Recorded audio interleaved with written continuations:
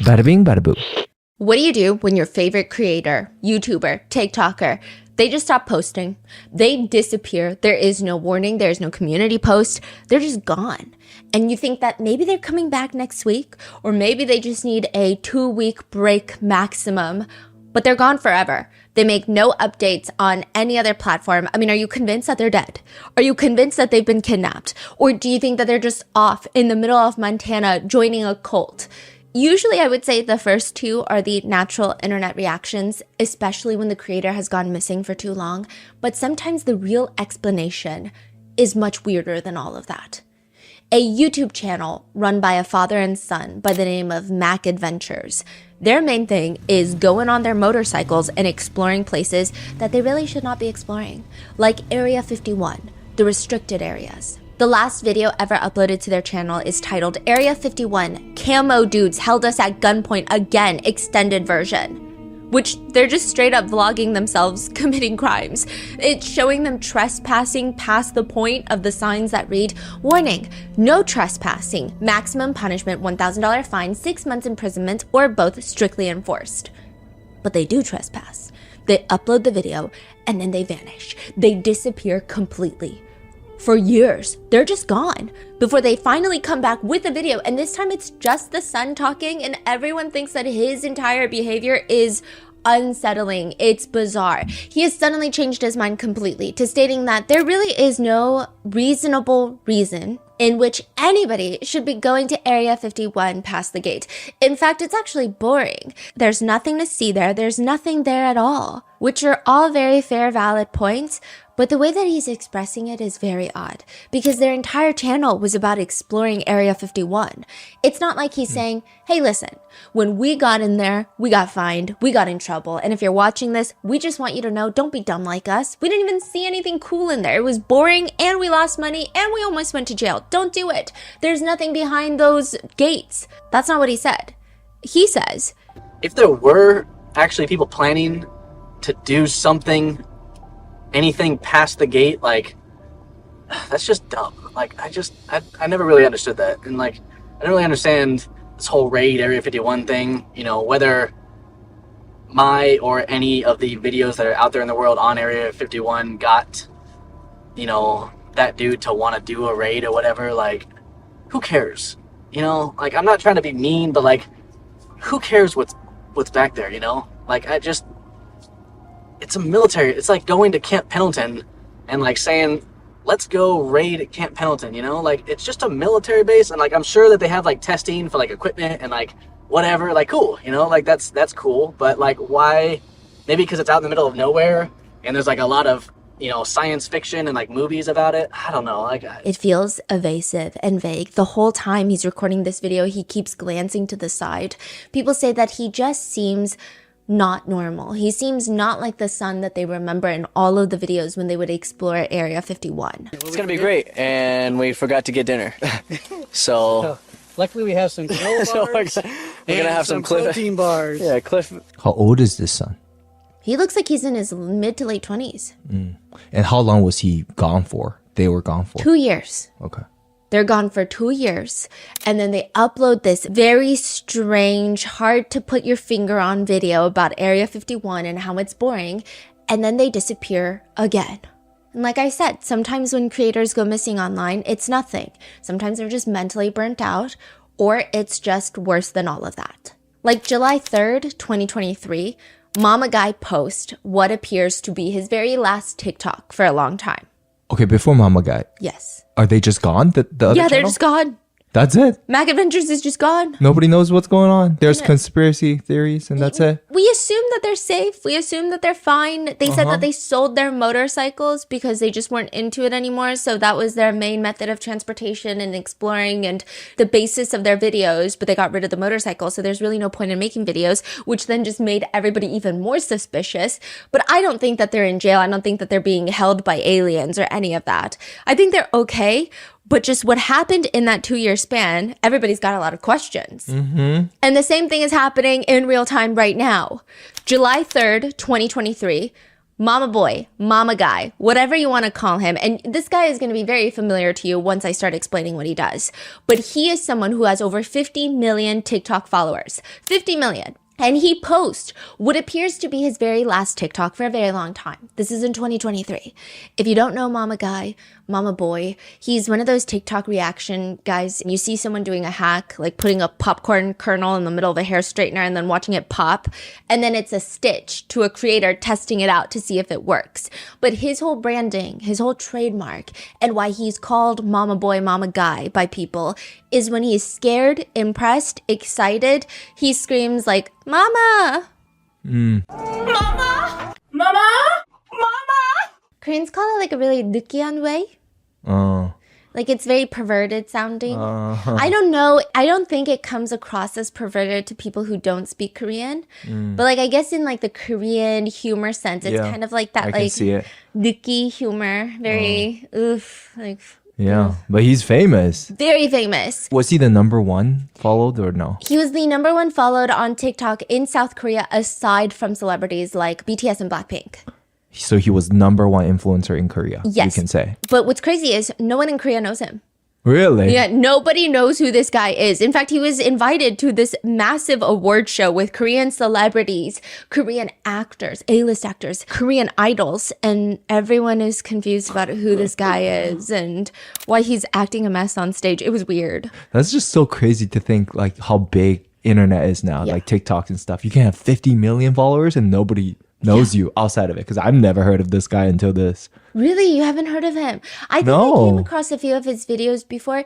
The way that I would describe his videos is it's feel-good content. It's the epitome of brain rot. If your FYP is as depressing as mine can get, where it's just like a dark hole of political dysfunction and what's going on in the world, you see his video and you're like, oh, okay, I guess a straightener does pop a popcorn kernel. And then you move on. But it's not necessarily riveting. Like, you're not going to go and look for his videos, or at least I don't. He's one of those people.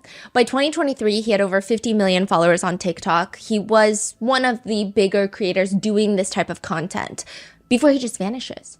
There's no goodbye. There's no hiatus notice. No mention of a mental health break. He just straight up vanishes. His last video uploaded is another reaction video. Like, there's no reason for anyone to believe that Mama Guy has been kidnapped by aliens or that something sinister happened to him at Area 51.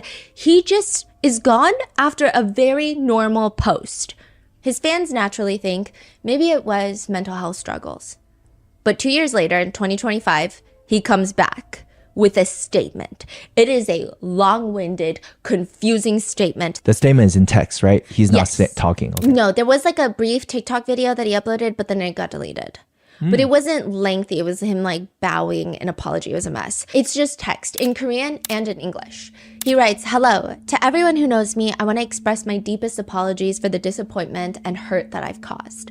I should have shown you only my best side, but due to my poor judgment and mistakes, I caused discomfort to many of you and hurt those involved. I deeply reflect on my actions and offer my heartfelt apologies." In short, he writes, "Since July 2023, I have fully cooperated with legal proceedings related to this incident. After a long and difficult process, I was found not guilty of the major charges that were widely reported." A lot of people are confused at what's going on even. Like, this is a very vague statement. Like, what do you mean that you were found not guilty? And like, what were the charges? You're being very vague. He says that the legal process was long, arduous, terrifying. At first, I was overwhelmed by fear. Some people advised me to admit to the charges, saying it might result in a lighter sentence, even if they weren't true. But after long and difficult contemplation, I realized that what I feared most was not being able to tell the truth. Trying to prove something I haven't done was extremely difficult. I'm truly sorry. And I respectfully tell you that I am not the man who kicked a woman in the video. He is a different person. The video that Mama Guy is talking about is the viral CCTV video from a South Korean essay case. It's called the Busan Roundhouse Kick case, and we've actually covered it. In the lobby of an apartment building, a guy stalks a girl all the way home. They just made eye contact on the street. He stalks her home, approaches her. Before she can react, he spins and kicks her straight in the head, straight to her skull, knocking her unconscious. He then drags her to the stairwell area where there are no cameras so that he can try to assault her. If you're putting all the information together based off of his statement, it sounds like he was accused legally of being the guy in the video that kicks and essays that woman. He's basically being framed for it. He fights the charges legally, the main charges are dropped, and he fought to prove his innocence, but regardless, he's still very sad at disappointing his fans for not being more transparent and for being gone for the past 2 years. That's the message that sounds like it's being delivered, right? If you know nothing about him or if you know nothing about the case, it would be understandable that that's exactly what happened. Except when you look just a little bit further into it, you realize nobody really thought that he was the guy in the CCTV video kicking that woman. Maybe a few TikTok accounts, but this was not a widespread belief. Because that guy was caught, correct? Yeah. Like we talked about it. He was caught and everything. He was caught. Yeah. And even if you just look at the figure of both of them, it's not him. This is not a widespread belief. Nobody really thought he was the guy in that video until he posted the apology statement. I found more comments saying, hey guys, remember when everyone thought he was the guy in the video? He's not. Versus, this is the guy in the video. Yeah. I would say like 95% of them are these clarification comments. Crazy. And that's when the videos start popping up of people saying, see, look, this guy has a tattoo on his arm in the CCTV camera of the elevator bay and Mama Guy does not. It almost feels like Mama Guy is the one spreading this rumor that people thought that he was the one in the CCTV video. Which, why would he do that? State a rumor that nobody really believes and then disprove the rumor that, again, nobody really believed in the first place? Why would he do that? It just doesn't make any sense. Why bring attention to it if it's not even true to begin with and nobody was talking about it? Well, maybe it's because he's hiding something bigger. Maybe what he did is worse than being accused, falsely accused, of being the guy in the viral CCTV video. This is the case of Mama Guy, or Seo Won-jung, the Korean TikToker with 55 million followers, who was found guilty of sexual assault and has now come back online and convinced his followers that he's innocent. He's convinced people to support a fully convicted rapist so that he can go back to posting TikToks. And it worked. And it's working.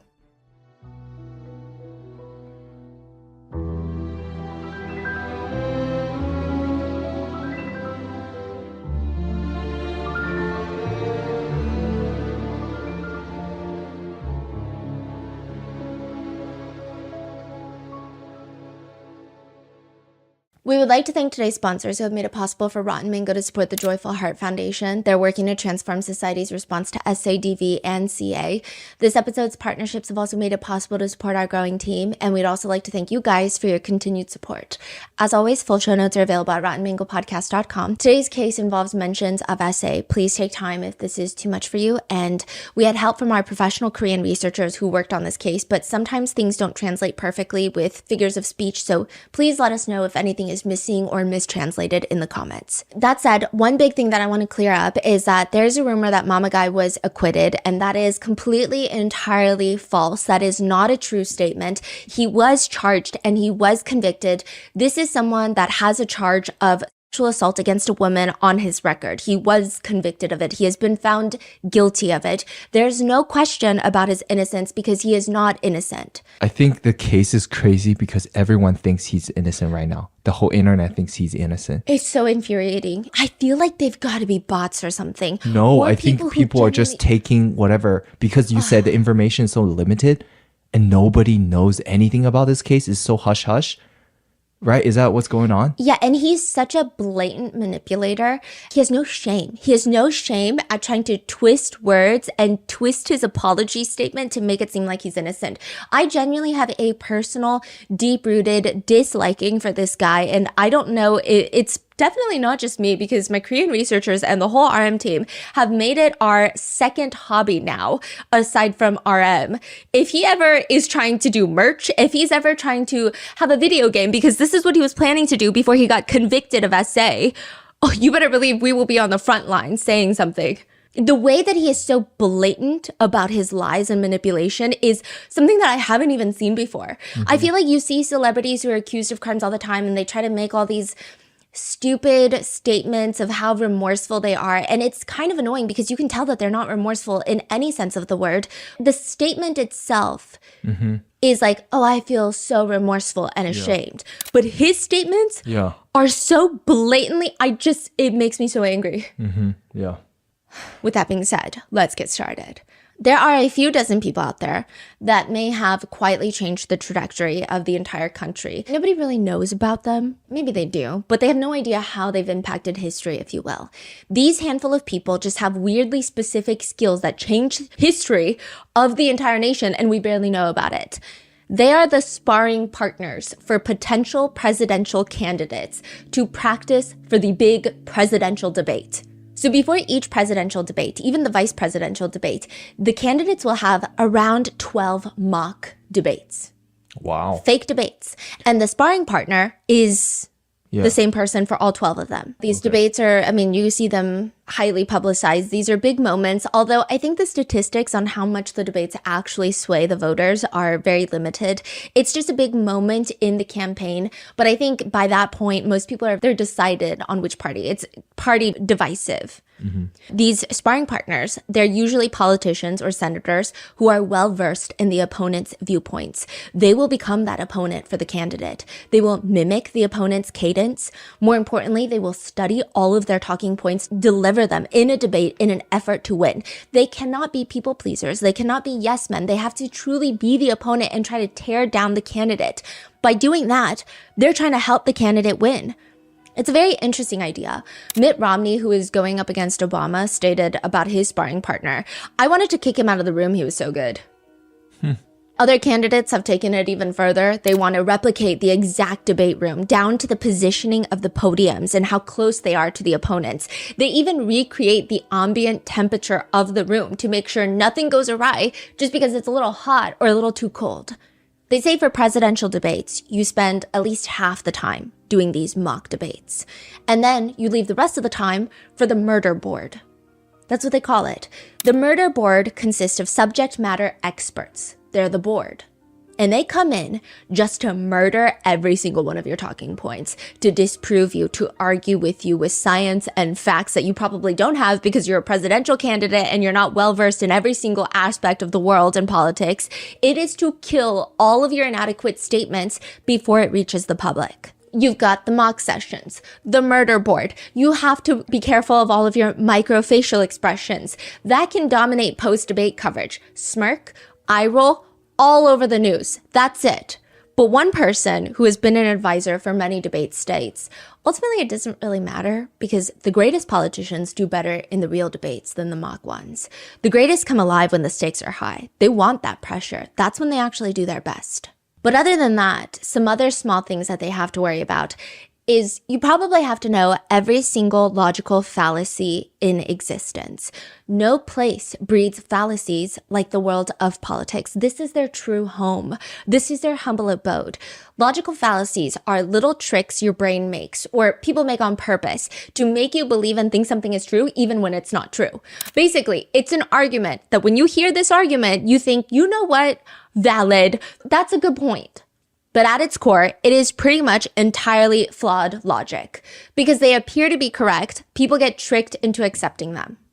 The most common being an ad hominem fallacy, which ad hominem in Latin means to the man. So instead of attacking the opponent's logic or reasoning, you just attack the person. You see this so much in politics. It clearly has nothing to do with the opponent's argument. It's just about them. When logically speaking, even an unethical, even an idiot can make sound arguments. A quick example would be, Margaret says, we should consider implementing stricter environmental regulations to reduce pollution.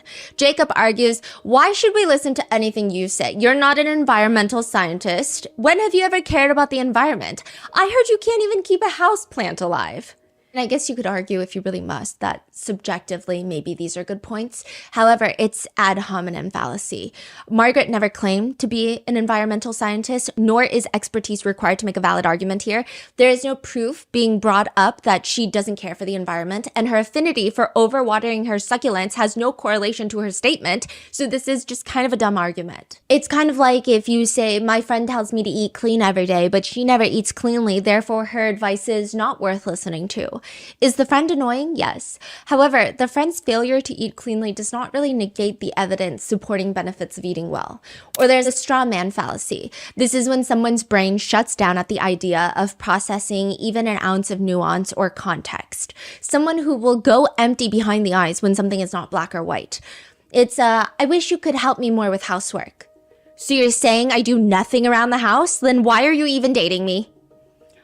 I don't want to go to dinner tonight. You never want to do anything with me. You literally hate spending time with me. We need to increase funding for public schools. I mean, how do you disagree with something like that without seeming like a education hater or a certified dummy? So you say, my opponent wants to throw unlimited money at schools with no oversight, no accountability, and he wants to do that with taxpayer money. That's not at all what they said. Essentially, you're exaggerating someone's point and then disproving the exaggerated point or finding issue with this exaggerated point. The position being attacked is not the position the opponent actually holds. But these things work, Yeah. right? Oh, yeah. That's what they do. Mama Guy is going to employ multiple of these. His favorite is going to be the red herring fallacy. Red herring is a type of fish that has a very pungent odor. It's believed that when hunters were training dogs back in the day, they would get foxes and they would rub red herring all over their tails to confuse the dogs. Before releasing the foxes to be hunted down by the dogs would smell the red herring, they wouldn't get the foxes, and then they would eventually have to learn that they need to go for the original initial weaker scent of the fox.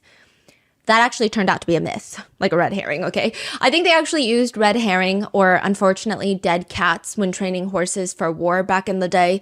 It was to train them to be able to withstand chaos and the scent of death while everyone's dying in war. Regardless, a very depressing origin. But to put the red herring fallacy simply, it's when irrelevant information is introduced into an argument to divert attention away from the actual issue that needs to be discussed. For example, let's talk about Chris's misuse of campaign funds. Oh, really? Well, what about your voting record? You're just distracting the audience and making them go down a second rabbit hole. And what's bad is that most of the time, the second rabbit hole is pretty valid. But you're just taking the attention away. You asked me about X, but instead I'm going to answer and talk about Y. Or just changing the subject to something that sounds more important to avoid answering the question that you wanted me to address. That's the red herring. Or the weak man fallacy, otherwise known as the cousin of the straw man fallacy that we went over. The weak man, another one that Mama Guy loves to use, is finding the weakest point of the opponent's argument and only defeating that point, therefore pretending like you have won the war, that you are defeating their entire position. Let's say person A believes all food except pizza should be banned. Person B believes all food except burgers should be banned. And person B is explaining their burger theory. For 10 minutes, they're bringing up nutritional value, nutritional facts, the cost of making burgers, the way that it can be manufactured and made in a production line that's much quicker. And lots of people love burgers. All of these things, and at the end, they make a comment, probably more as a joke, that burgers just have a lot more fun ring to it than pizzas. Burgers is more fun to say. Person A, instead of arguing nutritional aspects, starts making fun of person B. Burgers have a nice ring to it. What about nuclear warfare? Doesn't that sound like a fun phrase? Imagine if we just did things because they sounded fun. Are we letting a toddler run this country? Get a grip. This is insanity. We're just gonna do something because we like the sound of burger?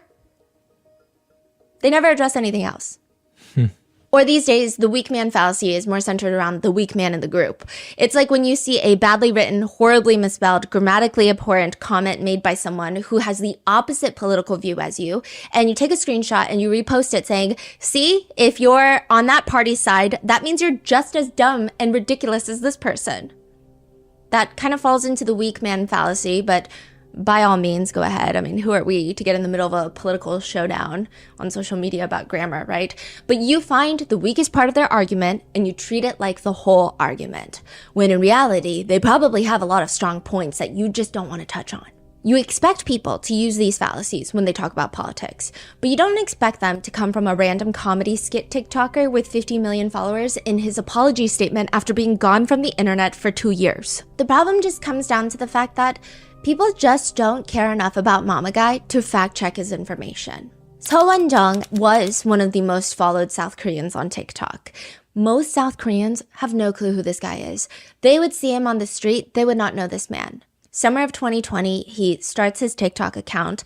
I will say, like most creators, myself included, he has very limited amounts of talent, relatively good Wi-Fi connection, and moderately high tolerance for embarrassing himself. That's pretty much it. There's nothing particularly skillful about his videos, but it ends up working. The first video he ever uploads gets 200,000 views. The next one, over 1 million views. And naturally, this convinces him that he is God's gift to earth and he must grace our measly presences with his infamous mama videos. In just a single year, he grows to have 40 million followers. So maybe he does have some sort of reasoning to believe that he's extraordinary. He was at one point one of the top 10 most followed TikTokers in the world.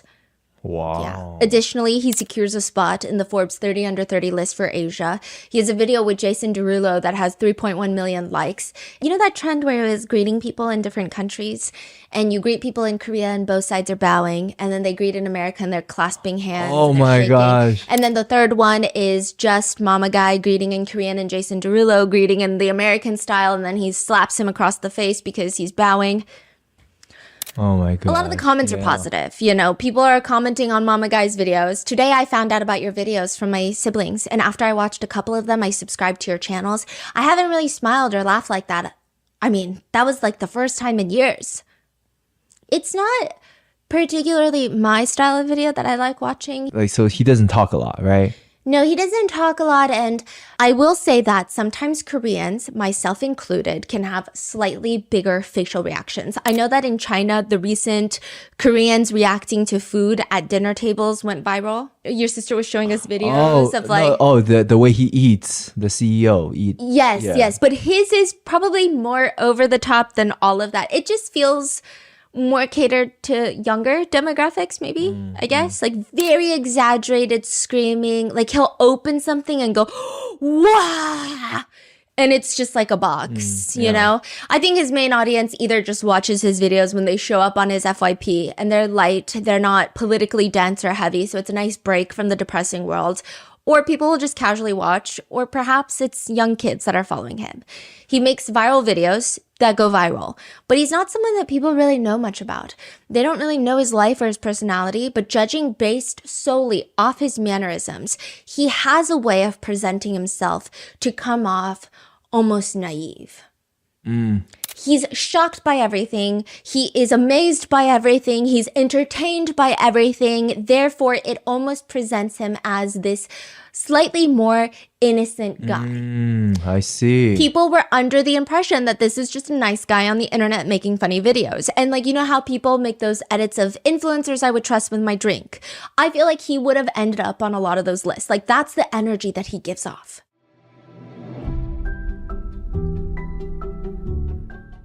We are getting closer and closer to the reveal of our new special project. And if you have been listening closely, you might have an idea of what we've been hinting at. After being able to share Grandpa Mango's limited edition art with all of you, it was through Shopify that we were able to make his lifelong dreams come true. It was such a good handful of years ago when we basically had zero experience in small business and online sales. It was overwhelming to even get into it, to see how we can make this happen for Grandpa Mango to fulfill this life goal of his. And then we found Shopify. They were just able to make it happen, and they can do that for you too. Shopify is the leading complete commerce platform that lets you start, grow, and manage your very own business. You can create and customize an online store, sell on the web, online, social media, pop-up shops, and even brick and mortar locations. Not only that, you can also manage your products, your inventory, your payments, and shipping all through Shopify. I've had the pleasure of meeting so many of you guys whenever we travel or go to New York, and I just want to say some of you guys are literal artisans. I couldn't even dream of making some of the one-of-a-kind pieces that you guys spend so much time making. You guys make stickers, stationery. I've seen clay figurines. I've seen one of you guys out there makes like the most beautiful plates, and you guys DM me pictures of plates that were inspired by like my dog. And I have been on this kick of seeing what you guys are able to create.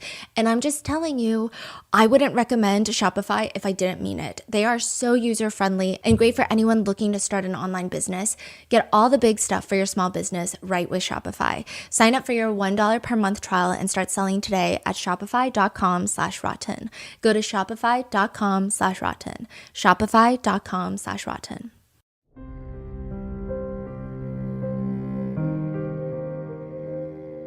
In Korean bookstores, there is probably not anymore, but there was a book with a very poorly thought out title. It's called My 15 Seconds. Nobody told the author about any of the references or memes that could arise in having your face plastered on the front cover next to the words in bold, My 15 Seconds.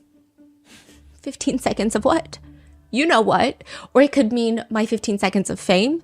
Both could be applicable because this is Mama Guy's book that was sold in Korea.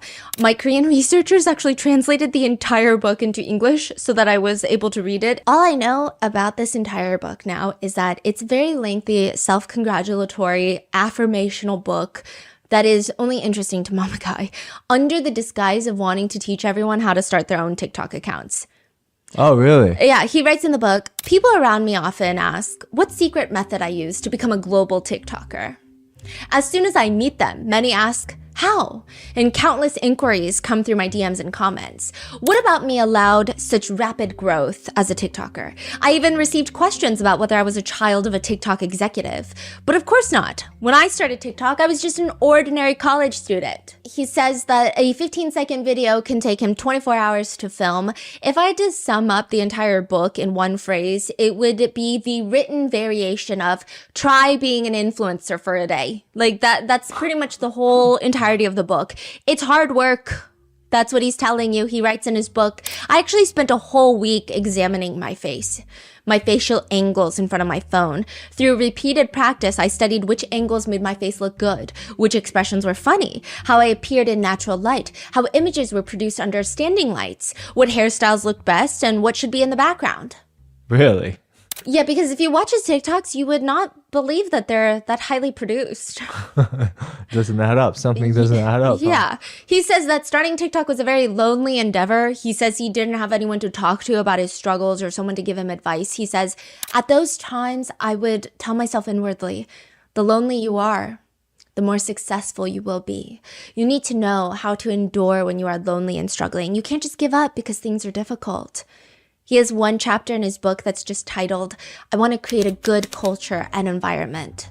He writes in that chapter, the role I want to take on is being someone who exudes joyful happiness. I want to share friendliness and healthiness that makes anyone want to hang out with me when they see me.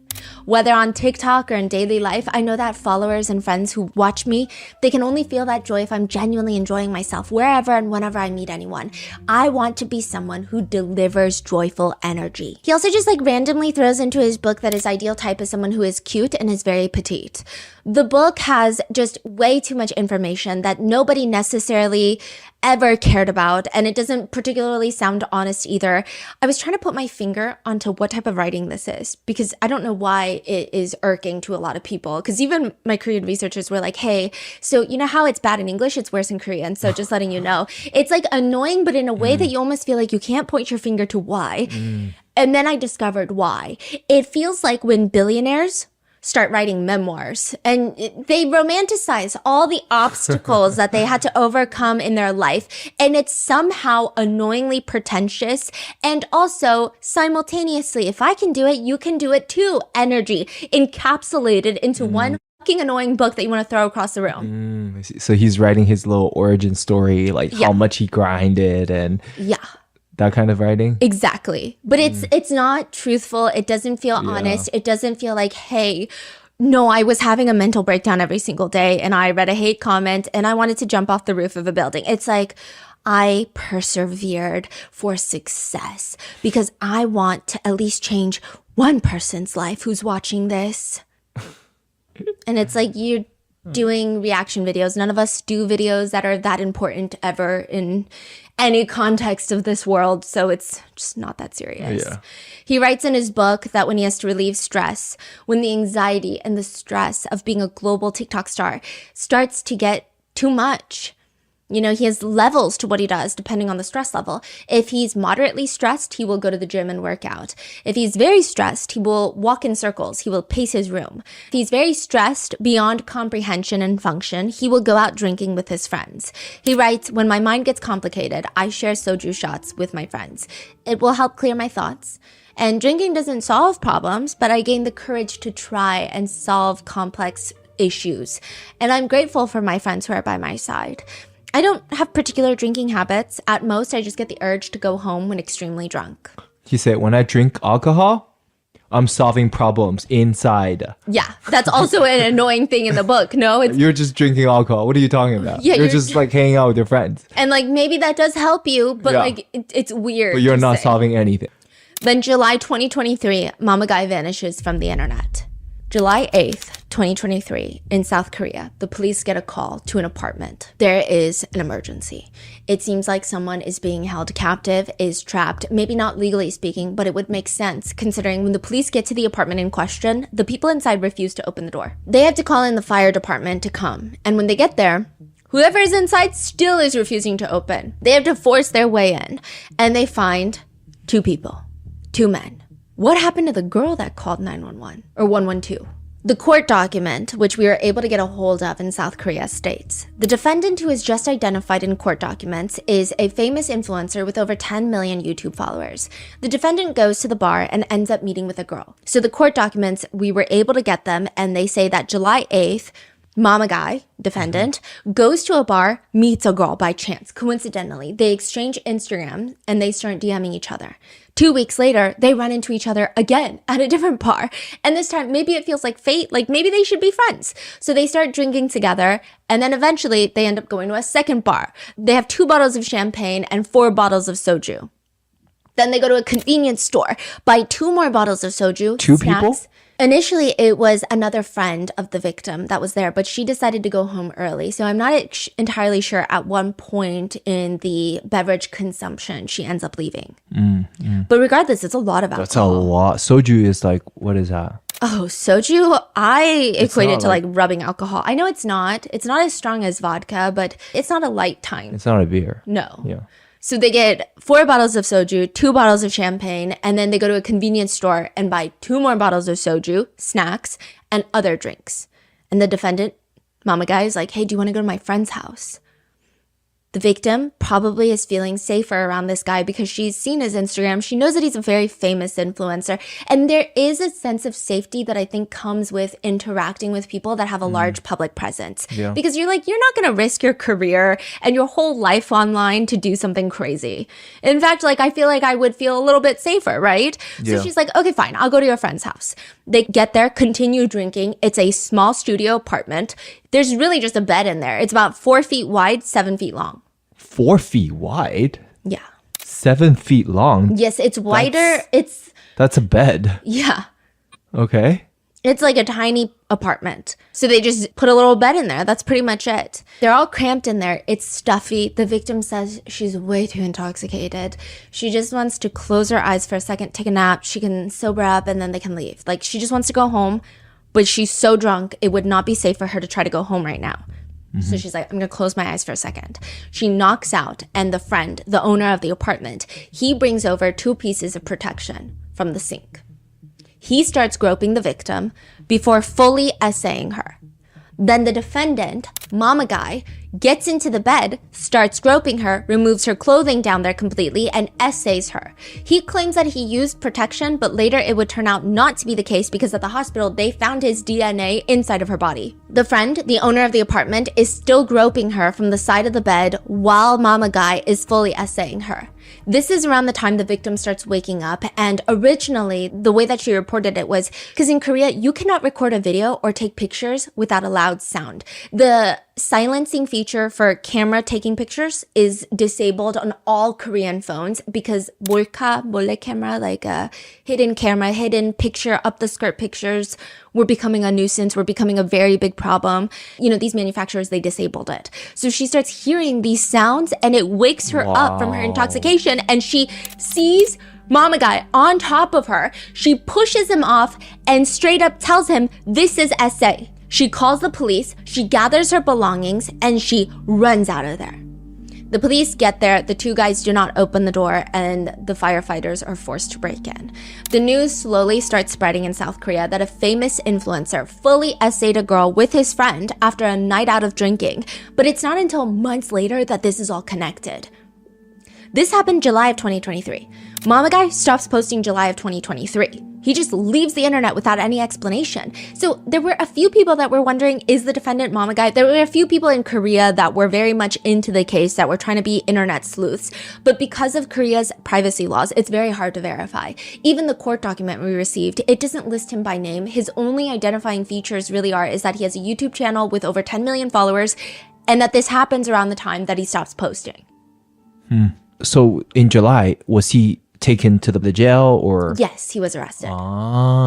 Okay. Korean mainstream media news outlets, they were either told more or investigative reporters were able to figure out who this guy was, and they decided that they were going to broadcast his YouTube page and his TikToks on their news channel while talking about this case, but with a blur filter. So you see someone's TikToks and YouTube videos playing in the background while the news anchor is saying, a man in his 20s with tens of millions of subscribers on YouTube and TikTok recently, suddenly suspended all of his activities. Our investigations have confirmed that he has been brought to trial on charges of sexually assaulting an intoxicated woman with another man. He has even appeared on TV programs as his subscribers reach tens of millions of followers. Technically, it could be anyone because it's blurred footage, but only technically. You can clearly tell that this is Mama Guy, even through the blurred footage. His hair, his video style, his head shape, pretty distinct. His hairstyle is the butt crack hair, is kind of like how you call it. The butt crack hair where it just splits perfectly in the middle, like butt curtains. His hair is like pretty distinct. He has curtain bangs looking like windows into his empty skull. And the way his body moves, his mannerisms in his videos, people were very quickly able to cross-reference the blurred videos to the real videos, and it's very much him. Coupled with the fact that he's on hiatus, it is certain that the essayer is Mama Guy. Subsequently, and pretty swiftly, his TikTok account is banned, but his YouTube channel, the original one, is still up. The comments read from that time, he's the person I would least imagine to do what he did. He's a monster hiding behind that innocent face this whole time, bruh. Another one, this dude took never judge a book by its cover to a whole new level, skull emoji. Imagine him in prison yelling, mama, lol. No, now he's saying daddy in prison. One comment in Korean just reads, live long and always be sick. Nobody thinks that this guy's ever coming back. That's pretty much the end of the Mama Guy lore. He's essayed a girl while she was too intoxicated to consent. He's been convicted. Long live justice, and may he rot in the Korean prison system. Until he does come back. 5 months ago. May 27th, 2025, he posts a long-winded statement almost 2 years after disappearing. And his full statement reads in full, and see if you can spot out all the ways that he's framing the story to make people believe that he's innocent, because it's a masterclass in shameless manipulation of facts. The statement is translated to English to read, hello, this is Ox Jung, so Seowon Jung. To everyone who knows me, I want to express my deepest apologies for the disappointment and hurt that I've caused. I should have shown you only my best side, but due to my poor judgment and mistakes, I've caused discomfort to many of you and hurt those involved. I deeply reflect on my actions and offer my heartfelt apology. Over the past year, I've spent a lot of time looking back on myself and facing the consequences of my actions. I was able to grow because of your love and support. Thanks to you, I was given many meaningful opportunities and experiences, but I brought everything down with my own hands, and I let you down. Since July 2023, I have fully cooperated with the legal proceedings related to this incident, which he has, by the way. He argued in court during the original trial that the victim consented to the essay because he saw her open her eyes. That's crazy. So he say eyes open. She consented. Yeah, and she made noises. Was she drugged or was she just drunk? It seems like she was just drunk, but overly intoxicated. But there is suspicion. We're not sure. That suspicion has not been proven in the court of law, though, legally speaking.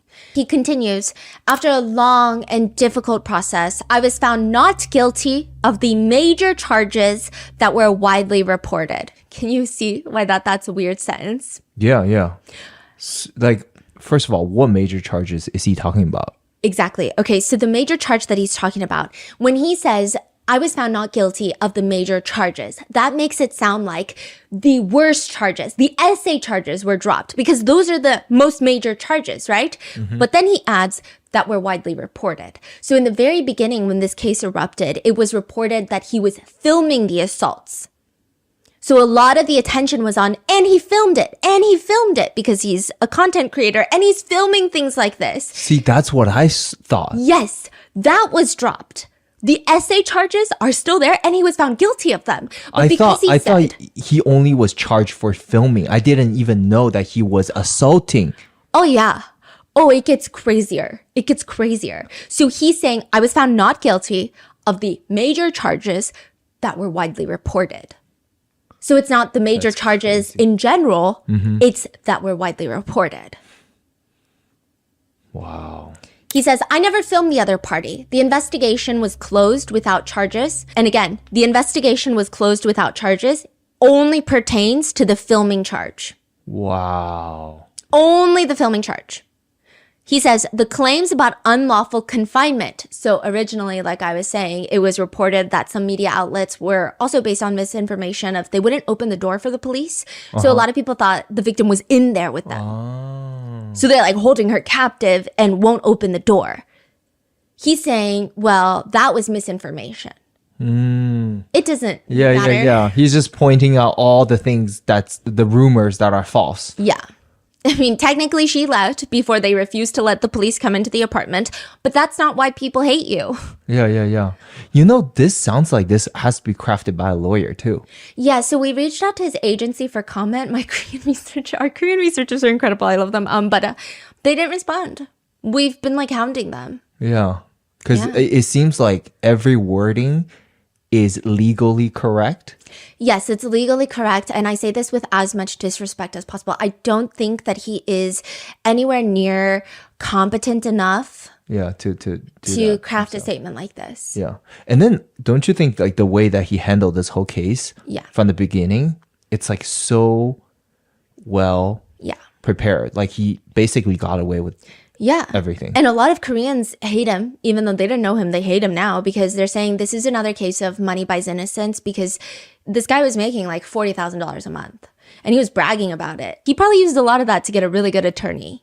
And in Korea, I think there's a little bit more context. I think in America, we have the same sentiments of money gets you a good defense, but in Korea, it's even worse because connections are even more important in Korea. So if there is a really good defense attorney who used to work at the prosecutor's office, they will charge a premium because it's not even about how good they are. It's about the connections they have with the system. Yeah. He says, well, I did my best to present the facts. Not everything was accepted. Basically, you were found guilty. And I received a suspended sentence for a part of the charges. He says a part of the charges as if the charges that he was found guilty of was not the most important charge. He says, I was also able to communicate with the other party. He doesn't say victim. And bring the matter to a respectful close.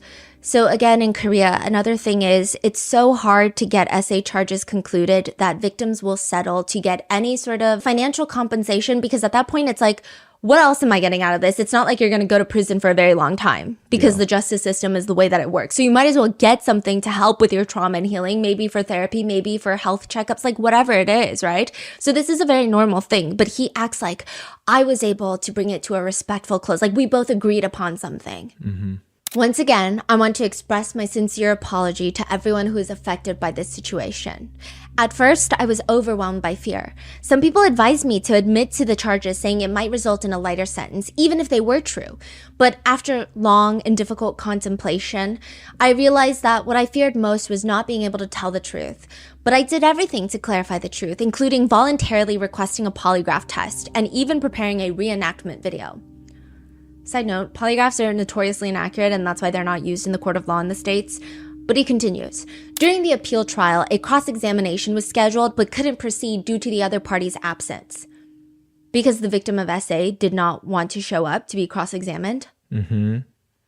Still, I did my best to prove my innocence. It was a long and disorienting time, so much so that I even began to question my own memories. Throughout it all, I had the chance to reflect. I was careless and my actions led to all of this. I failed to live up to my own standards and hurt many people along the way.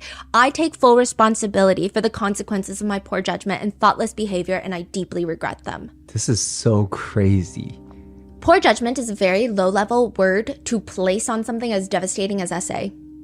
He continues, I take all your criticism and disappointment to heart, which again makes it sound like he's being canceled online for a social issue rather than a literal crime against women. He continues, when I first started creating content, my only wish was to bring comfort or strength to even just one person. I once met a student who told me that at a moment when they were considering self-exiting, they happened to watch one of my videos and laughed, and that laugh gave them the will to keep going. They told me that I had saved their life. I now understand more than ever the weight of the responsibility I should have carried from the beginning. This experience has truly helped me rediscover what truly matters. From now on, I will live with greater responsibility and do everything I can to ensure something like this never happens again. To everyone I've hurt or disappointed, I offer my sincerest, heartfelt apology. I am truly sorry. And I respectfully tell you that I'm not the man who kicked a woman in the video. He is a different person. What's crazy is this part where he says that he's not the man in the video that kicked the woman, the Busan roundhouse kick. Mm-hmm. He doesn't say that in the Korean version of his statement. It's only in the English one. So everything else is exactly identical except that final statement. Because if he put that in the Korean one, every single Korean would go, what the f*** are you talking about? Shut up. Like, no one was thinking that. They would be genuinely upset. And that's what a lot of Koreans who also understand English are writing in the comments. Like, shut up. What are you talking about? Wow. He is really good at this. He's throwing in the CCTV video of the Busan roundhouse kick. No way. Yeah. Well, he didn't link it, but he's throwing that in saying, that's not me, to make that the red herring of the conversation. Yes. This video was never even tied to this case. We did an episode on that video a long time ago. At no point ever did anyone say, wait, is that influencer with 55 million followers on TikTok that screams mama? Yeah. Even when Mama Guy's sexual assault case came to light, nobody thought it was him in that video. Maybe like one or two people that were making like AI generated slop content on TikTok that just wanted to get random, like, you know how those weird videos have been going viral recently? I didn't even see one that went viral. I couldn't even find many of them or any of them. All I see are people saying, hey guys, he clarified it's not him. Why would anybody even think it's him? This is so random. Roundhouse kick was such a big case too by itself. People already knew all about it if you do one Google search. So how could anybody connect that to him? I will assume he probably did it himself because nobody would think that they're related. In fact, the roundhouse kick situation, that case itself, it went viral for the reason that there was another YouTuber involved who released his identity without the court's permission because his identity was protected information. Mm-hmm. So everyone was like, oh, we know his information because it got leaked. Mm-hmm. And so his identity is even more talked about. Yeah. So no one would ever equate that to being him. It doesn't even look like him in the CCTV camera. It's just two Korean guys. Yeah. Like for someone to genuinely believe that, even before he made this statement, you'd have to be not a great fact checker or a Googler, and you may be racist a little, okay? Like that, there's just no way. It's very much, hey, this random thing that nobody thought was me, let me tell you it wasn't me, so that's all you talk about. And it's working. People are fighting in the comments. Okay, there's lots of people in the comments saying he's innocent. And when people say, no, he's not, he's literally not, people will fight back and say, the guy in the video has a tattoo on his arm and Mama Guy doesn't. Wow. Then you have the weak man fallacy. He's boiling down his entire essay charge just to the fact that he didn't film the assault. And he's acting like that's the main point. He's choosing the weakest charge that he was not convicted of and disproving it. It does not mean that he wasn't charged and convicted with essay. Just the wording itself, I think, are terrifying. Like these phrases, I was found not guilty of the major charges that were widely reported. I never filmed the other party. I take full responsibility for my poor judgment. I received a suspended sentence for a part of the charges. I did everything I could to prove my innocence. So if he was found guilty, did he serve time? What was it? Okay, that's another reason why I think that a lot of people are genuinely believing that he's innocent. And okay, my thing is, if you read his statement and you believe he's innocent, I think that's a reflection of his shameless morality. I think that's on him and everyone should hate him for it, is my opinion. However, I think if you are going there and you keep defending him in every comment section, and when people are informing you, you need to look into it. And then I see some of his fans, I guess, that are like, no, but he's innocent. He said so. And it's like, okay, well, that doesn't mean anything. You got to look into it, right? But they're like, no, he said so. And he doesn't have a tattoo. Those people, I don't understand. The reason that I think from the surface level, he appears to be innocent is because in America, you typically don't get a suspended sentence for SA charges. Whereas in Korea, you do. A suspended sentence means, hey, I'm going to give you a year and 6 months. However, it's going to be suspended. Meaning in the next 2 years, you're going to be free. But if you commit any other crime, straight to jail for a year and 6 months. That's crazy too. So because he's free, people think that he is innocent. It worked so well that the top comments on that post are, this has to be the most incredible apology someone could ever make. Another one reads, bro, crazy. We were all hating him for the thing he didn't do. After reading this, I don't know why. I'm crying though. Don't know how bad he felt by everything. Another one reads, for 2 years, you fought to claim yourself not guilty. Wow. And this apology post is way more better and personal than other apologies. You wrote it in 2 languages. 2. And I also couldn't believe that you were not guilty. I think this is the most honest and respectful and responsible apology ever. Another one says, the guy who kicked the girl in the video has a tattoo while you don't. He's not guilty, guys. I missed you. I'm glad you're back. Out of every YouTube apology I've ever seen, this is the most honest and most sincere, good job, man, apology accepted. No, you don't have to be sorry. Social media does. You know, we all owe you a big apology and you shouldn't have been treated this way. There's very few Korean comments, but the top ones in Korean read, let's crack open the indictment, shall we? Oh, so Koreans do know what he was charged for. Yeah, they know he's guilty. So the international viewers have no idea. They just took his statement and nobody knows what's going on. Yeah. And that's why I'm saying I don't blame a lot of the people that read his statement, take it at face value, and they accept his apology or they think he's innocent. I do, however, take problem with people that are getting responses of like, hey, let me link you very few articles, because there's not a lot of articles out there, but like the very few I could find in English, and they still keep posting. Like, no, he's not. He's not. And I'm like, are you not reading? What's going on? Yeah. But another comment in Korean just reads, all the comments are foreigners, haha. Because they're like, how are people falling for this? And again, it's just the lack of information in English that's available. But some people just don't care about the truth. I see some people, they keep commenting on every post. It doesn't matter how many people respond to him telling them the truth. There's someone who goes around commenting on like every video. Why do people not forgive him? He was found innocent. He is not guilty. The man who kicked the girl had a tattoo on his arm, but Wanjung does not have a tattoo on his arm. Plus, he is sorry for scaring people, even if he didn't do anything wrong. I hope you guys can all understand. And I'm like, okay, Wanjung, is this you? Another comment is, they're passionate. They write, dang, if you look at the comments from back then, people really thought he did it. They act like he was not a human being. People took this way too far. People said LOL about him going to jail. Some people probably even sent him death threats. We should all apologize to him for what we put him through. Wow. Other people are commenting, Wanjung, you look so sad.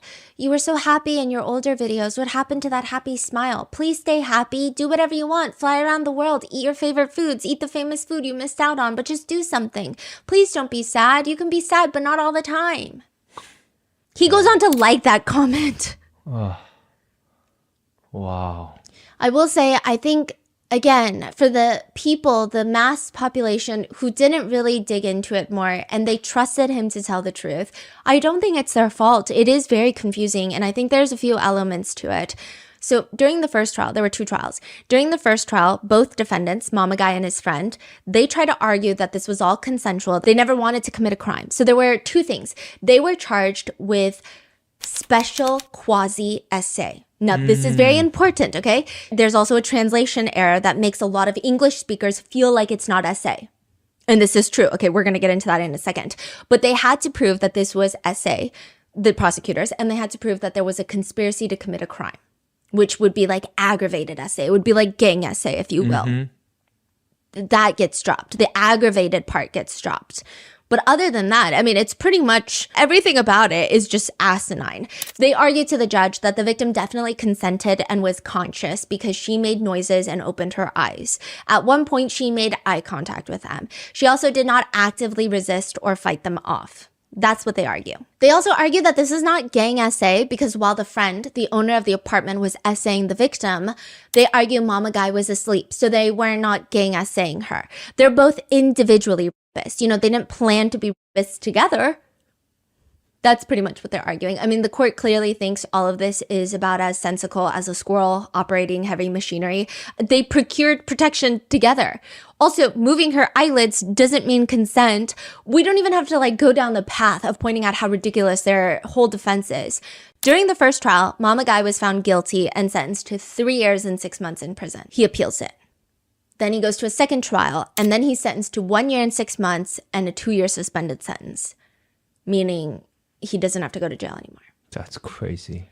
But there's really barely any international updates on this case. And if there is a huge translation discrepancy.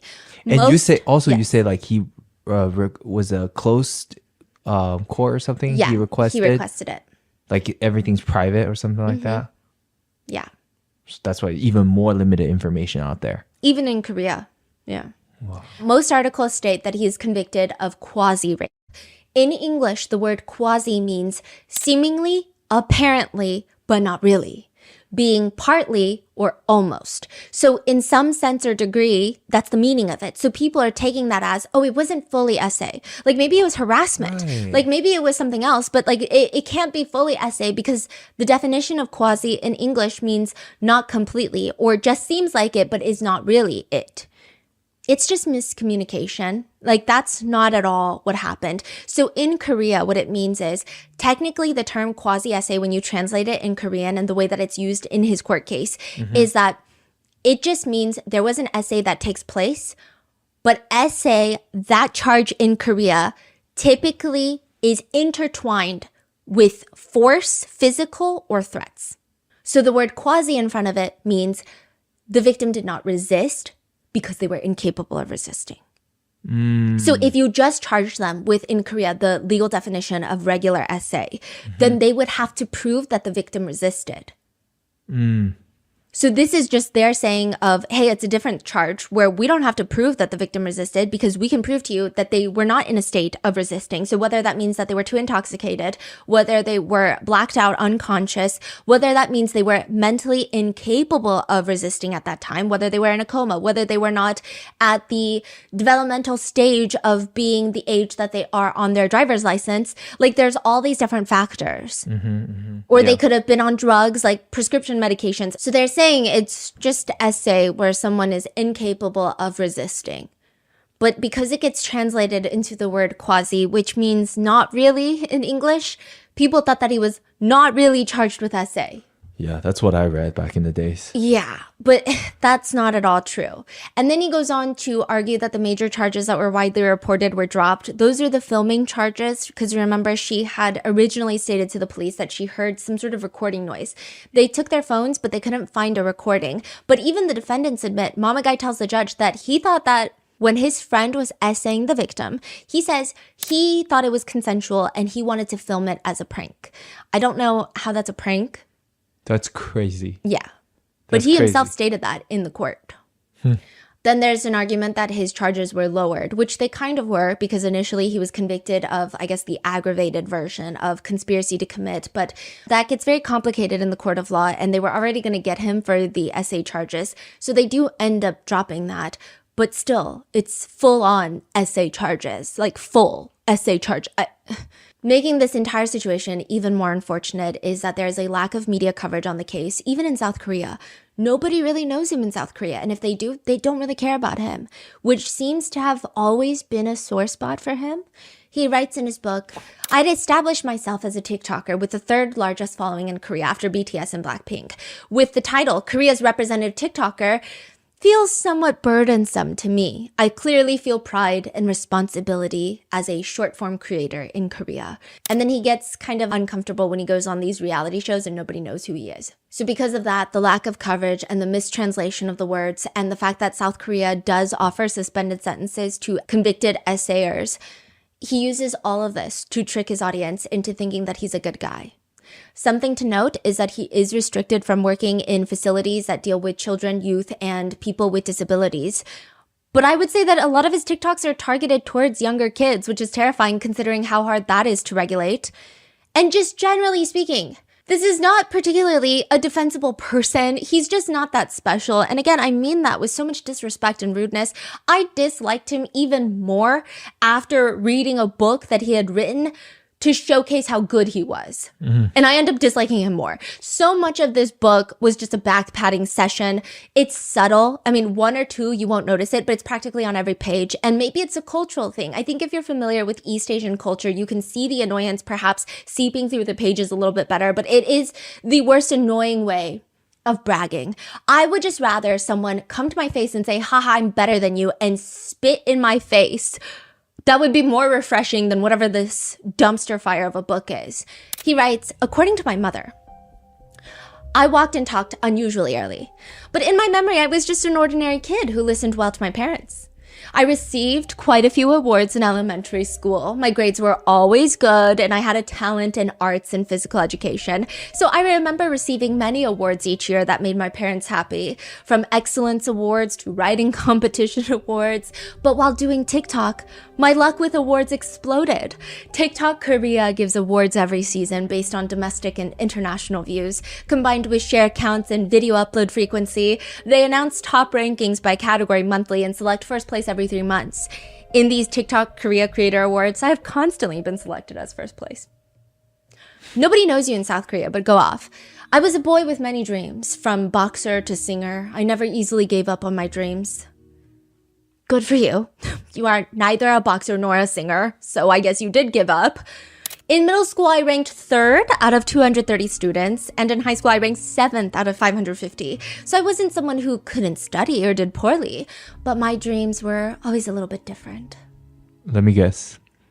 To help people. Yeah. Many people praise me as someone who's achieved their dream as a TikToker, but I'm still dreaming. Ugh. In my freshman year of college, I hung out and drank with classmates just like everyone else, but they were surprised when I achieved a 4.5 GPA, calling it a plot twist. I was the type to play hard when playing, but concentrate intensely when studying, even staying up late. He also goes on a multi-page tangent, seemingly taking shots at students who take part-time jobs working at cafes and tutoring because that's easy money. He says he wanted to experience hard work, which is why he wanted to build thick skin and take jobs working at construction sites or popping rice crackers on the street. He then goes on to rant about his time during the military conscription that every guy in Korea has to enlist for a mandatory 2 years minus few exceptions. He says that he wanted to, quote, I felt that I should take away something more from military service. I headed to the fitness room. I picked up dumbbells with the mindset of just trying something. I exercised consistently and really hard. And he says the month that he was discharged from the military, he does one of those bodybuilder profile photo shoots showcasing his physique. Even that, he has a very holier-than-thou explanation. He says, rather than taking photos for the purpose of keeping them, I wanted to remember the thrilling experience of overcoming my own limits. People might just glance at the photo on page 148 of this book, thinking, 완전 man, nice body. But to me, it is an intense record of overcoming my personal limits through pure effort. Bro, what is he saying? I don't know, but even my dad was jacked after the military service. Like, I don't know what he's talking about. Everyone gets jacked after the enlistment. Yeah. And it's also, like, mandatory. It's not really something to write home about or dedicate a whole page for the picture in your book for. I know it sounds like I'm nitpicking, and maybe I am in hindsight. No, he sounds like a pick-me. Like, so annoying. I feel like it's... Especially what kind of person he is. Like, you just know. That's what I'm saying. He's full of himself. He continues to complain. It's always half woe is me to, don't worry guys, I'm saving the world with my TikToks. I do think that his crime is definitely tainting my perception, because had I not known what kind of person he was, maybe none of this would strike me as annoying, or maybe I would just say, oh, it's maybe not my personality type to be friends with him. I just imagine this kind of condescending attitude seeping into the trial, the way he even settles with the victim or was talking about the victim, talking to the victim, his arrogance and not opening the door for the police when they get there. All of these traits, I think in hindsight, make him entirely metaphorically punchable. He says, while my friends say it's unbelievable that I've become a world-class TikToker, they really support me and say it's cool. They say, I knew you would do well at whatever you tried. When I'm with my friends, though, I'm just 27-year-old Seowan Jung who wants to live an enjoyable life. He says after he won the TikTok Gold Award from the TikTok headquarters, which is like, I guess like a gold play button from YouTube, which like, it's exciting, it's fun, it's great. But he said, I really felt the weight on my shoulders. It was an unavoidable weight of having to continue to living up to Wanjung and that name going forward. Nobody knows you, dude. Like, he is so annoying. Very applicable, I guess, but like, maybe understanding train of thought. Everyone has pressure at whatever they do. However, no one, including myself that makes videos for the internet, should ever, in any situation, take themselves this seriously. Like the weight of the world on his shoulders after getting a gold award from TikTok is... Another one reads, if there's a friend who doesn't know what to do right now, I'd like to tell them to do what they love most. My case isn't a case of success without effort. There were many lonely times. Sometimes it was a solitary work, pioneering a path no one else had walked. But because I loved what I was doing, what I loved, even that loneliness was bearable and that hardship was enjoyable. I didn't really have role models. It's impossible to find role models around me in the process of expanding activities as a TikToker. While I often felt like I was walking a long path alone, it was something I liked it. I developed a desire to pioneer ahead of everyone. It's hard to walk a path that no one else has walked. Which is actually not true. It's not really an uncommon path to have content creators commit sexual crimes against women, so I don't know why he's patting himself on the back. That is a long, frequently journeyed path that a lot of content creators take. He writes in his book under the chapter, The Hardship Beyond Being a Global Influencer. That's the title. He writes, I recently lost weight and people around me were very worried when I suddenly lost 9 pounds compared to last year. Even I was surprised. I just had become so busy that I didn't even have time to exercise. But you had time to essay someone, so I'm pretty sure that you could make time if you wanted. I think that's the most dangerous thing about him, is that, well, he's free, but also he has no shame. He has no remorse. The way that he talks about himself in the book, the way that he talks about himself in that statement, he clearly thinks that he is a great person gracing everyone with his presence. And that's terrifying. Obviously, if you are someone who gets convicted of SA, you cannot be a good person. But even that statement alone is shocking. There's just no backbone. Like, just get off the internet. What are you doing? This manipulation of his word usage, all of these different fallacies that he's employing in his statement is so terrifying that there are people out there like that. In 2023, before all of this news became public, before the conviction and his morally corrupt wordplay apology, he wrote in his book that he was in the process of launching a video game and a full clothing line because he wants a brand to exist outside of him. And I just want to say, if that does happen, I will be there every step of the way. I don't care if this is 20 years later. I'm going to be there and I'm going to be reminding him of this case because I also like being a nuisance. He's just back on TikTok and everything? Yes, so his YouTube has never been suspended. He's still actively posting on YouTube. He does not get the views that he used to, but he's still posting on YouTube, and he made a new second TikTok account because his first TikTok account was suspended. So if you ever come across his videos, block it, report it. Is he, like, how many followers and stuff he has now? He only has like 50,000, which is not only, but that's a lot. So he lost his main account. Yeah. He lost all the followers. Yeah. And he hasn't gotten any of them back. No. Okay, that's good. Yeah, but I'm so annoying. Yeah, but that, I don't know why he's even allowed to be talking. And I think it's most frustrating when like literally you watching him and you see that he fooled every single person. You know what's crazy? He fooled everyone to the point of when his initial charges were brought to the surface in 2023, there were a lot of TikTokers that were saying, hey guys, this is what's going on with this mama guy. Mm-hmm. And now if you look at their recent comments, people are saying, oops, this video aged badly because they think he's innocent. And I'm like, it's actually worse. Yeah. Wow. I don't know why I'm so emotional right now, but I'm so annoyed. It's like that unjust feeling that's... Yeah. So he's trying to get away with it. And that is where I leave you with today's episode. Be safe, and I will see you guys in the next one.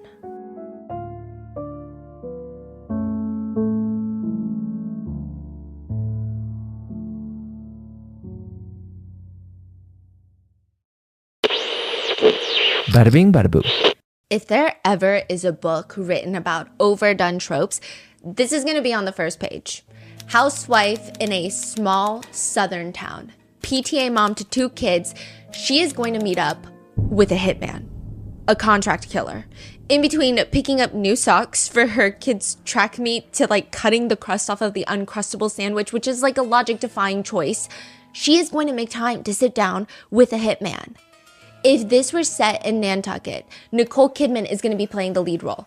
But this is not Nantucket, and this is not Nicole Kidman, and this is not a freaking act. April 11th, 2025, Angelia Solomon, aka Angie, she's pulling up to this parking lot. It's called the Cool Springs Mall. It's one of those giant beige colored buildings. You're smacking a cheesecake factory on there, a California pizza kitchen. It's basically the American suburban dream in one giant personality-less shopping plaza. But that is completely besides the point because Angie is pulling up in her car and the instructions are crystal clear. Park a few cars away. Easy. Done. Got it. Then you walk over to the car. The car with the hitman, the hit car, whatever you want to call it. I mean, this is too easy, right? Open the passenger door. Get in the front. This is the front. Get in the front passenger door. Do not look behind you. Do not look around. Do not glance towards the back seat. Keep your head facing forward. Act normal and just talk. The hitman is in the back seat, and this is how you're going to communicate. Without seeing his face, without shaking his hand on the count of like 1, 2, 3, deal, you're just going to stare straight ahead into the Macy's entrance while you tell the hitman exactly why you need your ex-husband dead. Both Angie Solomon and this man, they have a reason to be hiding in this Macy's parking lot. They are talking to each other for the very first time without even making eye contact. And Angie asks him, have you done this before? I'm not talking about what I've done before. And she's just nervous giggling. She's like cackling. She sounds like a housewife and he sounds like a hitman. You heard it? Yeah, I'm just intrigued. And she's just like, okay, it's nervous laughter. Oh, you're trustworthy, right? I mean, that's a stupid question. I mean, there's trust going both ways here. That's why we're sitting in the middle of the parking lot, okay? Okay, so she's like straight to business, I see. You know, they're both here to take someone down. They're not here to make small talk. Angie gives the backseat guy, backseat boy, backseat killer, whatever you want to call him, the whole rundown. I mean, the Spark Notes version is, he belongs in prison or he belongs underground. That's a direct quote. The slightly longer version is this.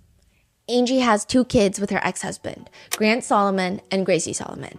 Angie states that she has known that her ex-husband, has been abusing their daughter since she was 5 years old. She claims that Gracie allegedly told her one day that her father puts things up inside of her during bath time, and once it was a soap bar and it was absolutely painful. Angie's horrified. She states that when she confronts her husband about it, Aaron, he admits to it, but he also allegedly tells her, if you tell anyone, I'm just going to take the kids away from you. What are you going to do about it? What are you supposed to do for a threat like that? Aaron Solomon, the ex-husband, is a well-known, well-respected local news anchor. He's on the local TV news channel, and she's Angie. If people don't believe her, then her kids are going to be taken from her. And Gracie will be under Aaron's full control. So Angie, she just has to find a different way. She sends an email to her psychiatrist, Dr. Reed, and she's talking about her daughter. My daughter would beg to not be bathed, and I didn't see the signs. Did I miss all the signs? She claims ever since then, she has been trying to get the kids away from Aaron from, at least 2013, right? She was trying to slowly escape. She was taking detailed notes of abuse on her phone. Then one day, she's rushing out the door to pick up the kids from school. She's in the car, she's passing by the gas station, and she realizes, I left my phone at home. So then she books it, U-turns it back all the way back home, and she's freaking out. She runs inside, and Aaron has the phone just suspended over the toilet, and allegedly he tells her, I told you what would happen if you ever talked to anyone about what's going on in this house. He saw her little notes app with all the logs of the detailed abuse. Since 2013? And yes. Well, it was prior to 2013. This happens in 2013. Whoa. Okay. And he drops her phone into the toilet. Straight into the toilet. Just destroying all the evidence. This is what Angie says. And he tells her, you know what that means now, right? You're never going to see the kids again. 3 weeks later, in the middle of the night, kids are gone. Aaron is gone. And now Angie is many years later. This is in 2025. She is sitting in the car with a hitman. She sounds like she's half laughing. She sounds like she's half crying. And she asks, you're trustworthy, right? Is that a stupid question? Mind you, this is still a Macy's parking lot. Mr. Backseat Assassin responds, I mean, there's trust going both ways here. That's why we're sitting in the middle of a parking lot, okay? Yeah, I just don't know you, and I know you don't want anything, and I don't want to know. The only contact we have is through Steve here. That's all I want. That's perfect. You're not reporting me or anything, so you can bust me. Angie giggles kind of nervously. I would be worried about you doing that before me, because it could be it for me. Angie says, I'm just a very naive person, but I'm just catching a big leap right here. Yeah, it's a big leap, but like I said, you're not going to see me ever again. Which seems to be exactly what Angie needs to hear, because she starts telling him her ex-husband's work schedule, his workout routine schedule, his gym schedule, where he works, his address, how his back gate has a gaping hole in the back that he can probably crawl through. And Angie wonders, so this can't be traced back to me, right? That's why we're going through this now. After you get out of here, you're never going to see me again. Angie asks the backseat guy, are you mean? Am I mean? I can be mean. You want me to be mean? She nods. Okay, I can be mean. You know, he thinks he's about 5'8", with shoes on, and he thinks he's God. Okay, so slow is better than quick? Yes. He's a psychopath. I had a psychiatrist watching in court, and, you know, the way his mannerisms and everything, he's a psychopath. We all know what they are. You know, my daughter says he's like in between Jeffrey Dahmer and, I forget the other one. She forgets the name of the other serial killer that is being referenced, but it's not important right now. The important part is this going to happen or not? Is her ex-husband going to be dead or not? The backseat man asks Angie, well, they're going to talk to you. You're his ex-wife, and you better not say nothing, you hear me? Angie assures him she's ready to move on with her life. This is about making sure that her daughter is safe. However, she has no money. What? What? How long was this interaction in the car? 30 minutes? 30 minutes? Yeah. Well, I was wondering, because I don't have anything to pay right now, but I would later. What do you mean you would later? You got life insurance on him or anything? Angie explains, no, it's not life insurance per se, but he has a trust that would go to his daughter, their daughter, when he dies, you know, and that's probably like a few $1 million. But as of right now, Angie doesn't have anything to give Mr. Backseat Man. And he says, well, give me your car registration as collateral. So she's reassuring him that once she gets the trust, she's going to pay him back double than what he's asking. So instead of $5,000, she's going to pay him $10,000. She hands over her car registration, and I guess that's enough for the hitman. He finally asks her, you understand, though, that I'm not going to see you again. We will be going through a third party, and you know that. You understand that when you get out of bed this next time, in the morning, your husband is going to be dead and he ain't coming back. You understand that, right? He will be dead and disappear. Angie starts crying before she agrees. However, a few things from this conversation are just flat out false lies, such as by morning time tomorrow, Aaron Solomon would not be dead.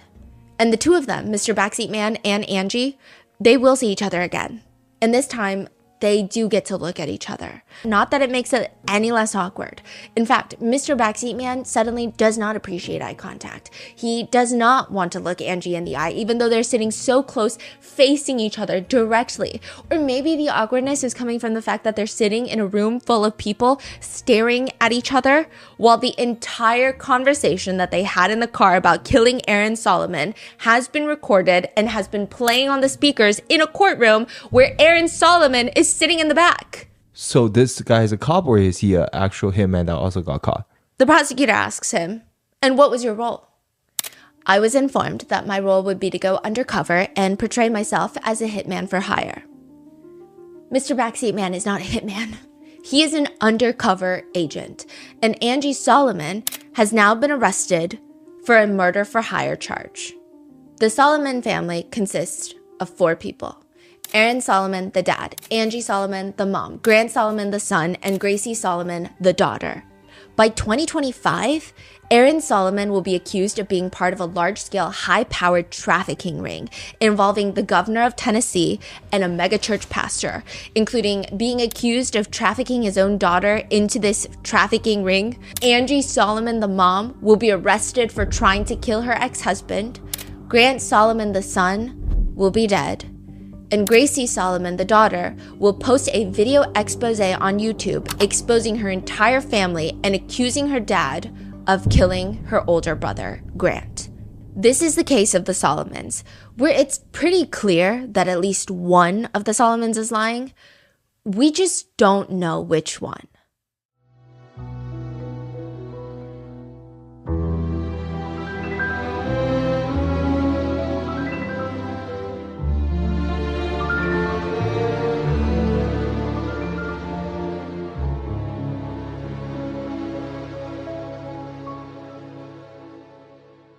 We would like to thank today's sponsors who have made it possible for Rotten Mango to support the Georgia Mountain Food Bank. Now more than ever, with SNAP benefits having been paused and the holidays coming up, their work to end hunger can be life-saving.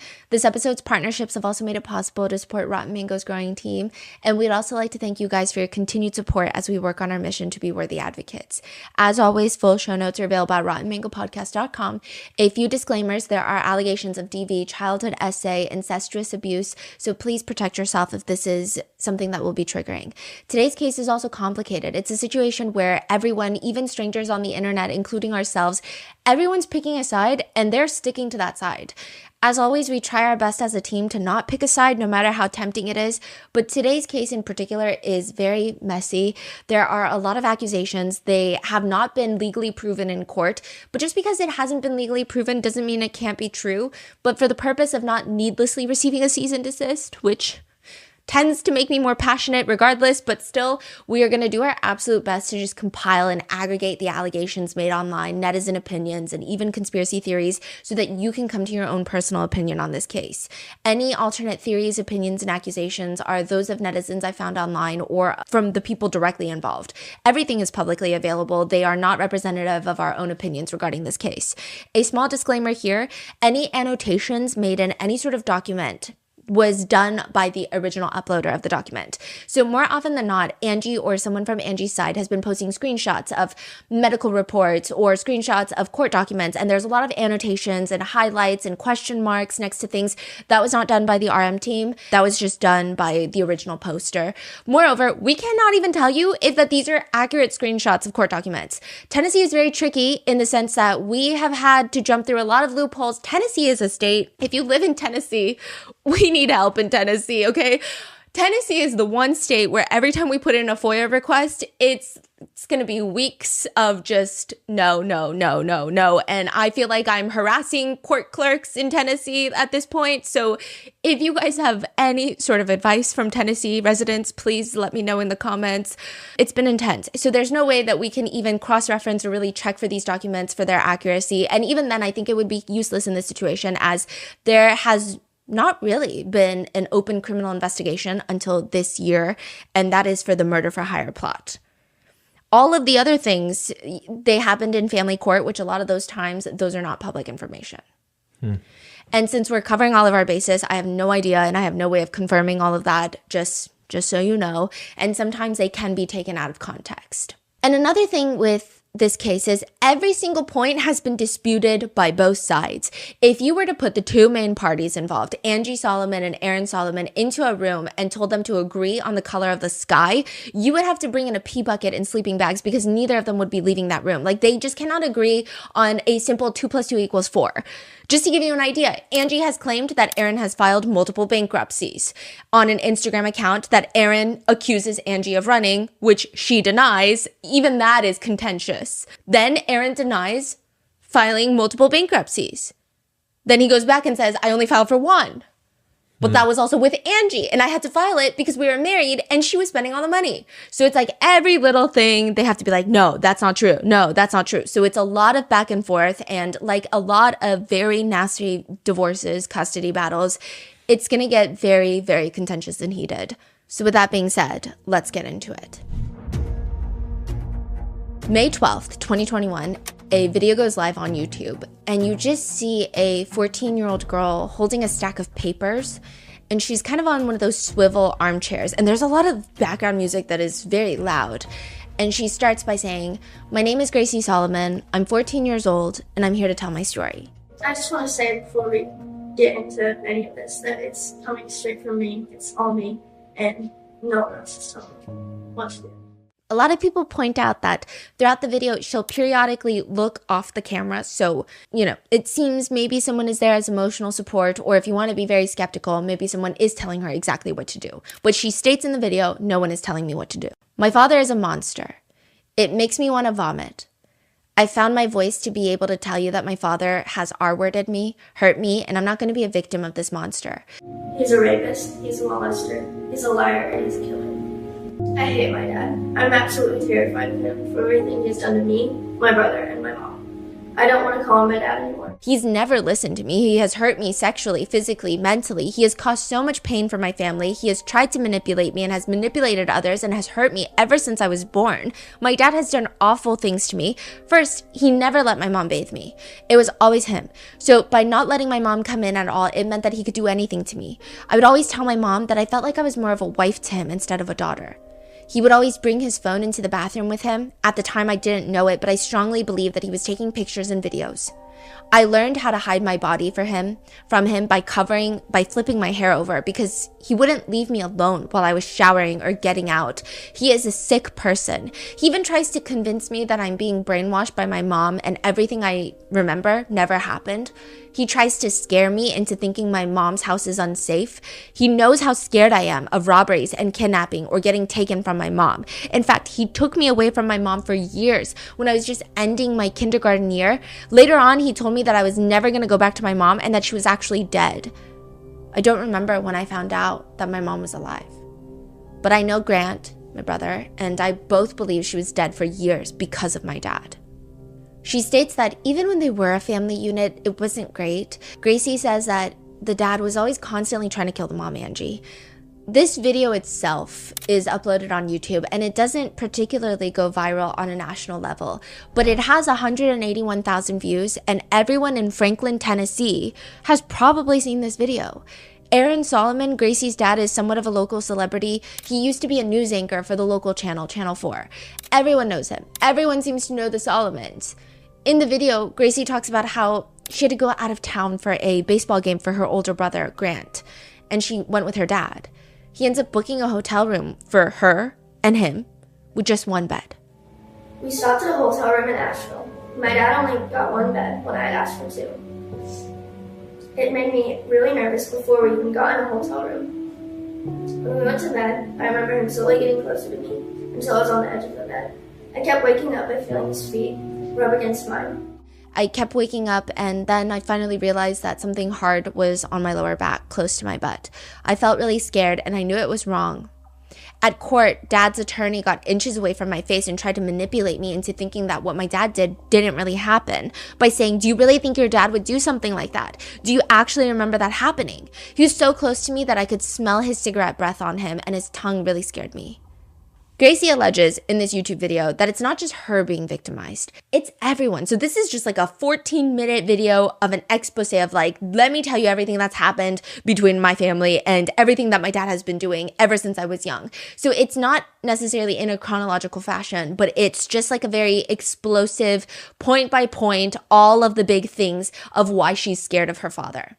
She says it's not just me. She states that her dad would come to these high school games, sports games, because he used to be a sports newscaster. He's very much into sports. And he would film up the teenage girls' homecoming court dresses.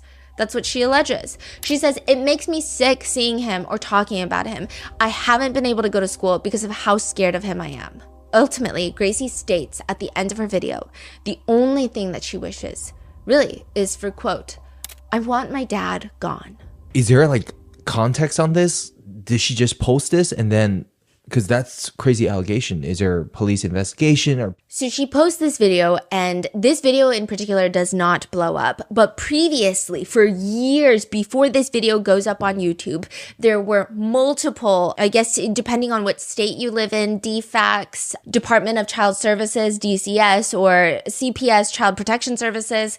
They have had multiple open investigations against Aaron Solomon, and all of them have come up with nothing. Whether that means that he is innocent of these allegations or whether he's just really good at not getting caught, I think that is up for debate.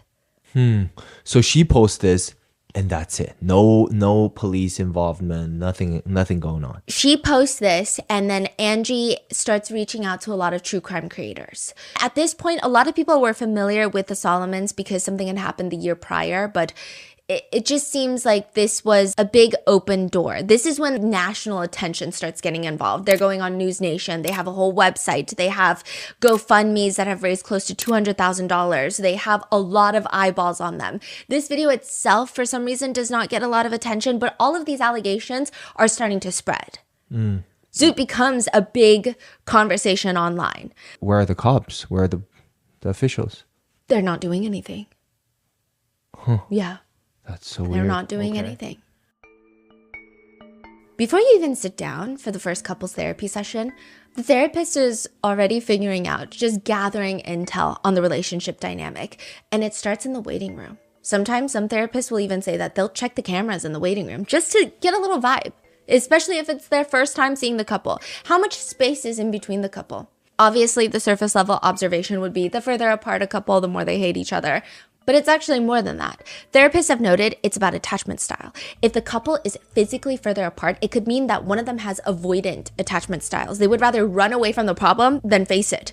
Or they're in a stage of extreme emotional withdrawal, which is also very difficult. Clearly, couples who are in their own worlds, on their own phones separately, not great. But also, here's an interesting thing. If you see a couple and they're both zoning out or staring off into space, but they're staring off in different directions, could also mean that they're not in sync. One's looking left, one's looking right, or even timing. Do the couples come in together in one car? Or maybe they can't because of work or other obligations. Do they come in separately? That's fine. But if the couple regularly, one person arrives early or on time and the other person is consistently late, big red flag. Maybe it's work, but is it really? Or it could indicate that they don't want to be here. They feel tension and resentment, that they even have to show up to couples therapy. In relationships in distress, couples move independently. They say it's like a coordinated dance, every couple. The way you open a door, you go into the therapy office. Therapist is sitting down, and you look at the selection of seating available. And usually the couples who will end up working out, they do a polite little song and dance. Even if they hate each other in the moment, would you like the chair? Or do you want to, I think maybe we should do the couch. It's like a very awkward, okay, well, whatever you like. Yeah, it's fine. These are according to therapists? Yes. But couples who do not care for each other, they just plop down wherever they want. They don't ask. There's no courtesy. There's no like, what do you want to do? Maybe we should both decide together. Maybe we should both sit together. Not that they have many choices. Couple therapists have stated that they will intentionally seat couples at a 90-degree angle. Can you guess why? Sometimes it's side by side on a couch. Sometimes it's one on the couch and one on a sofa facing the other way. Why? They want them to... It's the best for eye contact. You can choose the level of eye contact. You can look at your partner to connect, or you can look away when you feel you need emotional space without it being so obvious, without it feeling confrontational, like I can't even look at you right now. It feels more natural. And a lot of these sessions are filled with confrontation. One therapist says, I saw a couple that was doing retaliatory cheating. They were just cheating on each other and then telling each other about it. And then the other person would get mad and then cheat on them and then tell each other about it. When they got through their anger, they decided to call it a truce. They waved the white flag and made peace. With their level of emotional maturity, I doubt it lasted long, but they stopped seeing me. So I don't know if I helped them or prolonged their suffering. I don't know. Another couples therapist said, I saw a couple in the office because the husband greeted the dog before her when he came home from work. And that's why they started couples therapy. But it's actually a very symbolic problem of something greater, a bigger underlying issue. Every day he'd come home from work and he would pet the dog first before he said hi to his wife. Kind of like the couple that wanted to divorce because the wife, she likes to cut her sandwiches diagonally. The husband, when he makes the sandwiches, he cuts them straight in half. They literally come to couples therapy for this, and people think they're crazy. Like, what do you mean? Just cut the sandwiches. But this is a symbolic gesture of the fact that the husband is unwilling to do something so simple for his wife.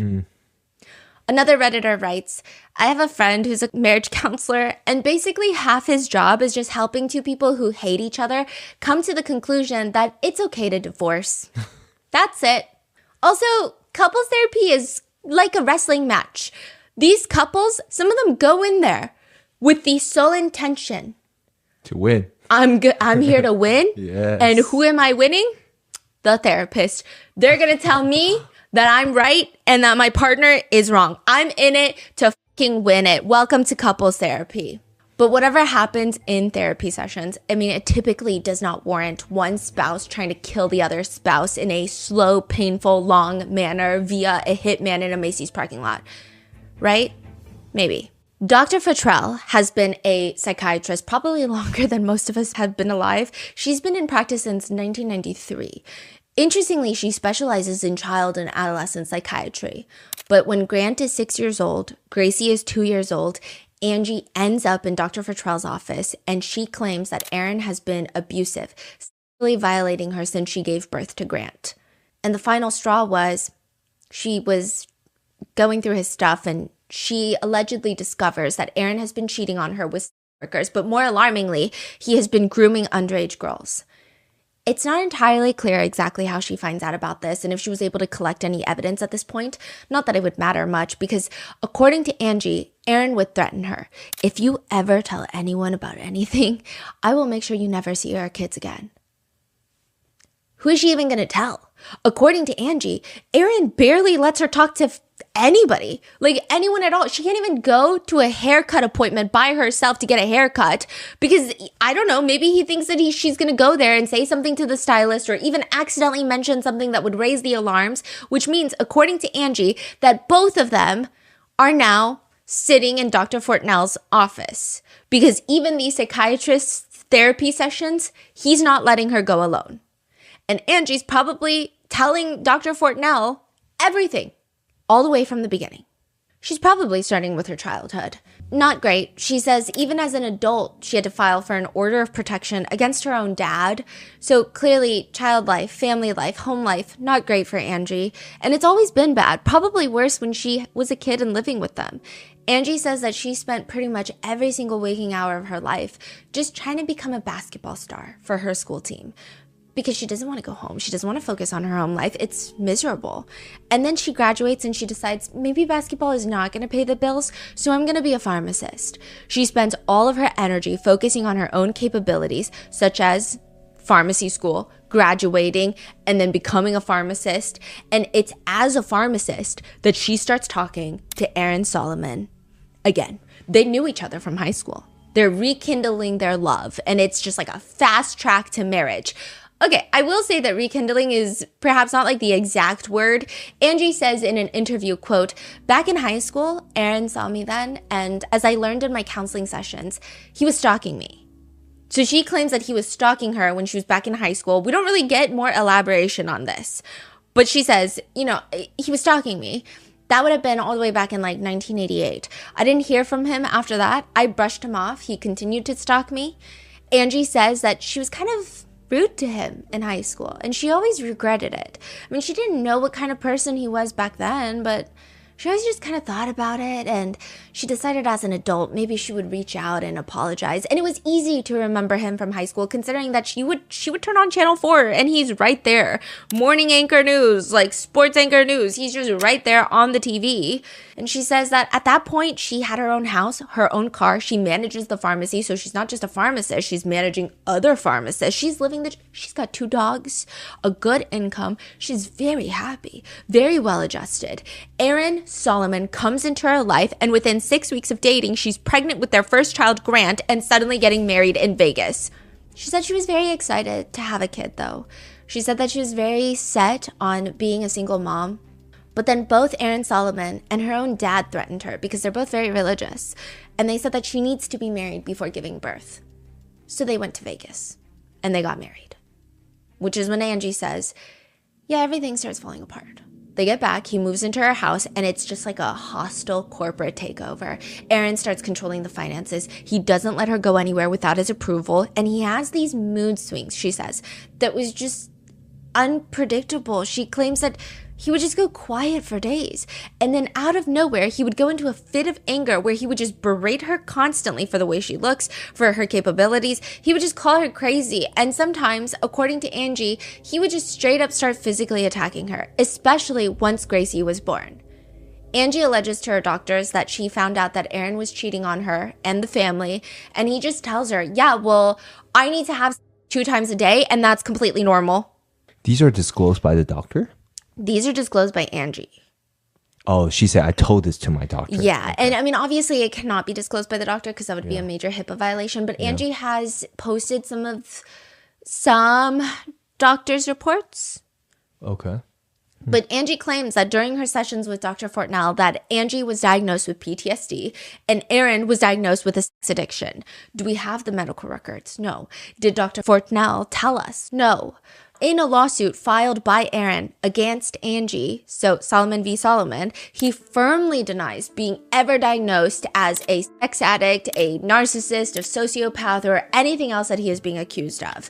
Even when it comes to therapy, clearly one of them is lying about this. So when did Angie come out with all of these information? Is it lately or this was like 10 years ago? Lately, yes. And when did the husband sue Angie, the wife? Lately. Okay, so this is before the whole murder plot happened? Yes. Murder for hire plot? Maybe this will give you a better continuity. In 2013, they have a very contentious divorce. Mm-hmm. Custody primarily goes to Aaron. Yeah. And since 2013, Gracie has been fighting to get the kids back. Yeah. They hate each other since 2013, probably for longer than that. And then in 2020, Grant Solomon dies. And this kickstarts a very public round of accusations being thrown out of whether or not Aaron Solomon is involved in Grant Solomon's death. And this is when everything comes to a national scale. The allegations of sexual abuse against Gracie have been kind of spurring up before 2020, but they really start blowing up around this time. After Grant Solomon, the son, died. Yes. And this is when Aaron Solomon sues Angie Solomon for defamation. When did the daughter make the video again? In 2021. And this lawsuit is more so recent. And then in 2025, Angie was arrested for trying to hire a hitman. Wow. So this is, I mean, this more is than a decade. Ongoing. Yeah. Wow. Every single person that you ask in Franklin, Tennessee, they seem to have a very different idea, a different opinion about who they think is the lying Solomon. One of Gracie's friends, who's known Gracie since pre-K, she says, well, around the time that the custody battle started, around that time, Gracie gets sent to live with the dad. And suddenly, Gracie is not Gracie. She just starts looking, according to Gracie's friend, quote, tired and began to be very skinny. I noticed that her eyes were just puffy, but as a kid, I just kind of brushed her off as allergies. I would also notice that she had several bruises and other scratches and scrapes almost all the time. I would ask her about this, and the answer was always the same. I fell on the ground. I have only ever been to Aaron's house once, but when I was there, I noticed some strange things. I think we were in the 2nd grade. Gracie had me over for a sleepover, and I noticed there were several dents and other markings on the wall, and that Gracie was very nervous around her dad. As we grew older, Aaron would touch Gracie, even if it's just like placing his hand on her shoulder, she would flinch a bit, and I could just tell that something was wrong. But as a kid, you didn't know that. That is crazy. Yeah. Meanwhile, Aaron argues this is just not true. This is not true in the slightest. And he states he should have known that something like this was going to happen. Aaron claims that when he and Angie got into another one of their arguments back in 2013, she said something that he just should have known the flags. She said, quote, and this is according to Aaron, so this is alleged as well, my first husband, I never told him I was going to divorce him. But I'm telling you right now, I'm going to divorce you.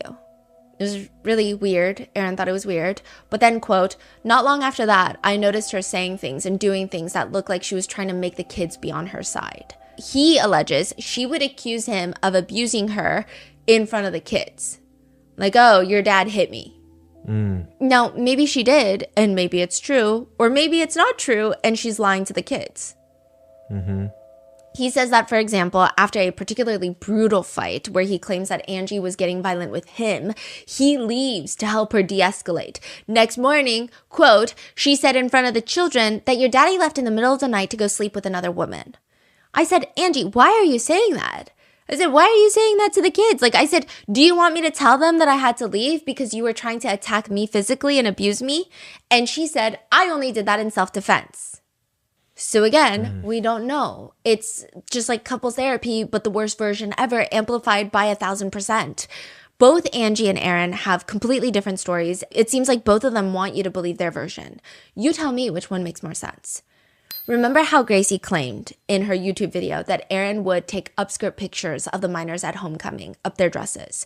Well, Angie claims that Aaron has a Snapchat, the username being, who is it, 64? But like, why the hell does he have a Snapchat? Angie claims like does he though? It seems like it. It seems like from the screenshots I've seen, it seems like he has a, but I don't know. I've never been Snapchat. I don't have a Snapchat, but I've never been Snapchatted by him, so I can't confirm to you. What kind of screenshot are we saying? Okay, so it was from Grant's phone, and it looked like it was the dad. And then there's also a picture of him shirtless, that he took a selfie shirtless. And it was like something sexual along the lines of, all of your inches want me or something. Wait, what's the context? He took a Snapchat photo and sent it to somebody. Yes, but now somebody screenshotted that. Yes, but it is believed, I think, that this was not sent to a minor. Okay. Oh, so he was talking to another woman and he sent the photo to. Okay, so he does look like there is a Snapchat. What I will say is it does look like he has a Snapchat, in my opinion. I don't know. I've never been Snapchatted by him. It does look like he took a shirtless picture and was maybe hitting on people on Snapchat. He could very well have been sending this to someone of age that is single and does not cross any sort of moral boundary. Or he could have been doing what Angie is claiming he was doing, which was trying to groom underage girls. Okay. Angie claims that Aaron would try to talk to high school girls by going to the kids' games, like his own kids' high school games, sports games. And then he would take pictures, and then Angie alleges he would tell the girls, these high school girls, that, hey, I'm going to send you the pictures, just give me your snap. Which I think anyone of a certain age with a Snapchat is a little crazy, especially when you have kids and you have a Snapchat, is a little weird. Yeah, also, I don't think that's how you use. Is that how you use Snapchat? I don't think so. You use it to send photos? I feel like the photos disappear, so why would you want... Do the photos disappear? Yeah, but I mean, asking for phone number is weird too, but maybe Instagram is safer. Yeah, Snapchat is, I don't know. But or like an email, I don't know. Yeah. You're like, you have kids, you're at a school event. It's weird. Or just like text it to the parents. Yeah. Yeah. That's what I would do. It's just kind of strange. No, that's actually really creepy. Imagine like you're at a sports game, like you're doing this at school, and then a parent's like, "Give me your Snapchat." Oh, that's terrifying. That's weird. Yeah, that's weird. But also, I can't imagine the other way. I can't imagine being like, "What's your Snapchat?" to someone that's decades younger than you is so bizarre. Yeah. Very bizarre. Now, I will say, it does seem like he has a Snapchat. I don't know if he's reaching out to young girls or if he's even telling them that he's going to send them pictures through Snapchat, but that is what Angie is claiming. I would imagine that every single resident in Franklin, Tennessee has heard about these different arguments. There is even a contentious point about, did Aaron Solomon quit his job working as a news anchor, or was he fired? Angie claims that Aaron Solomon was more or less forced into resigning from his position. He was a sports news anchor for Channel 4, and Angie says one day they find inappropriate materials, pictures, videos, NSFW things on his work computer and his work phone, and to avoid a big, massive scandal with the TV network, they basically back him into a corner and they say, you gotta resign, so they don't have to deal with a big fallout for a newscaster being exposed for doing something like this in their organization. That's what Angie says. She does later elaborate, claiming that some of those pictures probably included her, and apparently people from his workplace saw it and told her that she did not look awake, insinuating that she had been drugged and potentially positioned for these pictures. Wow.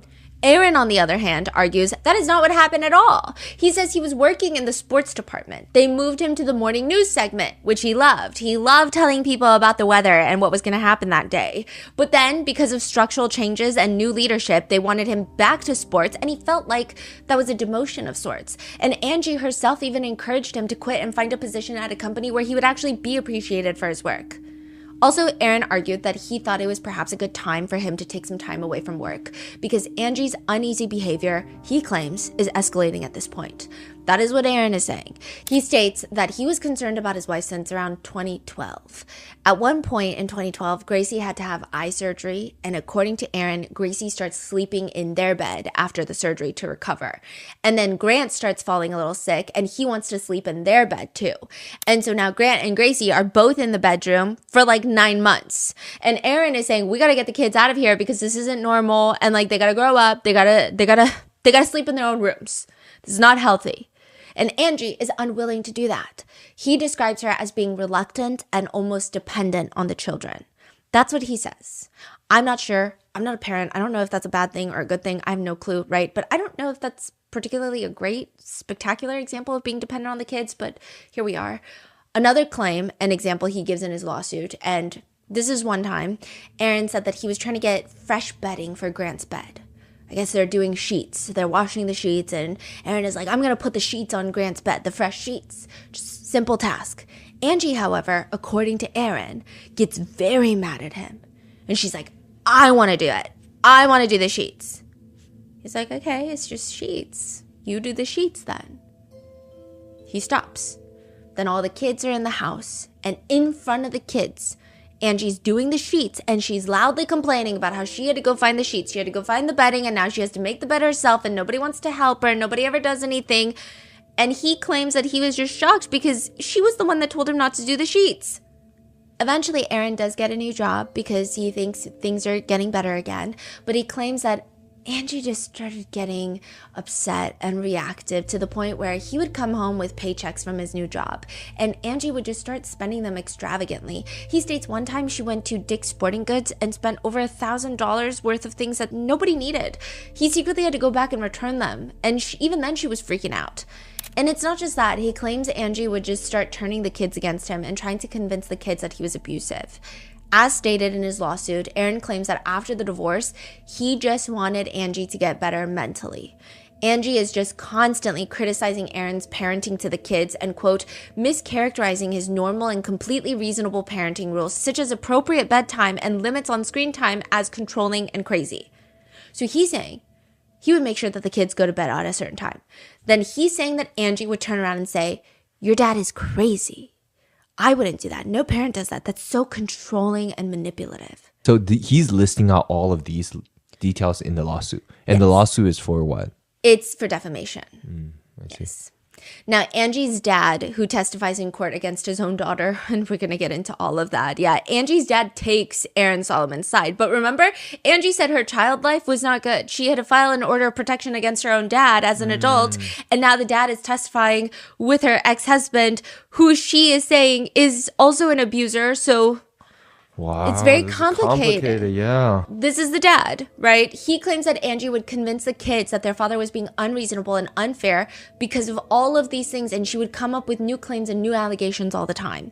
Angie's dad says that she would just start going around telling everyone that Aaron told the kids that she was dead. But like, he never did that, is what he's claiming. So Angie would say, he took the kids away from me, and then he told the kids that I'm dead. So the kids are so traumatized, they think that their mom is dead. But I'm not dead, you know. That's what she's saying. The other side is saying, we never told them that they're dead. But Gracie's saying, I thought my mom was dead. Okay. Aaron and his side, which includes Angie's parents and her sister, they say that the allegations are obviously very serious, but they say it's not true. They say that Aaron allegedly essaying his daughter Gracie, allegations that Aaron would control their food intake. So Angie was telling people that Aaron was obsessed with them being sports. like athletes. He would control their food intake, make sure that they were emaciated, perfect for performance. And then on top of that, he would even randomly just control their bathroom habits. If you had to use the restroom, you would have to do it in the allotted specific time of the day. If you don't, you cannot use the restroom. If you don't have to go number 2, for example, in that time period from 3 to 4 p.m., you can't ever use the restroom until 3 to 4 p.m. the next day. Now, does Aaron deny those as well? Yes. He denies everything. He denies everything. He said this never happened. Yeah. And Angie is brainwashed by the mother? Is that what he's... Gracie is brainwashed by the mother? Gracie. Yes, he's saying that Gracie is brainwashed by the mother. How old is Gracie now? She should be 18 now. Huh.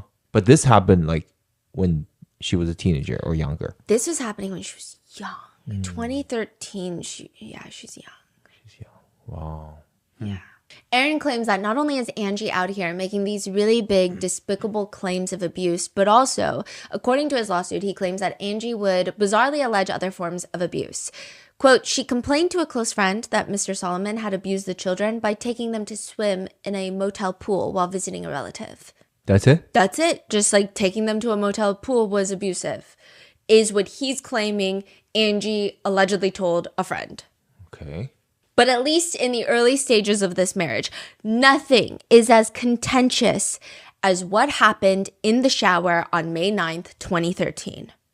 Depending on who you ask, the shower incident is going to sound vastly different. If you ask Aaron Solomon, he will say, it is the day that Angie tried to self-exit. If you ask Angie, she's going to tell you it's the day that Aaron Solomon tried to kill her.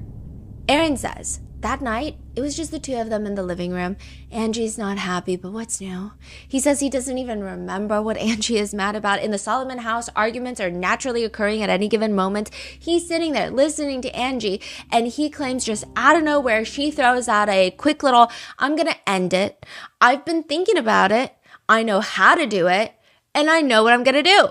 And she just allegedly calmly walks out of the living room into the primary bedroom where both Grant and Gracie have fallen asleep in the primary bedroom, in the parents' bed. Aaron claims clearly this is making him worried because why is she walking in there after she just said this? She walks in, she locks the bedroom door. Then he can hear her walking into the bathroom, locking the bathroom door. So he says, quote, it took a couple of minutes to get through both sets of doors. When I opened the second door into the bathroom, I couldn't believe it. She had wrapped the hairdryer cord. So I guess a blow dryer, the cord, the electrical cord, around her neck 3 to 4 times. And the hairdryer was like resting there. And the other part, she was like plugged in. It was attached to the shower head. Honestly, I was trying to map it out in my head. Oh, she tied one end to the shower head. Yes. And she was slumped at the bottom of the shower. And I immediately could tell that she had not snapped her neck. Her hands were turning purple though. Her face was turning red. And so I immediately undid it, the rope or the cord. And it took maybe 3 to 4 minutes for her to come to. She was breathing. She had a pulse. I got a cold cloth. I rubbed it on her head and I tried to get her to come to. When she came to, she became semi-violent. She wanted to push me away, get away from me. She kicked at me. Don't try to help me. We went into the living room where she proceeded to get violent with me and said that she was going to beat the hell out of me for the next 2.5 hours until the kids woke up. She proceeded to attack me, tried to hit me, scratch me, pull me, all of that. At that time, I tried to defend myself, get away, grab my cell phone, which was charging, and I went out the front door. I got in our car. I drove to Kroger, which is roughly about 3 to 4 blocks down Abbott Martin Road. He claims, I never hit her, never struck her. I've defended myself physically. I tried to keep her away from me a number of times, but that's it. He doesn't immediately call 911 that night because he says that he didn't want to upset the kids, which is an interesting thing because he also just like leaves the kids with Angie in this allegedly heightened emotional state.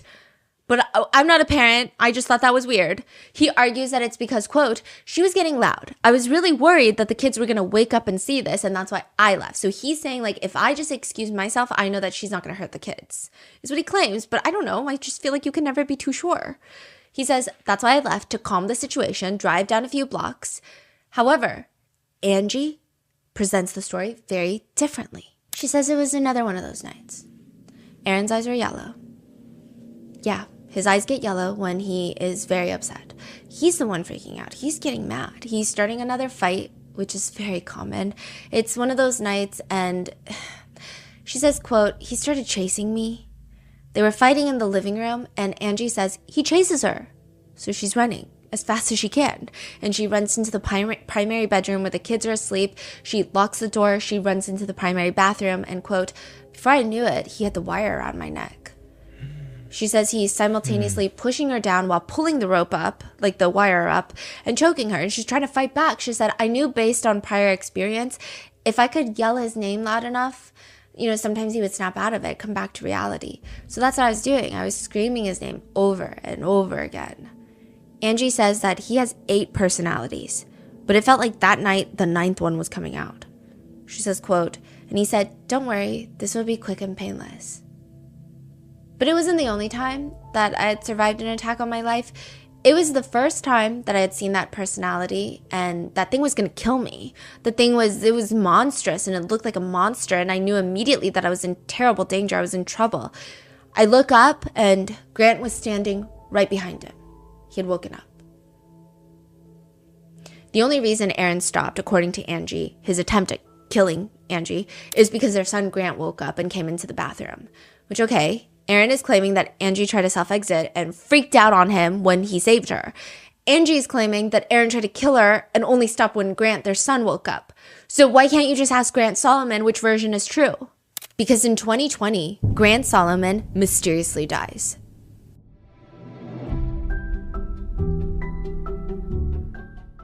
From executive producer Ryan Murphy comes your next TV obsession, All's Fair, starring Kim Kardashian, Naomi Watts, Niecy Nash-Betts, Tiana Taylor, with Sarah Paulson and Glenn Close. A team of female divorce attorneys leave a male-dominated firm to open their own powerhouse practice. Fierce, brilliant, and emotionally complicated, they navigate high-stakes breakups, scandalous secrets, and shifting allegiances, both in the courtroom and within their own ranks, in serious style. In a world where money talks and love is a battleground, these women don't just play the game, they change it. They'll never settle. Don't miss the show everyone will be talking about, and watch All's Fair, now streaming on Hulu and Hulu on Disney Plus for bundle subscribers. Terms apply.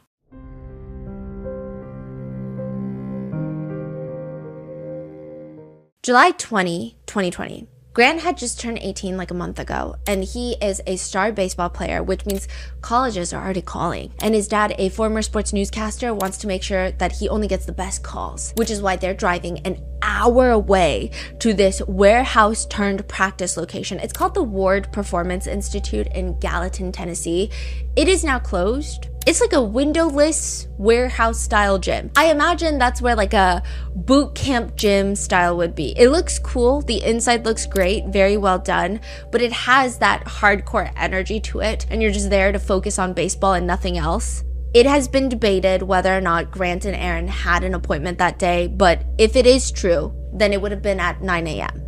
At this point, Grant and Gracie are living with Angie. It's like back and forth custody. They're constantly fighting to get the kids. At this point, the kids are living with Angie. So Grant is driving separately to meet with his dad, Aaron, both at this 1 hour away practice location. Why is it debated if there was an appointment? Both parties argue. So Aaron Solomon and his side argue that there was an appointment, and that's why they went, and they were actually early to their appointment, so they had some time in the parking lot. Angie and her side argue, no, we found out that they don't have an appointment, but the center is now closed, so no one can really, and I don't even think that they would disclose. What? So I feel like that's such an easy thing to get an answer. What? So it's been debated. According to Angie, Grant really did not want to go to Gallatin that morning. He was not feeling well. He had just recovered from COVID. His lungs weren't doing great. He just didn't even want to overexert himself and make it worse for his performance later on. But alas, he's going. I mean, whether that's self-motivated and not wanting to disappoint himself, or maybe it's not wanting to disappoint his dad, or he just wanted to go. I don't know. It's unclear. I'm so sorry. Notes on the appointment. Yes. It was debated, right? Yes. Well, wouldn't there be some kind of record, like some kind of text message or email or something? Or yeah, I will say that there's so much online, but especially with this particular incident, everything feels like you see one thing online and you see documentation and you feel like, oh, that looks very legit. But then the other party is like, that's absolutely not legit. And that's not what happened. Okay. So everything, it's like no one can agree. So we can't even be sure that things are certain. Okay. Even the police reports of this incident of Grant's death are pretty sparse. There's like not a lot of public police reports, and they're very thin. Very thin. Is this strange to you? It is strange, but also we couldn't FOIA it. We couldn't get a FOIA request. Now, typically, like whatever you can find online for public police reports are very slim compared to when you get a FOIA request. And then you have a typically more dense police report. Sometimes you can get the court reporter to give you court transcripts, and then you get like a better picture. This, it's like so thin. And they're being released by potentially parties involved. So it can be more specific, selective. Yes. Yeah. So it's just really tricky. Okay. Now, Grant drives up to the parking lot, parks next to his dad. And then 10 minutes later, Aaron Solomon is calling 911, stating in a very strange tone that his son is trapped, pinned under his truck. His own truck, Grant's own truck. He is now under his own truck. And he can't get out. What's going on? 1357. My son's truck backed over him, and it's rolled over him and dragged him into the ditch, and it's on top of him. He's trapped under the truck, and somehow it drug him underneath it. Yes, my son is under it. I'm trying to call 911. It's almost like he's talking to someone that's also present at the scene. Now, the operator is asking him, okay, what's your name? My name is Aaron Solomon. Okay, how old is the male? He's 18. He just turned 18 a couple weeks, about a month ago. It's my son. Oh, my God. Oh, my God, this is not good. Is he awake and oh, please talking hurry. to you? I don't think so. He's not alert, right? No, he's out. And he's trapped. I got 3 guys here, and he's trapped under the truck. Okay. Oh, my God. Okay, it's very strange. It seems vague. It's interesting because, she says he's not alert, right? Which would imply that he should be checking on him, but it sounds like he's not the one confirming. So it sounds like he's not the one visually seeing that his son is not alert. He's getting this information from someone else at the scene, but he's at the scene. Yeah, which is crazy. Yeah, if this is your son, you should be okay. You should be under the truck. Yeah. But he's not. And his voice is, a lot of people say, eerily calm. He's saying like, oh my God, this is not good. Oh my God. Oh my God. Oh my God. Oh my God. Was your son working on it? Very valid question. Yeah. Very lack of direct communication in times of panic. I mean, I get it. It's understandable. But you also have to see that it's very vague what he's giving to the operator. Grant ended up under his truck. We don't know how. No. He was just getting out of it. So he wasn't working under the truck. He's getting out of the truck. Well, on an incline, and I guess he didn't have it in park or something, or it wasn't engaged, or... Oh, my God. Oh, my God, I can't believe still this. not responding? No. And he's still under the truck. No one can get out from under it? We've got units en route to you. I'm just asking you questions for we can update them, okay? Can you check and see if he's breathing? Somebody's telling me that he's coming to. Okay. Maybe. He is waking up. Maybe. Kind of keeping still. So he is breathing? He can't move. I don't think he can move. I don't know. Okay, I understand. No, he can't move. He's trapped. Okay, we got somebody en route. Now, when he wakes up, he might be scared. Can somebody get down there and talk to him? Yeah, somebody talk to him. Shit. There's blood. Is he facing up or down? He's facing up. They said he may aspirate. We need to hurry. What is going on? This is such a weird call. It's such a bizarre call. So does he have blood coming out of his mouth? Yeah, there's blood coming out. Yeah, somehow it drug him down, I think. I don't know whether it wasn't in park or what, or if it didn't engage the brake, or it drug him underneath somehow. Okay. They said he's facing up. Okay. But he's bleeding from his mouth. So, Grant, turn your face to the side if you can, barely, but be careful. Don't move him, okay? We can't move him. We can't move him. That provides no context. So I am going to try to give you as much context as possible after telling you about this 911 call. The training facility is located on a hill. So it's right off a pretty busy road. I was looking at like the Google Earth view and stuff, and it doesn't seem like a middle of nowhere road, which is intriguing later when you see all of the facts of this case. It's a road, then you turn right. I would imagine you turn right, and it's up this hill. It looks steep. It's a cement little pathway up the hill onto the little parking lot. It's not even a parking lot. There's no parking lot lines. It's just a few spaces you can park on this hill, and there's this warehouse on top. It looks like it's in a more industrial part of the neighborhood. It doesn't look like this very cutesy Barry's boot camp, Soul Cycle type of facility. It looks like you go there just to train for baseball, and that's it. You're not here for a smoothie next door. This is a facility. There's no windows. There's just this garage door that is down at the time and a small black door that has no windows that you can enter through. It's very efficiently done. I mean, no part of this facility was done for aesthetics. Even the parking area. Only half of the parking area is cement. The other part is grass. So you have this strip going up. And on the sides of the strip of cement are just grass and rocks, like giant rocks. I would say they're like watermelon sized. Some of them are fist size. A lot of them are grapefruit to watermelon size. Watermelon is pretty big. That maybe there's like 1 or 2 watermelon size, maybe more grapefruit size. Yeah. But they're pretty jagged rocks. They don't look like pebbles or stones. They don't look like someone bought them and put them there. They look like they were already there. So you got all these rocks and then grass on the side. And then once you get past this little driveway, then you just have a little strip of concrete and you can park. That's it.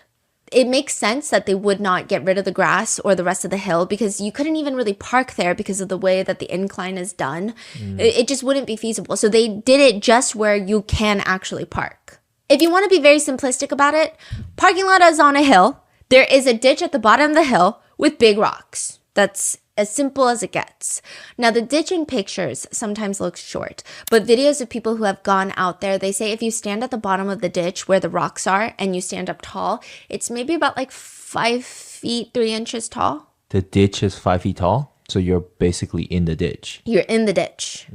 Like, I think it would be pretty hard to climb out of that ditch unless you walk to the sidewalk and then walk up the cement pathway, the driveway. Okay, I see. Because it's just grass. I see. Just rocks and grass.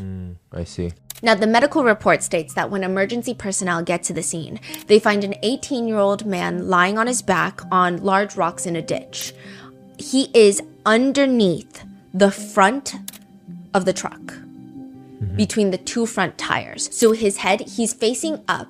He's on his back, and his head is in between the 2 front tires. So his feet are facing the street, but the truck is facing the facility. The medical report states the weight of the vehicle was supported by the wheels and was not being exerted upon onto the patient. So it's not like the car is crushing him. This is very important, meaning Grant is laying on his back on the rocks in the ditch. His truck is on top of him, but it's not suffocating him. It's not crushing him. Technically, if he were uninjured, he could maybe crawl out of there. I don't know if he would because of the rocks being jagged, but maybe he could if it was flat land.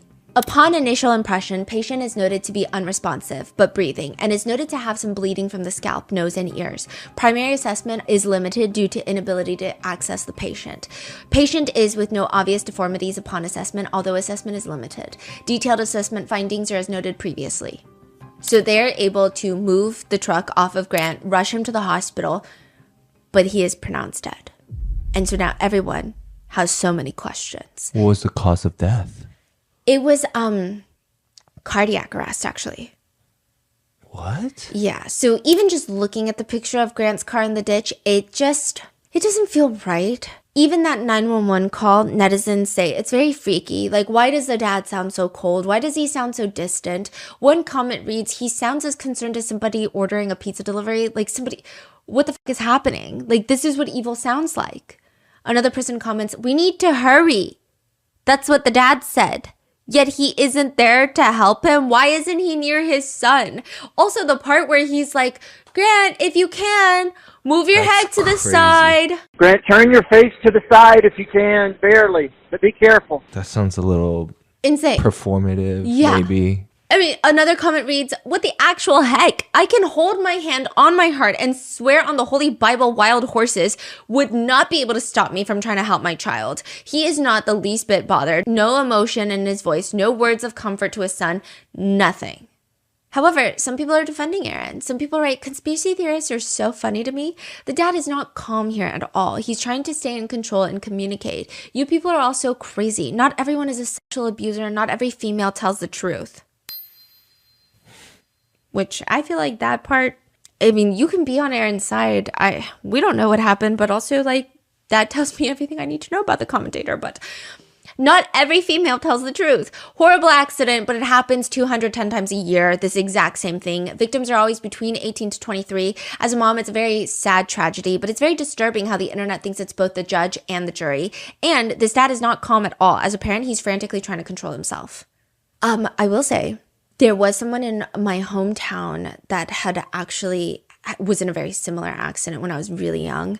This was like childhood times, but car ran over, car parked on a hill, was not engaged in park, and it ended up killing him.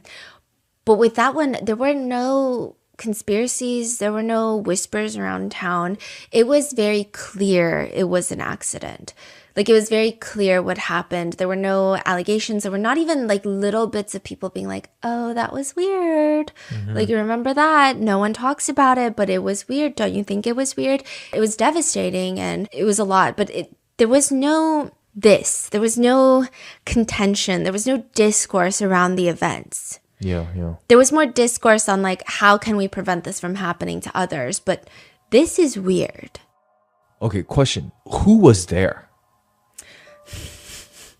Exactly. Aaron says that there were 3 witnesses that were there that were helping him talk to Grant, that were surveying, and they briefly were assessing if they can try to take the car or the truck off of Grant. One of the employees that eventually comes out of the facility, they didn't see anything. Also, there's no security cameras.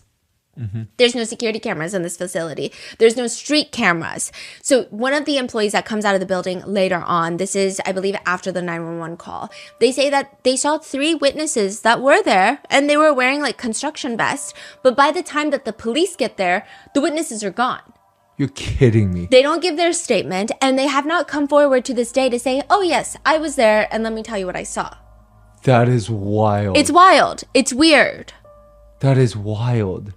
Who are these people? We don't know. What did Aaron say?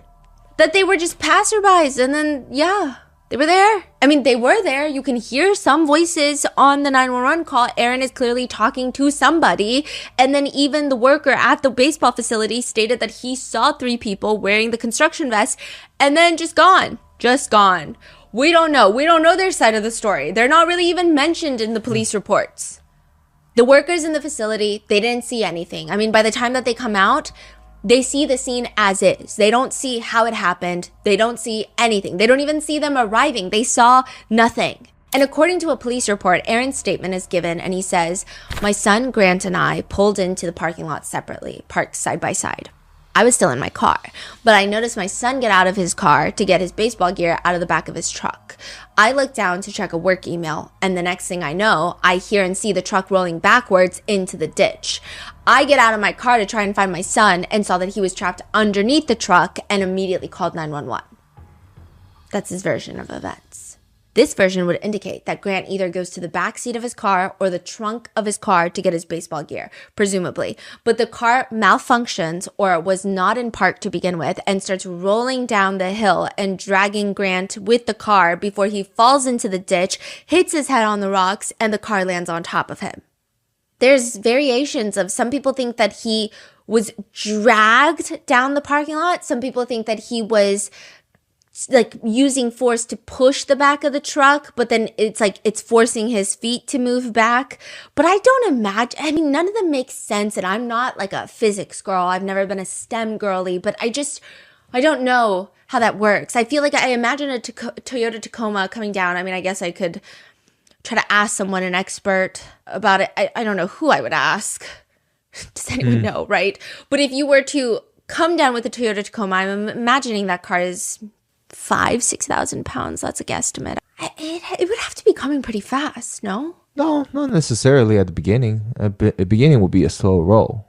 But then eventually it's fast, correct? No, it feels like jagged, like there's a lot of friction, but it will be moving. It will be moving and... Do you think that someone could... stop it?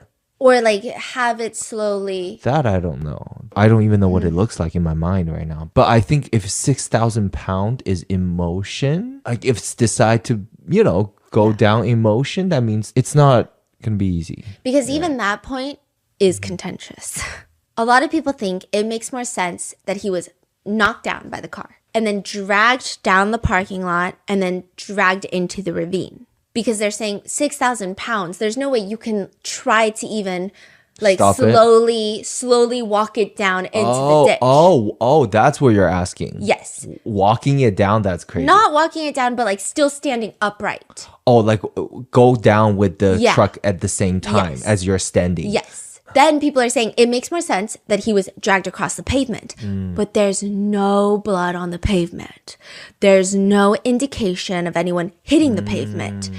There's nothing on the pavement. I see. You only start seeing blood on very select rocks around where Grant's head supposedly landed. I mean, he could stumble back really quickly and just like stumble, and then... So that's the first point of contention. And if it's just one point, I think it's fine. I think it's something that a lot of times unexplainable things do happen. But when it's multiple points that are up for debate, it starts feeling a little bit fishy. So that's the first fishy point.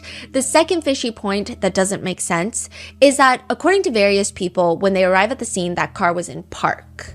These are just people on the internet, mainly from Angie and Angie's side. Perhaps one of the construction workers put it in park to make it more secure. We don't know because we don't know who they are. Perhaps it was always in park and the car malfunctioned, or perhaps it was never in park and we don't know because the police reports don't specify. But it has been widely reported that the car was in park by the time that the police get there. Which, if that's the case, can't you prove it by getting the car's black box and figuring out what went wrong? Did the car malfunction? What happened? Well, Aaron apparently declines to have this car forensically analyzed. Grant's car is not forensically analyzed to figure out what happened. It is very, very, very, very unlikely that the car would be in park and still roll down the hill like that, wouldn't it? Others argue that maybe the car was never in park, but that doesn't make sense because if the car was never in park, Grant would not have time to get out of the car and then get behind the car in a way that it would roll him down and drag him down. You're saying it's going to go down so much quicker? Yeah. It would probably go down while he's in the driver's seat. Right. Immediately when he steps out, the car's already going down. He wouldn't even get behind the car is what you're saying. Exactly. Right. Okay. So then it doesn't make sense that the car was never in park. But if the car is in park and it's still rolled down, that doesn't make sense either. And you know what doesn't make more sense about that is I do think that, listen, I don't know what Aaron Solomon is, but if I had to take a personal gander, a personal guess, he seems a little litigious. He seems like he would like to sue someone.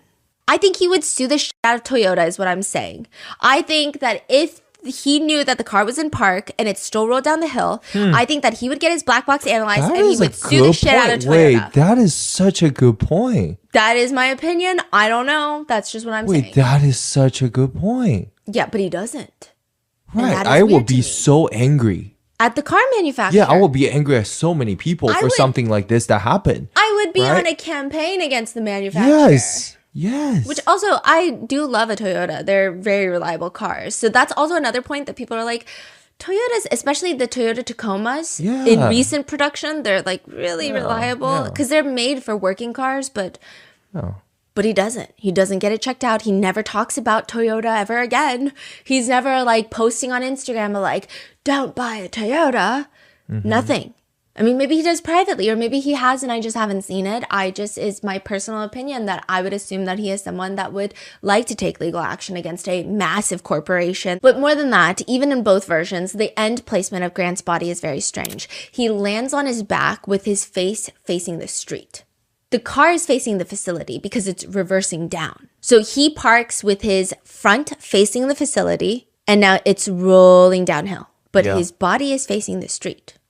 So you would have to imagine there's some sort of tumbling that's happening. But if there's tumbling that's happening, they can't really, Angie says that when she went to the scene, she couldn't find other points of blood to indicate a tumble happened, like impact 1, impact 2, impact 3. It's just right where his final resting place is. So it doesn't make sense, is what she's saying. And a lot of people have been trying to do accident recreations through words, which is very difficult to even envision. But it's like, no one can agree that this makes any reasonable sense. It feels like Karen Read all over again, in the sense of like, even if you really want to believe it, it's so hard to even picture it in a way that doesn't feel like it's straight out of like a movie, because it doesn't make sense. Like, you have to work really hard to make it make sense visually.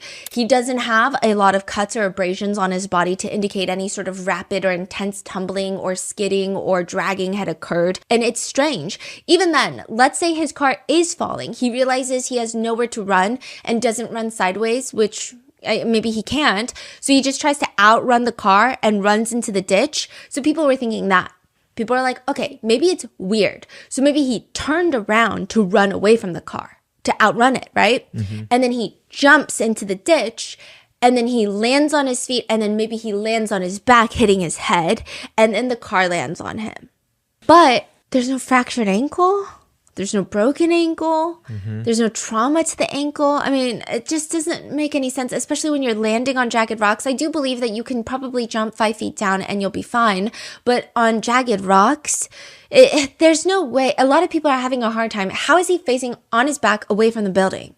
Additionally, Aaron is apparently sitting right there in the car, right next to Grant's, and he doesn't see what happened.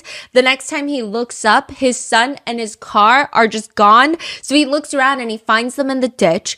All that's happening while he's just sitting in his car checking work emails. Angie says when she goes to see Grant's body in the hospital, Aaron has already rejected an autopsy. He has rejected donating Grant's organs. And alarmingly, she claims, Aaron keeps telling her, we're going to be a family now. We're going to be a family now. Angie has a lot of questions. Angie says this is what she knows. We know that the car was in park, and we know that the cars were in the ignition. And again, I don't know how accurate this information is. I don't know if maybe one of the witnesses had asked for the keys prior and had put it in the ignition, trying to move it. I don't know. For one, she says the grass around that area, completely fine. The grass where the car apparently ran over Grant before landing in the ditch, not a single blade of grass, she states, is even bent or messed up. It's perfectly fine. Additionally, most of the rocks are undisturbed and there's barely any blood on them. Doctors noted that Grant had a major head trauma to the back of his head, including severe lacerations and suspected skull fractures. He had blood coming from his mouth, nose, and ears. Angie says that she was expecting a lot more blood on the rocks, because when you read the medical report, it sounds like he was bleeding out on the rocks. Now, Aaron and a lot of people will argue that it was a lot of internal bleeding, but she's saying that also doesn't make sense, because if he just fell and hit his head, that she's saying it doesn't make sense. The internal bleeding would make more sense if he was dragged through the pavement, ran over, but there's no evidence on the pavement. There's no blood on the pavement. So she's saying that doesn't make sense either. There's no scratches on his skin, according to Angie, no abrasions, and she's confused by all of this. Further, it's been questioned how Grant doesn't have burns. If they had been driving an hour to get to the facility on, this is, summer in Tennessee, underneath that car is hot. It's very hot. So if you're in contact with the vehicle, I did ask someone about this. If you are under a car that has been driving for an hour, like if you're a mechanic and you get up under there, if you touch the car, you're going to get burns on your body within seconds. Perhaps the argument is that Aaron wasn't physically touching any part of the car, but the person that I asked, they said that a lot of mechanics, they still would recommend not, because there's radiant heat, especially if you're not really accustomed to it. You're going to feel it could burn you. Now, there's no record of any sort of burns or anything. According to a Instagram account called Freedom for Gracie, now this is the contentious, highly argued Instagram account. Aaron says Angie is operating it. Angie says, no, I'm not. Aaron wants there to be a subpoena for the IP for the operator of the account. It's a whole thing, but it does appear that whoever is running it is very close to Angie, because there are a lot of documents that they're able to get their hands on and post on that account that only Angie would have. I don't know if she's the one operating it. I don't know if she's one of the people operating it, one of the many people. But it's very, yeah. I don't think it's highly debated. Why can't she be operating it? Well, because there's a lot of potentially defamatory things on there. Oh, okay. Yeah. I see. Okay, so he's like, if you're talking about me under your name, I'm going to sue you. Yes. But instead, it's a Instagram account that's talking about them. Okay. And Angie is like, that's not me. Now, this Instagram account states that a Summer Regional Medical Center document reads that the medical examiner stated his cause of death was cardiac arrest, cause unspecified, blunt trauma arrest with traumatic brain injury. The caption for the Instagram post begs the questions. Why does Grant's body not have bruises, scrapes, lacerations, burns all over it if he was dragged across the pavement, riprap, and rocks while being dragged under a truck that drove for an hour? Wouldn't it be hot under that truck, causing burns on his body if he's stuck under it? If someone is dragged across pavement under a truck, wouldn't there be a bloody trail? Wouldn't Grant have yelled, screamed if his truck started moving if he was out of the truck? The question is, how do you get hit by a truck, roll under the truck, somehow attach to the truck, get dragged by the truck, get thrown in the rocks that are at a vertical angle, and miraculously land under the vehicle without any other markings on the back of your body? The Instagram account alleges Angie remembers when she saw Grant in the hospital. His body looked perfect. She was expecting him to be mutilated with blood everywhere, but instead, he just looked like her Grant. She was in shock at the time, but she remembers thinking in her head, not a scratch. His body is not squished. His body isn't torn to pieces. Nothing.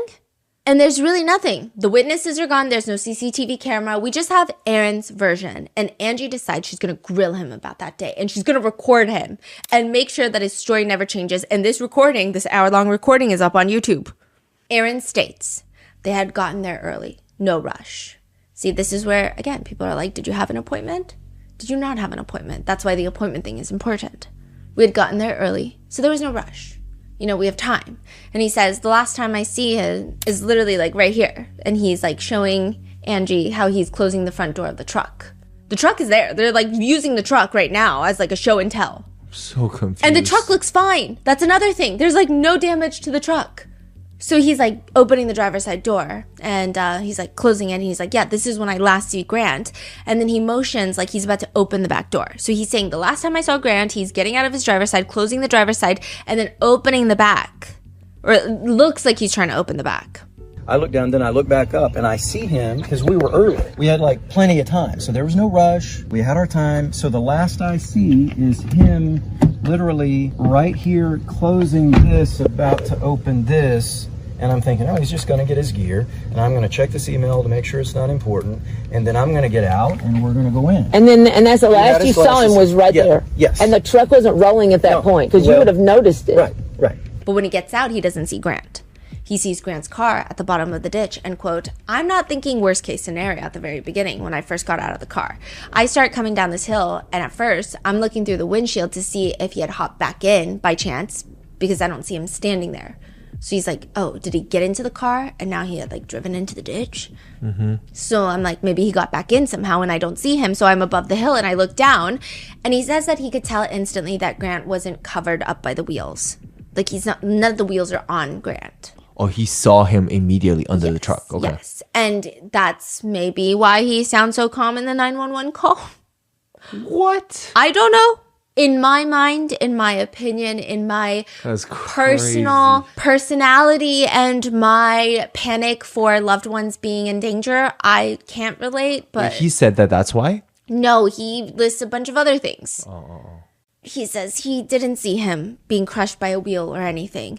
Aaron is explaining to Angie that he clearly saw that the front tires are not on top of Grant. He is not sure if the back tires ran over Grant. He doesn't know anything. He says, I don't know. I didn't actually see everything happen.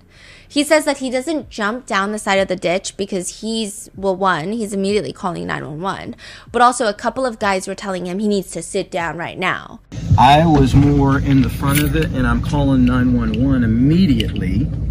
People are like, man, you need to sit down because you're... Indicating that he's so distraught that maybe it's best for him to not go down into the ditch. What? What is going on? Aaron theorizes out loud. Also, like, are those guys just happen to be there at the right time?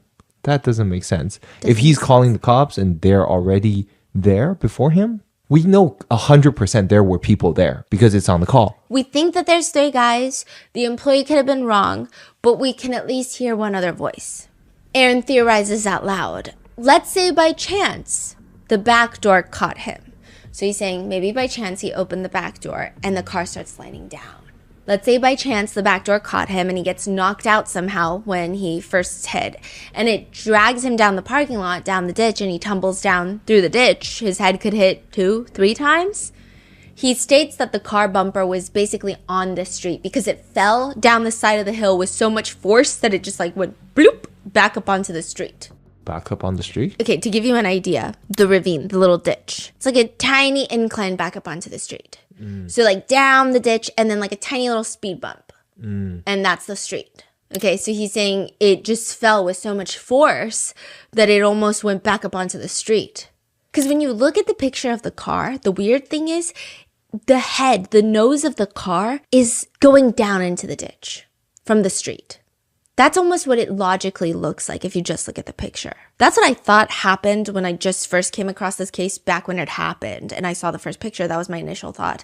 And then I quickly realized that's not what happened. It backed up. But when you think about backing up, I just imagine it landing very differently. And so I think to come up with a logical reason, whether it be true or just him even trying to understand the situation or, I don't know, something more nefarious. It reversed all the way back onto the street rather than driving off. People think it's like driving off the street into the ditch. My descriptions. Okay, let me be a little more clear. Like why does that detail matter is I guess is what I'm trying to understand. Yes. So another theory is that Grant is either placed into that ditch or someone hit him on the head with a rock and he fell into the ditch.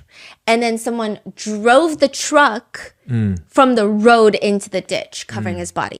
If the car were to reverse down the hill and run Grant over, it's a steep hill. Yes. And when it goes down this steep hill, some people would imagine, and maybe this defies the laws of physics, that it would land maybe almost still up the hill. Does that make sense? Yeah. Like the bumper would get caught on something, or maybe it would even flip. Or the back of the truck is like in the ditch, correct? Yes, that's what people imagine. Yeah. But Aaron is saying perhaps it went down the hill with so much force because the back of the car is not in the ditch. The front of the car is in the ditch. And the back of the car is kind of No, it's on the opposite sidewalk. side. It's onto the other side of the ditch now. Yes. That makes sense. So I envision a V. Yes. Instead of, the back of the truck is at the bottom. Right now, the top of the truck is at the bottom because it's reversed into the other end of the V now. Yes, but it's like a very small incline for the sidewalk. Right. I see. But people are saying it is very weird. Yeah. So one theory, the theory is the truck was never up there. You just drove straight from this side. Yeah, into the ditch. Right. Now there are other things confirming. Wait, is that why somebody think Grant's head is facing up? Yeah. Because if that's the direction, see, that's why I'm having such a hard time picturing, because the way you're describing the recount of the story makes it so hard. Versus if you're just saying the car drive off, it makes it easier to envision. And the recount of this story is very confusing. Even when I am seeing the pictures, I cannot. Usually, I'm a very visual person. If I even read a few sentences about how a series of events happen, I can usually picture it very clearly in my mind. This with the pictures, and I kept thinking, I'm just really not a car person. I'm just really not a physics person because I can't see it. I can't see this occurring. Wow. Okay. Wow. Yes. Okay. Wow. Okay. Continue. There's not any sort of variation of this scenario where I go, oh, okay, I can see that. It just is weird. I can't see, it's like fuzzy. Whoa, this is insane. Okay. Now, people are saying that the car is also very strange. So Aaron is saying, well, maybe it just fell with so much force that it ends up, the bumper side is almost on the sidewalk now because it was just going down that fast. Aaron states, and me being there makes it even worse for me because I'm like, what if? I wish I had. He says in hindsight, he wishes he had just gotten out of the car right when he had gotten there. And he says that it just makes it so difficult for him because he was there when this happened. Then he says something that rubs Angie and everyone the very wrong way. He says, there are so many what ifs. That's why I said it has to be a God thing. You know? I mean, there's so many what ifs. That's why I said it had to be a God thing, because it's so freaky. Like, it's so freaky. And because I didn't see the whole thing, I mean, nobody knows except God. Aaron later states, that's why they call it a freak accident, because it's unexplainable. That's the only way I can. Like I said, I thought the other day, you know, it's a God thing, because none of it makes sense. I guess it's, I don't know, even people who are religious were just saying, this is a very weird.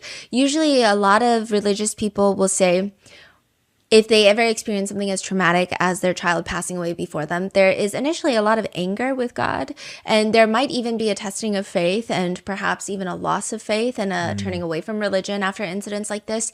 But the fact that he so very quickly is like, it's a God thing. What do you mean it's a God thing? Like, God wanted this to happen? Like, that's very odd. Yeah. It's not a normal thing to say. And I'm not a religious person, but a lot of religious people in the comments have been saying, no, that's weird. I just would not ever say that as someone who is a strong believer and is someone of faith. Now, Aaron is saying that he's holding it together for the 911 call, trying to be there for Grant by getting the authorities there as quickly as possible. Let's say that's all true. He's so distraught that he can't even see Grant in the ditch because he will freak out. He cannot even go near Grant. He can only stand on top of the ditch and call 911. If that is true, tell me why this distraught man is now laying in the rocks at the ditch to recreate the scene for Angie, and it's being recorded. Aaron straight up gets down on his back on the rocks, head up in the clouds, just staring blankly while Angie is filming him, and Aaron is placing his body where he states Grant's body was. And one of Angie's friends, who happens to be there, you just hear her say, Aaron, you don't have to do that. You don't have to do that. Oh, Aaron, you don't have to do that. He's like this. You don't have to do that. But Aaron just keeps casually saying, like, he's like this. The 911 call, I kind of understand a bit more. I do think that when things get really, really high stakes, I actually can present more calmly than when things are just kind of high stakes. Like, when things are just going wrong, I'm full panic mode. But then when things are like really severe, I can actually be a little more calm. So I can understand why some people can come off more cold in these moments. So like that part, the 911 call, it's weird. I will say it's weird. I'm still in the ditch. I think the voice is less of a problem for me. A lot of people don't like that he sounds calm, that he sounds cold, that he keeps saying, oh my God. That part I can kind of understand, but the fact that he doesn't get in the ditch, I don't understand that at all. That's the part where the 911 call throws me off. Sounding calm and trying to be effective and outcome focused with your communication is not the biggest deal breaker in believing someone is innocent or guilty. But this part is weird. That's the level of calmness in the 911 call that he depicts because he states that he's trying to keep it together. But now that he's had time to process it, and now that he knows that his son is deceased, there must be some sort of unraveling of emotions, and almost like the shock and the grief is now hitting you, and you must present something, right? But no, he's just laying in the ditch, in the rocks, being like, oh yeah, he was just like this. And this is recent? Yeah, like, yeah. Right after? Yeah. Huh. And he didn't seem emotional about it? No, he seems like he's trying to explain the situation. I don't know if it was like the day of or the day after, but it seems, at least the insinuation is that it was very close to the incident. Because they're talking about the grass and how the grass is not dented and bent. Oh, they're at the site checking out the condition. I see. I imagine if it was taking place a week later, they would not be able to point out those things in a way that makes it a deal. Was police investigating right away? I don't know what the police were doing. They said they investigated, but they very quickly closed the case. And they don't really give us factual information on why they closed the case. They don't tell us, hey, we did A, B, C, and D. We've come to the conclusion that there's no foul play. They're just like, no, it's a closed investigation. Naturally, after this, everyone, especially Angie, is more confused about what happened that day. She said, 1, there was really no investigation. 2, wasn't Grant's truck found in park? 3, so it went out of park and then back into park and then was completely fine to drive after that? I would want to put the car up there again just to see if it will roll down in park. Or that's true. Right? If I'm the dad, I would do that again just to check and show like, okay, there's something wrong with this car that killed my son.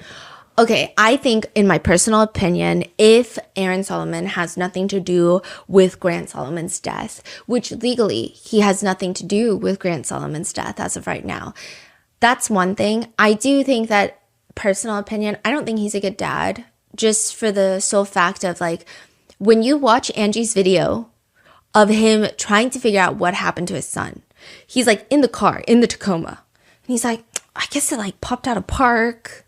And it's just like, I wouldn't even take this half-baked answer for if my utensils went missing in the house. I'd be like, I gotta investigate.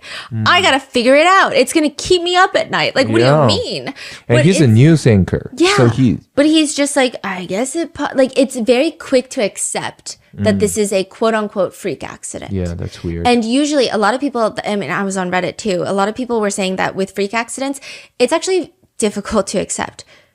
Because you start, there's a lot of like, well, no, that doesn't make any sense. No closure. Yeah, it feels very like unsettling. You don't feel settled with what's happened, and it takes a longer time to get to the grieving stage. But it seems like he's very quick to accept, like, okay, well, something happened. We don't know what, but it's sad. Odd. And like, not to compare anything, but a lot of people are like, I wouldn't even accept that closure if this were like my dog. Like, you would want to get to the bottom of it. Like, who, what? Yes. This is my loved one. Yeah. What do you mean? Yeah. I'm not just going to move on. Now, the only witness to all of this is Aaron Solomon. There are no video cameras within a mile or so. Aaron had stayed parked at the top of the parking lot, never went down to go near Grant. Why doesn't he go to his son? We don't know. Angie believes that there is no evidence that Grant was ever even at the top of the parking lot. She firmly believes that he was rather placed in the ditch and the car was driven into the ditch. But if what Angie is alleging is true, what motive does Aaron have to kill his own son? Also, his girlfriend at the time of his passing, Hannah, we've actually talked to her briefly. She's very sweet. There's a lot going on, obviously, with the case now that Angie is facing her own charges. And I will say, a lot of people have opinions about Angie or Aaron. I think that a lot of the third parties, such as Grant's girlfriend at the time, Hannah, there's really no incentive. There's no incentive for them to say something that may not be true or for them to exaggerate anything. Like, if anything, they have, I feel like their motives are very pure, because a lot of people question Angie's motives. They're saying there's a lot of things that have been disproven later that we're going to get to, or there's a lot of things that maybe she said that were not factually accurate and she probably knew it wasn't factually accurate. There's just a lot. It gets very messy. There are text messages. She gets caught in a lie at certain times in court. Some people have a lot of sympathy for that, saying that it was just a lot of abuse and she's just desperate to get her kids and she shouldn't have lied, but she felt like there was no choice. Other people are saying, like, if she's lying about that, we don't know what else she's lying about. I think ultimately, I will say, with the days passing, more people are against both the parents. It seems like they just don't like both the parents, and they think that Gracie is a victim. Whether she is a victim of sexual assault by her dad, whether she is a victim of being manipulated by her mother, or maybe a combination of both, everyone believes Gracie. They want to help Gracie, but it seems like more and more people are kind of turning on both of the parents. At first, everyone was heavily in support of Angie, but the tides have been kind of shifting to just, not that they like Aaron, but like, maybe we don't like both of you. So people want to protect Gracie, and I think that's why a lot of people think that third-party perspectives are more pertinent to this case, such as Grant's girlfriend at the time, Hannah. There were talks from Grant's friends that he was trying to get custody of Gracie now that he was 18, and Gracie is still a minor. So he wanted to get Gracie out of the situation with Aaron. And now that he's 18, he could legally do that. And there's, this conversation that he saw that his mom was not getting believed in the court system. He's a guy, he's a young man, he has a potential baseball career ahead of him. He seems like he would be a good, reliable person in the court system that the judge would be inclined to believe. So this friend who came out who said this, that's a real account of someone's statement. This friend told Angie Oh, okay. So that is where it gets tricky. However, Grant's girlfriend at the time, Hannah, she has come forward to say that his relationship with his dad has always been rough. He never really talked about it with her, but she would notice that he would sometimes get emotional. There was one point where he cried because he didn't want to go back to his dad's place. And it just seemed like there was something going on. He was always extra protective of her when his dad was around, which she thought was strange. So because of that, she didn't really have a lot of interactions with Aaron Solomon. It seems like she does feel like the dad is weird. Now again, can the dad be weird and the mom be weird? Yes. But also the dad could just be weird by himself, you know? And there's a lot of things that the Freedom for Gracie Instagram account has been posting, such as pictures of the inner portion of Gracie's thigh.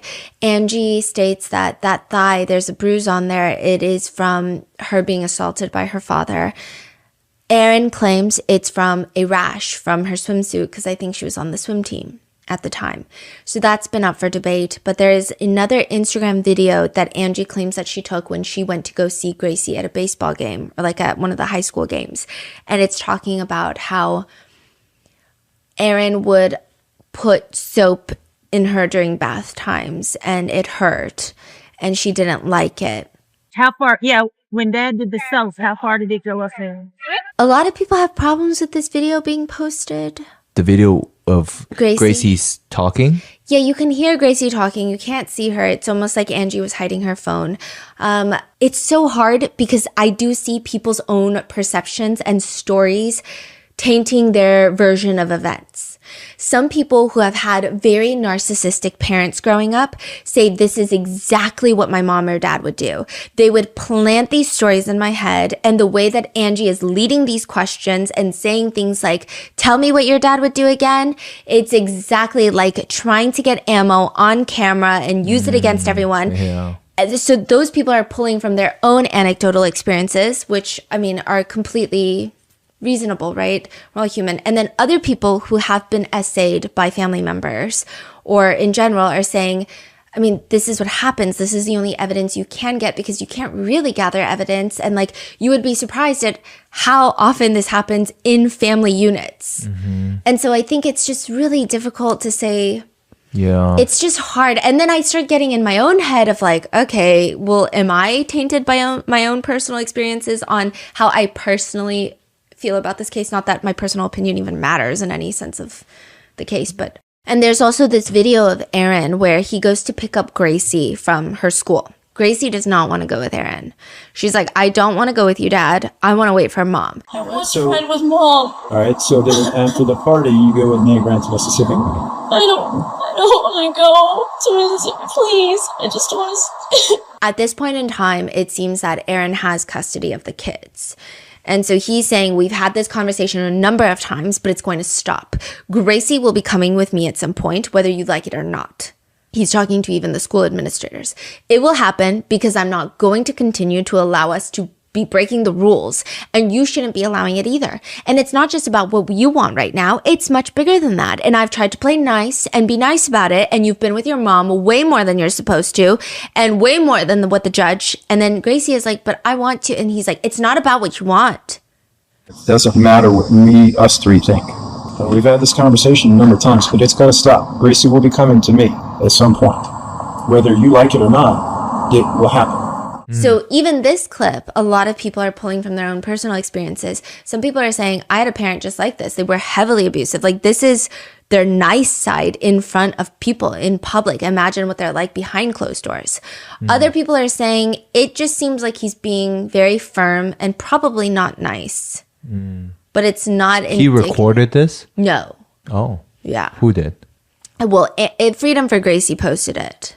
Who's holding the camera? Like, you can't really tell. Just somebody's holding the camera? Yeah. I mean, maybe it's Angie. Oh. It's just a video of him. And Gracie. Like, it looks like a secretly recorded video of Gracie and him. Okay. Yeah. Regardless, Angie says that Grant wanted to get his sister out, and Angie believes that Grant knew that Aaron was not happy with this. She says, before Grant left that morning to go to Gallatin, he stopped in front of my door and said something that was so out of character. He said, Mom, I don't want to die in Gallatin. So I begged him. I pleaded with him to not go, or I would go with him. Let me sit in the parking lot. I thought he was talking about his lungs from COVID. He was getting over that. We had to have x-rays done and see doctors. I didn't want to be a helicopter mom, but I just thought it might just be that, the lungs. He said, no, Mom, you're not going. An hour later, I got a phone call that he's gone. The GoFundMe for Justice for Grant reads, Aaron Solomon, who is currently free to roam the streets as if he weren't a rapist, molester, and murderer. We believe Gracie's older brother and protector, Grant, lost his life at the hands of the same man, the only witness to Grant's death, who has yet to tell the same story twice. Aaron Solomon was never investigated. The case was simply closed. With your donations, we will bring this man to justice before he can do any more harm to Gracie and her mother, Angie, or anyone else. Gracie needs help paying her legal fees, and Angie needs help hiring people to do the work for Grant that the Tennessee Bureau of Investigation and the Gallatin Police Department have refused to do. We can't let the good old boys win. Grant lost his life at a time when he was just about to speak out against his father for sexually abusing his little sister. It was his life's mission to protect Gracie, and now he can't.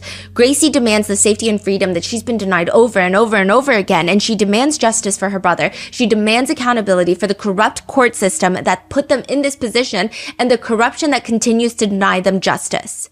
During Grant's vigil, a candlelit vigil, everyone was chanting justice for Grant. People were holding up signs, reopen the investigation, stop denying the truth. But the police won't. They won't open the investigation. In Gracie's YouTube video, she states, I'm so scared of Dad. I've seen him do terrible things to people I love and myself. Because of this, I strongly believed he killed Grant, and now he was going to kill me. I know he killed my brother, and now I'm scared of him coming near me or coming to get me again or hurt any of us. He's a liar. I'm so scared of Dad. I've seen him do terrible things to people I love and myself. Because of this, I strongly believe he killed Grant, and now he's going to kill me. I know he killed my brother, and now I'm scared of him coming near me or coming to get me again or hurt any of us. Since then, 2020, Angie has been very active on social media trying to build awareness for this case for Grant Solomon. If I'm not mistaken, I believe that they raised close to $200,000 for the Freedom for Grant and Freedom for Gracie GoFundMe accounts combined. Angie says all she wants is a proper investigation, an autopsy, well, an exhumation now, a toxicology report, an accident reconstruction, something. But she got nothing. So now she wants to use this money for that. For a long time, Angie is on podcasts, on social media, talking about what we can do to help. And then she just disappears. Like a year or two ago, she starts slowing down in podcast appearances. She doesn't disappear per se, but a lot of creators report that they could no longer get in contact with Angie. She just kind of ghosts them. Others are saying that the social media profiles are oddly quiet out of nowhere after $200,000 have been raised. You know, it's just quiet and there's not much news, not much updates until earlier this year. Angie Solomon is arrested for a bizarre murder for hire plot to have Aaron Solomon killed. And now everyone is confused.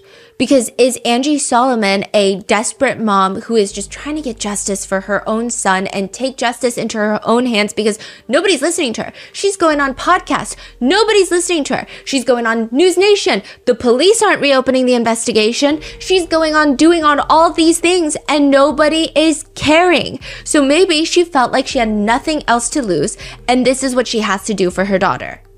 Or did she take the $200,000 and what did she do with it? Maybe she had no plans to reopen the investigation. Maybe that was a ploy to get money. Maybe she brainwashed Gracie into believing that her dad abused her, also that she can get Aaron Solomon's $1 million trust. Or is Angie Solomon unwell and has she brainwashed her daughter into believing in all of this abuse? And now that they've raised $200,000 from the GoFundMes, which by the way, she doesn't have anymore clearly because she couldn't even pay the hitman. Where did that money go? That's a big question. Where did that money go? And now that she's run out of that money, supposedly, is she after Aaron Solomon's $1 million trust? What is the motive? Is it justice or is it money? That's what they're arguing. So with that is where I leave you with this part of this case. I will be back for the next part and let me know your thoughts. Stay safe and I will see you in the next one.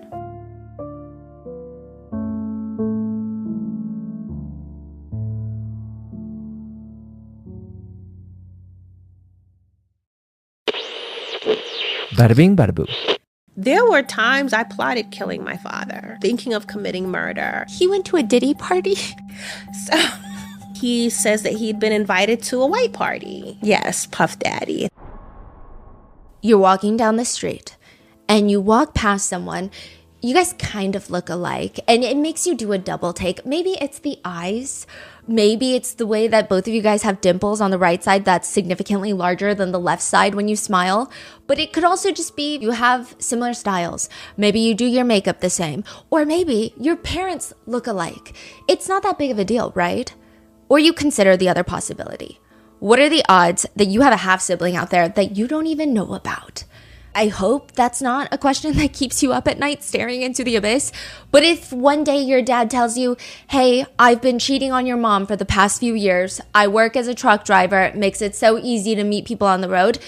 Then yeah, you're probably wondering exactly how many half siblings do I have out there? What if you accidentally run into one of them at an airport bookstore and you don't even freaking know it? There are two main ways in which this scenario could likely happen to you. One of the parents, like I said in the previous situation, has an extramarital affair. 2, maybe both of your parents or one of them were donors, sperm or egg donors. That's actually become a huge issue as of late. One sibling group discovered they would go onto these donor websites and they would input the member number, like the donor number of the sperm that was used to create them, and see how many half siblings they have out in the entire world, the universe. And some of these sibling groups would be 150 big, 150 half siblings all conceived by the same sperm donor. Wow. Just out there existing. Apparently they'll have meetups and people will get blown away because it's like 150 people who look eerily similar, just in different fonts, and it's kind of unsettling.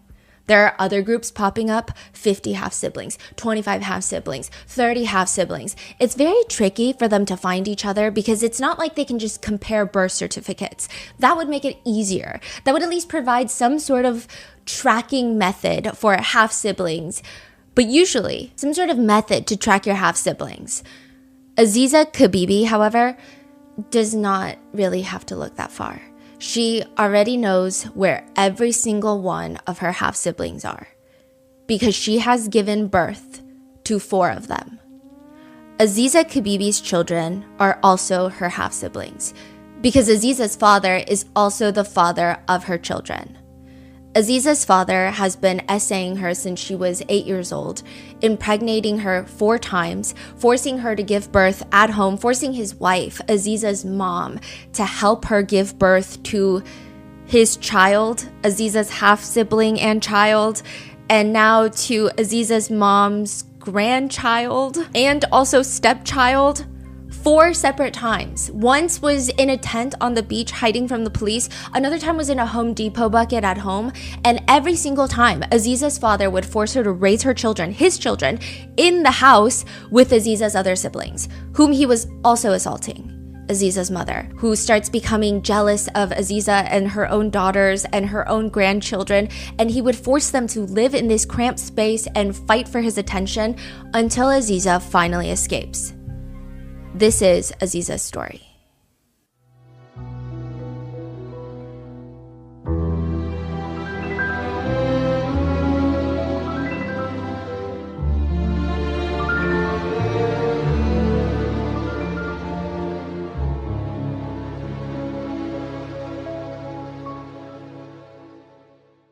So you're 15 when you're pregnant for the first time. Did you know that you were about to give birth? I did not know I was having labor pains. What it felt like was I was having menstrual cramps, very mild.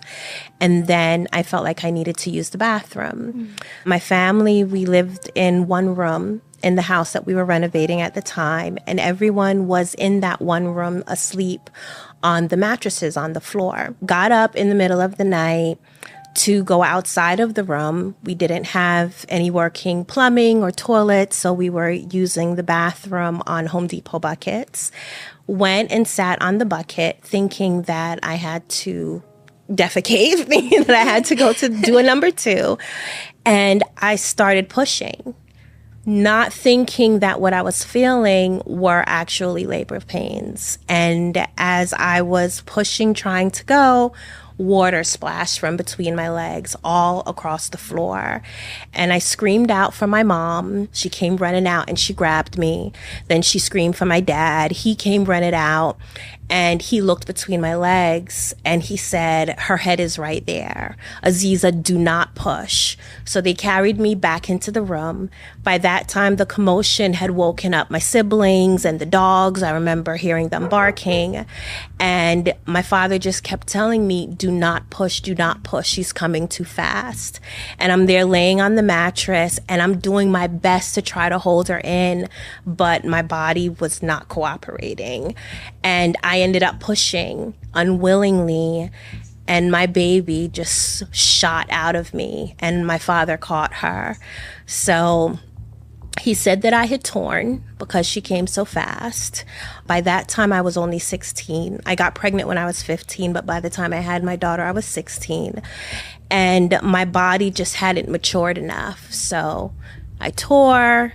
My breasts were not developed enough to breastfeed her. So when the milk started coming in, I was extremely engorged. I didn't have nipples to feed her. So it was a whole thing. But looking at her, looking at this baby that came from me, I fell in love with her. She had these big, beautiful, round saucer eyes. And once all of the commotion settled down, my parents and my siblings went back to sleep. I just stayed up with her and just looked at her, and I fell in love and I cried, and I thought about what got me to that point. And even though it was rooted in a whole lot of trauma and pain, you know, I felt like, wow, finally now there's somebody to love me. When you had your first baby, did everyone in the family know that this was also your father's child? None of my extended family knew. So my mom knew, yes, my siblings knew. Even before I got pregnant, my father told my brothers and sisters that he was keeping me and I was not allowed to have a boyfriend, and they had to watch me and tell him whenever, if anybody ever tried to talk to me. So yes, they knew by this time. And it was just something that was accepted. Did anything change after you had your first child? I would say yes. Well, most definitely yes. I wouldn't just say it. Most definitely yes. I already felt a sense of purpose, I guess, because my father weaponized my brothers and sisters. He told me that, specifically my sisters, he told me that if I did not tell what he was doing to me, if I didn't fight him, then he would not molest my siblings. That didn't last for very long, but for a good 4 to 5 years, you know, my father did not touch my sisters. I kind of had a sense of purpose where I accepted that this was the sacrifice. Whatever suffering I was going through was a sacrifice that I made in order to keep them safe. But then after I had my daughter, that definitely increased because now I was her mom and I was determined not to do to her what my mother did to me, and that was essentially to do nothing.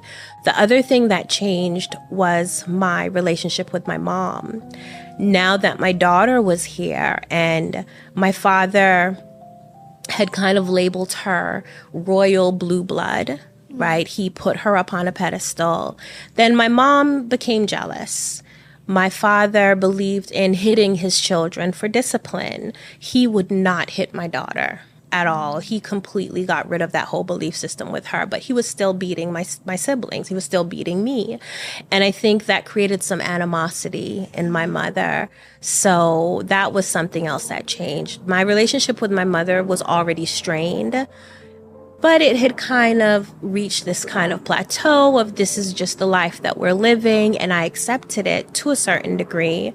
But it definitely changed even more after I had my daughter, because then she started expressing more animosity. The abuse starts when you're 8 years old. Yes. Before you're 8, can you walk us through the family setup and what your life was like up until the abuse starts? So I could go back to as far as I remember, is what I remember, which actually is pretty young. My parents met when they were teenagers in high school. My dad was 18 and my mom was 17 when they had me. Then they got married. So as far as my memories are concerned, we lived in the attic of my grandmother's house. When my mom got pregnant with my first sister, but third child, we moved downstairs to a small apartment that was connected to the house, but it was bigger than living up in the attic. Our life, I remember a very happy childhood. Yes, as I said before, my father believed in punishing his children by beating them. So I definitely remember him beating me when I was little if I misbehaved. I remember that if I tried to go downstairs to see my grandmother when we lived in the attic, then he would catch me and he would whoop me then. I remember tearing up a mango tree that he was growing and he beat me then. So I remember those things. And I think because they were traumatizing even as a toddler. But then as I got older and we moved downstairs, I had a happy childhood as far as I could remember. I was allowed to play with my cousins. I was allowed to go visit my grandparents. And my father was very involved in our life. He was determined to give us experiences that I don't think were normal for Black children in Paterson, New Jersey. So I grew up going blueberry picking and going to visit the Statue of Liberty. And then we were homeschooled. So my cousins, they would complain all the time about going to school and hating school, but they just thought it was so cool that we got to stay home. So all of those things, we turned out to be like the cool kids in the family and really had a lot of fun with it. The homeschooling, was it your dad homeschooling you guys? And you're the eldest. Yes. I think you mentioned like your dad would teach you and then you would teach your siblings. Yes. That is a lot to take on. It was. What was that like? It was stressful. The first child that my father delivered was his third child, but my first sister, right? There was a brother between her and I, and she was born feet first. And my father always said that she would be like a problem child because she was born feet first. And I still maintain that my arch nemesis was born into the family as my sister. So I had to teach her how to read. And she gave me the most difficult time. She challenged everything. She would try to tell on me, get in trouble. She refused to do her homework. So yeah, having that stress, being responsible for having to teach her how to read, write, do math, because it came with the threat of my father. If my sister was not at a certain level by a certain time, then I would get punished. Yes, the stress was a lot. I just accept it. I was the oldest daughter. I accepted it as my responsibility, and I just did the best that I could. Why did your dad decide to do homeschooling? Was it like he didn't think the school curriculum was good, or was it a separate reason? Was it to shelter you guys in? So what he told us was that the school curriculum wasn't good, especially for African-American people. He felt that this public school education did not suffice for his kids.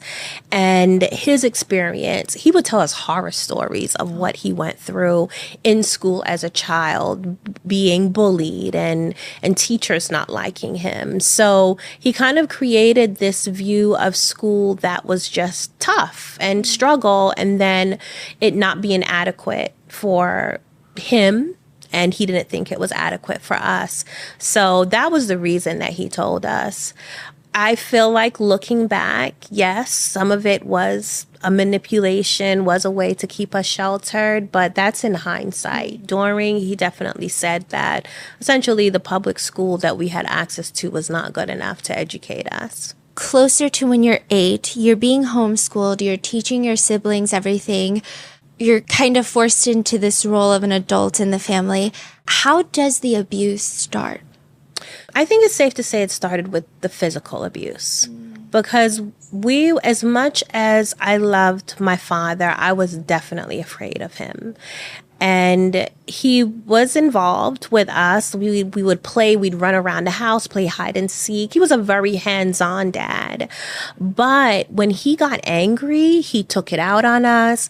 He would beat us with belts and take turns with the belt. He taught me algebra holding a kung fu slipper in his hand. So if I got the answer wrong, he would slap me with the kung fu slipper. But of course, at the time as a child, you just think, well, this is how your parents discipline you. So inclusive of him using corporal punishment, he also grounded us. So if you did something wrong, you couldn't watch TV, you got locked in your room, like all of these things. And even then it progressed to starving. So it's a little fast forward. I wasn't a teenager. I think I was about 13 when my father first bought the house in East Orange. He would take us there to do the renovations. We'd had to clean up slacks, rip down walls, do all of like the hard labor.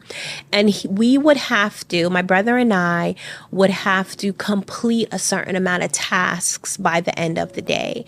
If we did not complete the tasks, the punishment was that we didn't get to eat. So he started to employ now these starvation methods in his child rearing. And I just feel like it got worse and worse from there. So I was already afraid of him. So by the time I'm 8 years old, you don't want mommy to tell daddy if he was acting up, because then you'd get a bad beating or get some kind of severe punishment. And usually the punishment just never fit the crime.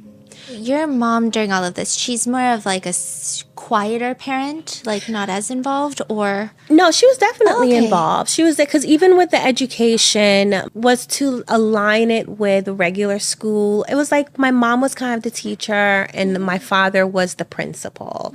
My father taught the hard subjects like algebra and any of the sciences and technology, but my mom focused more on the English and basic math, and she would check all of our work and give us our assignments. So they worked hand in hand.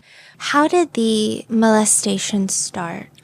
So one day my mom sent me to talk to my father in their bedroom, and he was commending me, which was rare. He told me that I had been being very responsible. He was proud of me.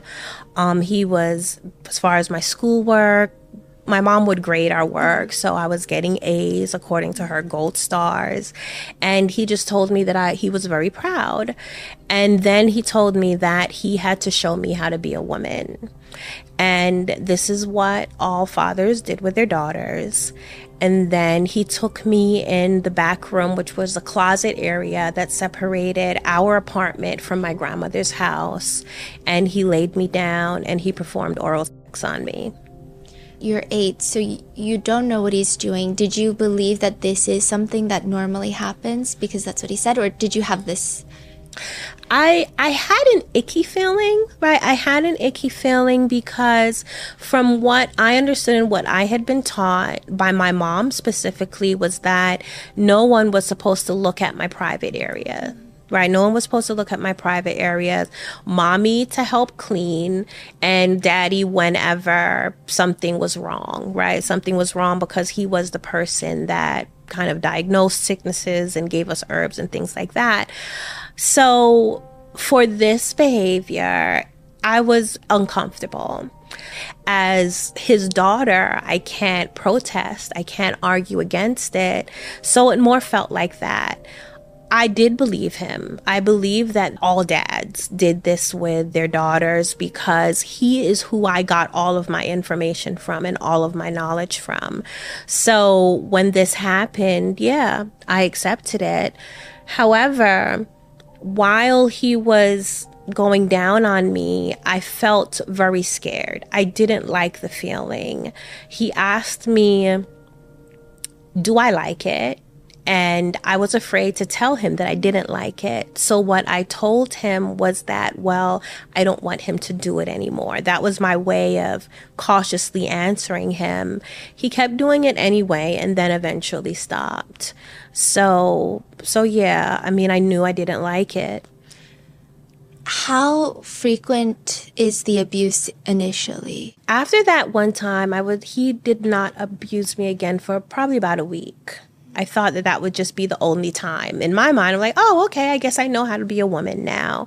And what's interesting is that my father, he limited what we watched on television. So we were only allowed to watch educational shows like Reading Rainbow, 3-to-1 Contact, PBS, essentially. And he was really into films. He was really into movies. So he would rent movies, or we'd go to the movies a lot.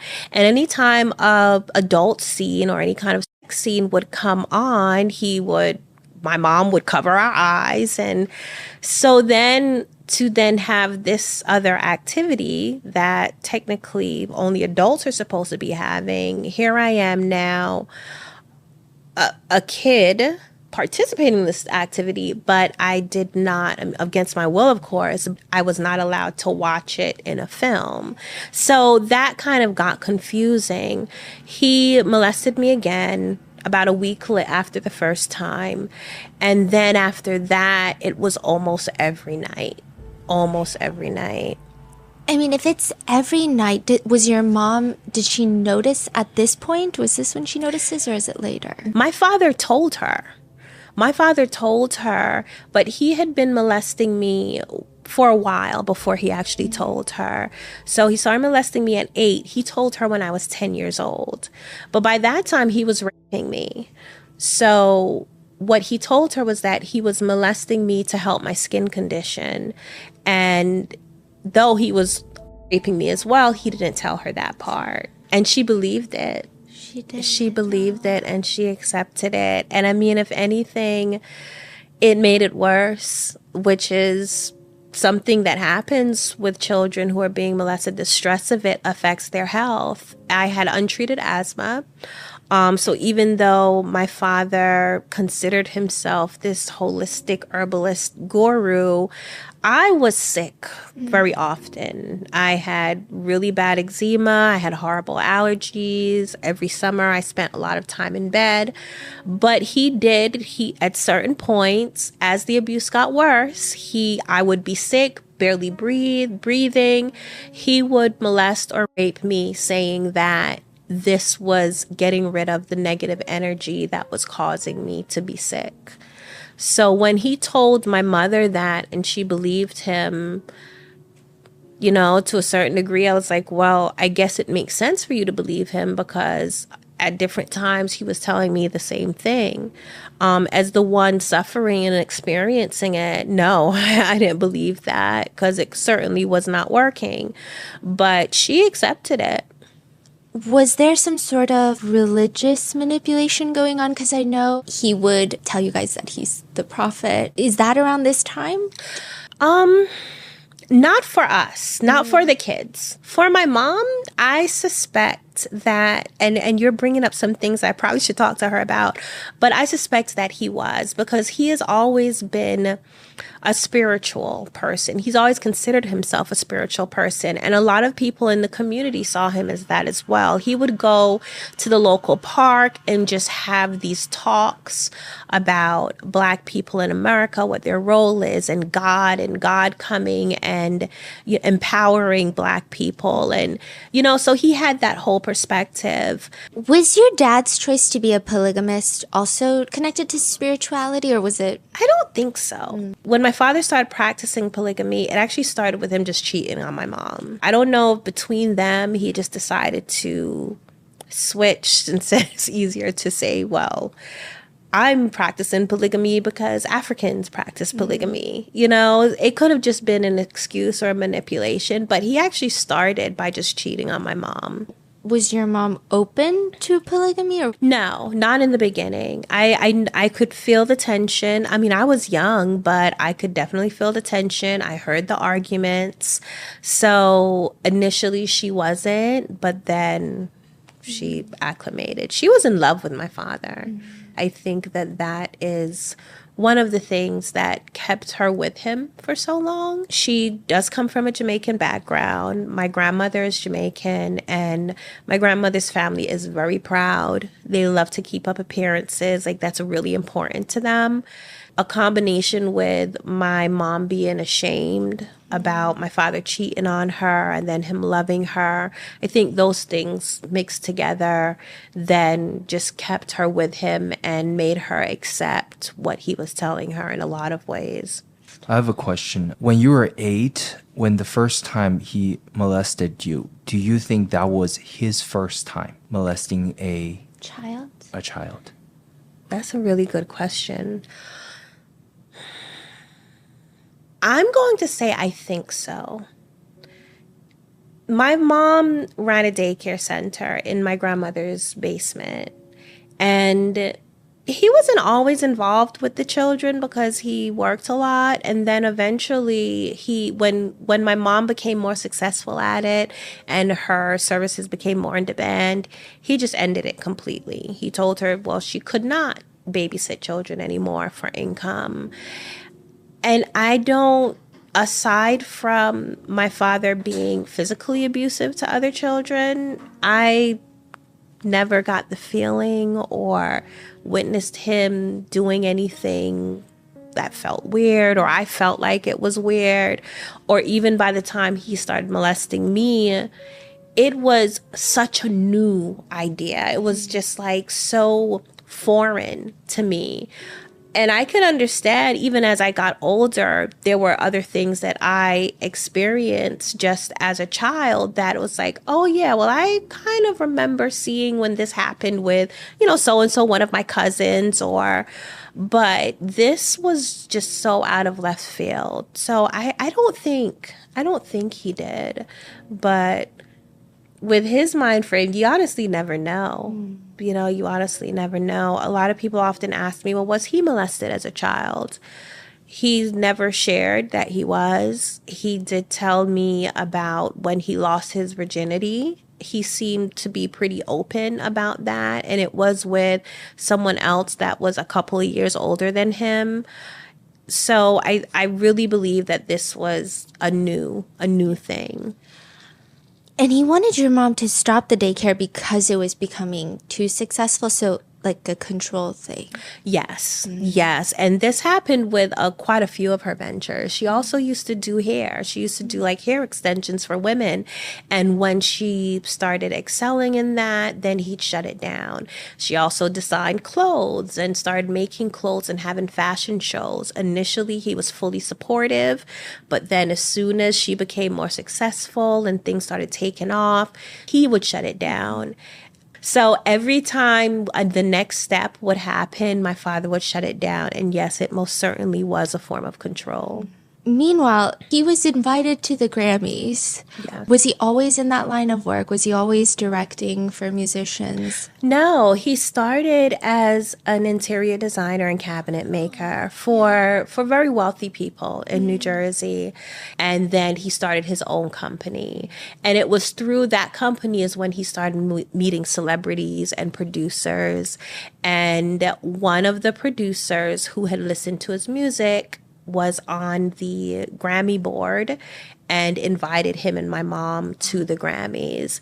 And I think after he got that little taste of being around Michael Jackson and Prince and all of these, major people, he decided to focus more on producing music. And then before you know it, people started asking him to direct stuff for them. Mm-hmm. He did one really big music video. How did that happen? So that was in the 90s. It was Killing Me Softly by the Fugees. And he met the Fugees, I think at a party or something. Our house had been struck by lightning and burned down. And through that transition, he met this guy who saw him building up the house and was impressed. And my father did what he normally did. He told him about all of his ideas and technology and really impressed this guy. And he said to the guy, told him that he wanted to introduce him to Wyclef Jean, who at the time had a music studio in East Orange. So he went, met with him, won him over with all of his ideas. Apparently they were about to start a new album. And then our house burned down, and he maintained the relationship with them until it got to the point he pitched them enough that they said, we want you to direct all of our music videos for our album. And Killing Me Softly was one of them. He went to a Diddy party? So he did. This was before, I guess, Diddy was super successful. This was late 90s. And my father had already, mover and shaker within the industry. He was getting called to do different people's videos in R&B and hip hop. And one day he comes home and he says that he'd been invited to a white party. And it was... Yes, Puff Daddy. I think at the time he was called Puff Daddy, right? He was invited. So it was a whole big to-do. My mom made him a new outfit. I had to do his hair. It was a whole big to-do. And he came back home and had very interesting stories. Very interesting. Nothing as severe as the crimes that Diddy's committed, but he found his people. Let's just say that. While he's out doing that, going to Diddy parties, how often are you socializing with anyone outside at this point? Not often at all. The only access that I had to people were people that my father was dating, so his girlfriends, which cycled all the time, and people that he worked with. Like, I spent a lot of time around the Fugees, but it was under his eye. And the only reason why I was there because I was the caterer. So he had his production company and I did all the cooking. That's why I was then around these people. I could not do any of those things outside of my father's, my mom's, or my brother's presence. So I was always being watched. So yes, sometimes I was around people, but I was always watched by someone. By the time you're about 10, because you're still so young, do you feel like this is normal still? Or about when do you realize this is not normal?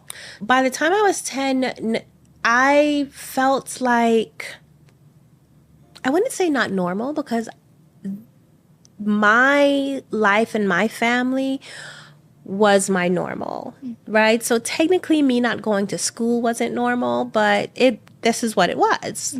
So it didn't feel normal because it was hurting me. That was my measure for it not being normal. I'm 10 years old. My father was in his 20s. He's a grown man. So it hurt. It hurt. It was stressful. My father would keep me up all times of night. And I still had to get up in the morning to teach my siblings and make them breakfast and write affirmations. So I was getting like 2 hours of sleep a day, barely. So no, that was not normal. Those things were, I could not accept those things as normal because they were hurting me. By the time I was about 12, and it was after my father believed that we were vegetarian. But my father loved to eat very rich desserts, cheesecakes, chocolate cake, cookies. And he loved Junior's cheesecake. And he would buy them, but the kids weren't allowed to have them because our palate was not sophisticated enough. According to him, that was his words. Our palate was not sophisticated enough to appreciate the flavor of Junior's cheesecake. Something how I remember that verbatim. So I decided I was going to, in the middle of the night, sneak a taste of his Junior's cheesecake. And when I turned around, after scraping the side of the cheesecake, I turned around and he was standing there. He caught me. I was 11 years old. And he took me by the arm and he dragged me into our bathroom and he sodomized me. And he held my mouth. And he hit me across the head and he told me, don't ever take his cheesecake again. So after that, I decided I was going to run away. It took some time. I didn't actually make an attempt until I was 12 years old.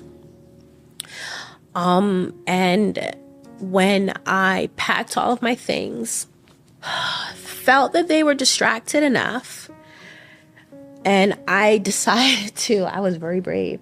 I decided to go out next door, which was the space between my parents' room and my grandmother's house, go through my grandmother's front door.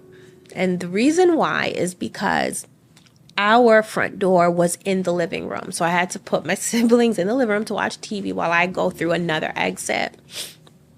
Turns out my siblings saw me. And by the time I got to the front door, I turned around and my brother was there. And he said to me, well, Aziza, if you run away, what's going to happen to us? And I felt so selfish because I hadn't thought about it before. I just knew that I needed to leave. But then it was just, if Daddy was to find out that Aziza was gone, he would definitely blame my siblings because they had already been tasked with having to watch me and making sure I didn't talk to people. So I knew that the consequences of me leaving was going to impact them greatly. Plus, by then, because I did start questioning my father and what he was doing, he had already started telling me that, well, if I did not fight back or I didn't tell anyone, then he wouldn't touch my sister. So those kind of manipulations and grooming tactics was already in place. But I felt like, how could I not have thought about what would happen if I was to leave? So I didn't. I turned around. I begged my sister, specifically, who I knew would tell on me, not to tell that I tried to run away. And we continued as normal. That's a lot of responsibility and guilt for when you're 11. Yeah. Did you ever feel like it's unfair that only you were carrying that? I wouldn't say I isolated that specifically as unfair. I felt that everything was unfair. I felt that the housework that I had to do was unfair. I felt that the fact that I got in trouble more than anybody was unfair. I loved fairy tales. One thing my father would let us do, he would take us to the library and he had to approve all the books that we read. I started to find different versions of Cinderella, the African version, the Asian version, the Russian version, like all of these different versions of Cinderella. I felt like it was me, I felt like I was this girl who had all of this responsibility and was being bullied. And then plus also my mom started blaming me for what my father was doing to me. She told me that I stole her husband because even though he had all of these other girlfriends, she could not compete with a child because she was not a child and my father liked children. So I am the only one who was capable of taking her husband. So our relationship was strained by then. And I started acting out at different points. I was not bathing, taking care of my hair, wearing dirty clothes. That was my way of trying to be less appealing to my father. My dad liked pretty girls. He definitely had a type. So to try to deter him from abusing me, I was like, well, maybe if I'm ugly, then he won't abuse me. That didn't work because then I would get in trouble from my mom for not bathing or for not doing my hair. So there was always this tension and back and forth between them. And yeah, I thought it was unfair. I just thought it was unfair. I remember I asked my mom, did she only marry my father because she got pregnant with me? Because I felt like it was because I was born that all of this stuff was happening. Did your mom ever show any inkling that she was not approving of what your dad was doing? And not in like the jealousy sense, but in like, this is my child. She did one time that I witnessed. She found out that not only my father was molesting me, but one of his girlfriends was as well. And it happened to be one that she didn't like very much. So when she confronted him about it, he beat her with a belt. And that was the only time that I saw her stand up for me, so to speak. But after that, she didn't again. Do you think it has more to do with you being molested or this other woman partaking? I think it was more about the other woman, because what she said to him was, how could he let her touch me? It was because she didn't like her. So she had already accepted him touching me, but then at that point she was like, well, how could he let her touch me? I mean, my father was abusive to her, to my mom as well. He was also abusive to this woman. So he was just an abusive person overall, even in his romantic relationships. But this was the only time that I have heard my mom like stand up for me. But it didn't go anywhere. You said there was another woman that was also abusing you. Is she also a pedophile or... My father, but he was a sexual deviant. He was a sexual deviant. I know this from personal experience. This woman specifically had, I guess you can say, questionable sexual tastes that he encouraged. When the first time he molested me with her, she didn't do anything. She just watched. He called her into the bathroom. I was using the bathroom. He called her into the bathroom and he raped me. And he asked her, how does it look to her? And he bragged about, and I'm 10, he bragged about the fact that I could take it all. So his words, bragged about the fact that I could take it all. And she just sat there like with this smile on her face and was like, oh my gosh, it looks so good. And then I do remember her touching my shoulder at some point. And then he stopped. And then the next time I had interaction with her was the following weekend. She would come and stay the night every weekend. So then the following weekend, he got me up, brought me into the living room, and she was there as well. And she came up and she kissed me. And that was the first time I had an experience with someone of the same sex. I preferred her over him because he was rough. So as weird as that sounds, it was like, well, if you had to choose one of two evils, I preferred her because she was gentle. He was rough. He was heavy. You know, he penetrated me. So, but with her, it was soft kisses and gentle touches. They were both abuse, of course. I had no choice in the matter. Yes, the fear was still there because I'm a child with two adults doing things to me that I had no say in. But if you was to ask me, well, Aziza, which abuse would you prefer? Definitely her. And that's what it was like. It was like having that confusion and conflict to say, well, I am in this situation where I have no power, but who do I choose? As if I was given a choice, well, which one do I prefer? Which abuse do I prefer? Then it was definitely her. How long was she abusing you for? Up until I got pregnant with my daughter. While all of this is happening, at 13, your dad wants you guys to stop studying? Yes. Did align with the fact that we were renovating the house. Mm-hmm. So before we moved out of Patterson, out of the apartment next to my grandmother's house, he purchased the house and we was just going there as many times during the week that he didn't have work. So because he wanted to focus on this, he just comes into, it was my brother and I was in our bedroom and he just came and said, no more schoolwork. No more schoolwork. Y'all don't need to do any schoolwork. We're just focusing on building the house. then he came with the threats. If he caught us doing schoolwork, then there would be consequences. If I could not teach my younger siblings anymore, there would be consequences. So the reason that he gave us was because we was working on the house, but I don't believe that was the real reason. By the time we moved into the house, and the reason why we ended up moving into the house before it was finished, it was long from finished, is because there were things happening on my mom's side of the family, which is where we lived. And they seemed to be more, what can I say? They were questioning a lot of things.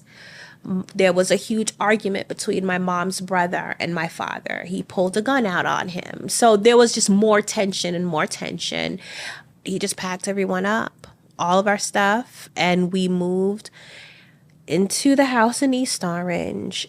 There were, while some places didn't even have a roof, holes in the floor, there were no walls, no windows, and that's where we were, and we continued to work from there. And then you said there was 10 people total in that room.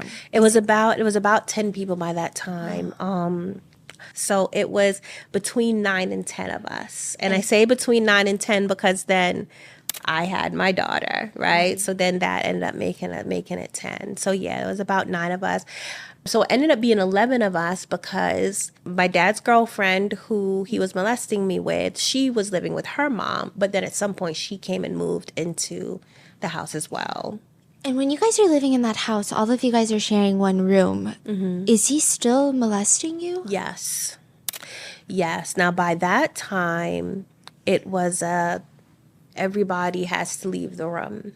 So he could have sex with whoever, me, my mom, whatever girlfriend, or he would just do it different places in the house. There were other, even though they weren't finished, but the house was massive. It had like 5 bedrooms, 3 or 4 bathrooms, a huge, so it was a massive house. So he would just find places. And even before we moved there were the times that he would take my brother and I only to go and work. And then he would give my brother something to do, and he would take me to the attic and rape me. And it would be freezing cold, like, because my father worked on the house. We worked on the house, didn't matter. Spring, summer, fall, winter. After he rapes you, I mean, everyone just acts like nothing happened?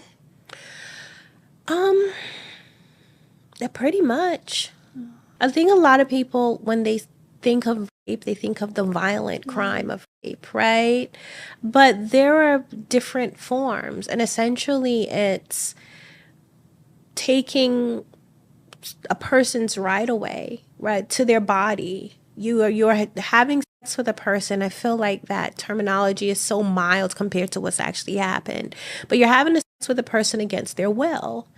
And whether that looks like molestation or intercourse or some form of forced oral sex, it's against the other person's will. So sure, my father raping me, it took time, it progressed. I was a child. He had to use different things inside of me to stretch me, and there was a whole process. Was that all rape? Yes. I didn't have a say. I didn't have to say. I had to do what he told me to do, or there was consequences. So now, yes, by the time he actually penetrated me with his penis, I didn't have a say still. So then when my mom found out, she continued on. She just continued on. She didn't witness it. So for her, it was something that was just told to her. When it was told to my siblings that my father was keeping me, they already knew what sex was, because as part of our education, he had already been molesting me. And I do believe this was his way of starting to groom my sisters. He exposed himself to all of his children, and he gave us a demonstration of what penis was, and the scrotum and the urethra, and where the sperm comes out, and the penis going in. Like, he gave all of that as part of our sex education using himself. He also practiced on Saturdays, and here's the thing. He went in and out of different religious belief systems. He chose to, as his form of celebration, on the Sabbath day we rested, but we did it in the nude. So the entire family walked around the house naked. During this time, no, he was not molesting my sisters, but he was getting every opportunity to molest me. And I believe that he used that as a way to get everyone more comfortable with the idea of being nude around each other. Anytime he delivered his children, everyone had to get naked so we could greet the child in our birthday suit. So, you know, he would come up with these philosophies that seemed to make sense, I guess. But looking back, I was like, all of this was just preparing everyone for this very sordid lifestyle that he ended up having.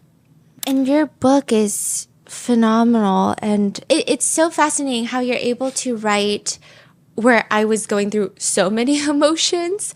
And there's this one part where you talk about how your dad is on the toilet and he would bring your mother in and go through his philosophies. Was that something that you guys had to do frequently, or? Yes, way too frequently.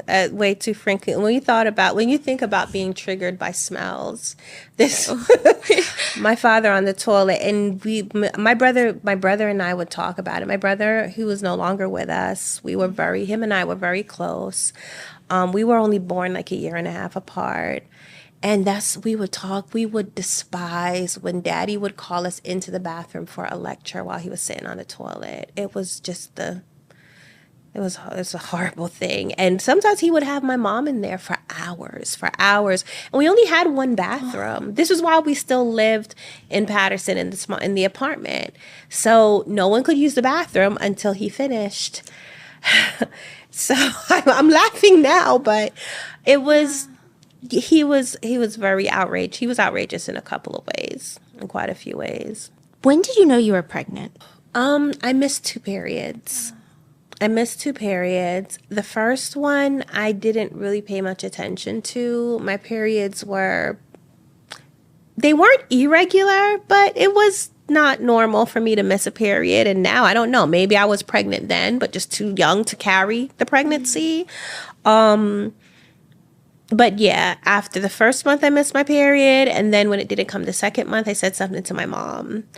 And that's when she thought, she was like, I might be pregnant. And then she went and said something to my dad. What was your mom's reaction? Was it indifferent? Yeah, I would say indifferent. She didn't seem like she was upset, or I think by then the abuse and her knowing about it had been gone on for so long. I don't think she would have to expect that I'd get pregnant eventually. And I don't know what conversations her and my dad had about it. And what was your dad's reaction? My dad he was a little difficult to read. I felt like initially he didn't really believe that I was pregnant. So he didn't have much to say. I remember standing there and my mom told him that she thinks I'm pregnant. And then he was like, oh, well, we'll see. Maybe for him, 2 missed periods wasn't enough. But then morning sickness set in, and it set in bad. And he completely accepted it. And then the next time I saw that he really had a reaction was because his girlfriend, she was living with us at the time, brought up the possibility of the baby having deformities because we were close relatives. And he had a very strong reaction. He got really angry. He yelled at her and he was like, what the F are you talking about? And she got scared, and then she says she read at some point that if 2 family members had a child together, then the baby would come out deformed. And aside from just walking away angry, that was it. Then the rest of my pregnancy, he was a lot milder, I guess. He was still raping me, but by then I was so conditioned to it. It was just a regular thing. And I would say he was more gentle. But that's how he was with pregnant women. Whenever my mom got pregnant, for the most part, he treated her the best. He did not hit her. He has beaten her when she was pregnant before, and she did lose the pregnancy. But it wasn't a common thing. Like, we knew that if you were pregnant, it pretty much protected you from his abuse, his physical abuse. So he was very catering. He made sure that I had whatever I wanted to eat. He, gave me extra favor, I guess you can say, up until I gave birth. When he was so upset about his girlfriend bringing up the potential that your child would have complications, where was that anger coming from? Like, what do you think he was angry about? I think it was something that he didn't think about. I think my father considered himself the authority on everything. So it felt like he didn't think about it. And then for it to be something negative or that he deemed negative, I think that's what angered him. Like, he really felt like a little surprised by this theory, because I don't believe he really did any research or even thought about it much, the fact that I was pregnant or any of the circumstances, or it was just like, I was another one of his women that was pregnant. So when she brought up, I think it was a reality check for him, and that's why he got angry. You said that you're protected from your dad when you're pregnant. Did the jealousy from your mom get more intense at that point then? Or even from his girlfriends because of, what is the dynamic when someone is pregnant between the others? So my experience with my mom when I was pregnant, she was just as caring, I guess you can say, as my dad. I think that she became more maternal, right? It's kind of weird, but she became kinder. I don't know if it was pity or she more took on the role as her daughter is having a child kind of thing, but I experienced the most maternal behaviors from my mom while I was pregnant with my first daughter. Our interaction was definitely like, oh, she was my sister wife. So essentially it got to the point where it was like, I didn't have a mother. I had this sister wife. And that changed when I got pregnant as far as her behavior. So, and she was very helpful during prenatal care, and I was pretty knowledgeable on it, but made sure that I ate and I took vitamins. So she was very maternal actually while I was pregnant. How many kids does he have at this point? We've counted 21 so far. Like today? Yes. Okay. Yes, 21. That includes my children. 2 of my sisters had 1 child each by him. And any of the women that he has had, some of them reached out to us as recently as maybe it was before COVID they reached out. But there is a very good possibility that there's more. But so far we have knowledge of, he's had 21 children. He was always threatening you that if you didn't comply, he would abuse your sisters. Mm-hmm. But then you realize that he is already starting that abuse. When did you realize? So it was before we officially moved into the house. I came out of the house. We were there working. It happened to be one of the times that one of my younger sisters came with us. It was my arch nemesis, the third child, but my first sister. And they were by the truck, and I saw him kiss her on her lips in a very romantic way, and he touched her. And they both looked at me, and she looked at me as she got caught, they were caught. And my father yelled at me, was like, "What are you doing? What are you doing here? Go back inside." And that's how I knew. And then after that, the next time was, since we only lived in one room, so now, this is all during the moving process, and then we move, into the house, since we lived in one room, then one of the times my father sent everybody out and kept that sister there. So then that's how we knew. Yeah, did you and your sister ever talk about it at that time? Not at the time. Not at the time.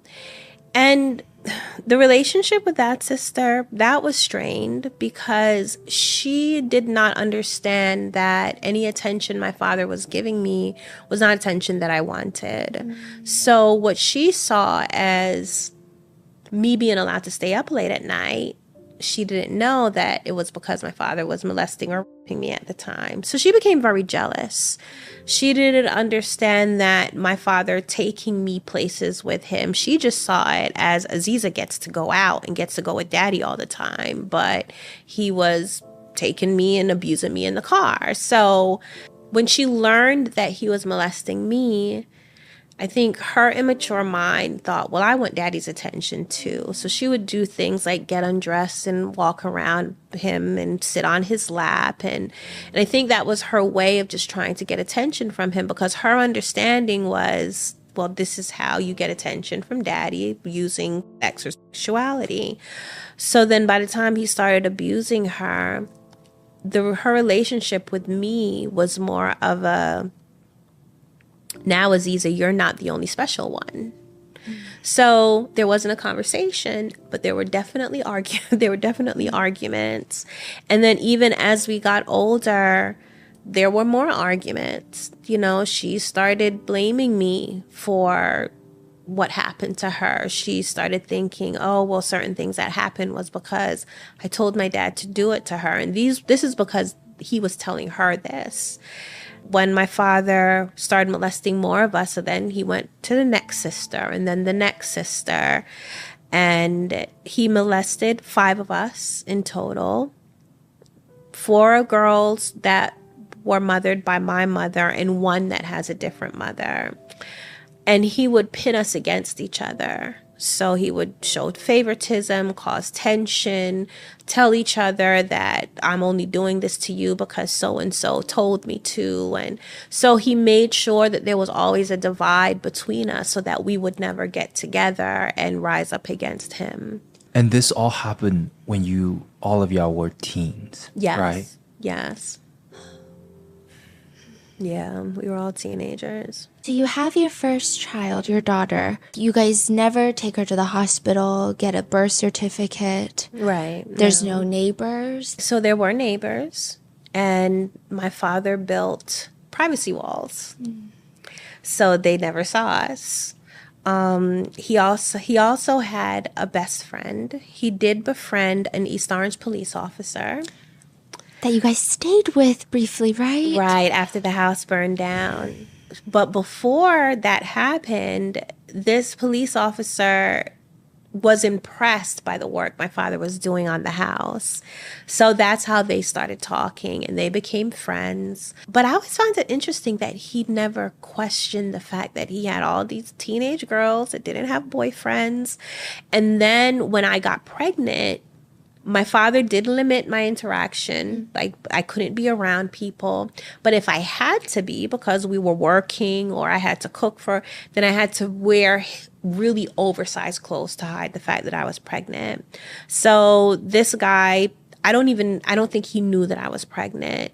But then I have the baby. And then, of course, by the time we have to move in with him, he doesn't question anything.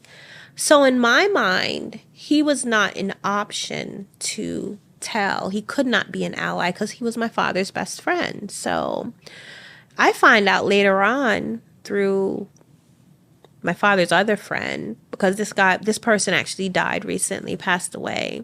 He actually did suspect something and said something to my father's other friend.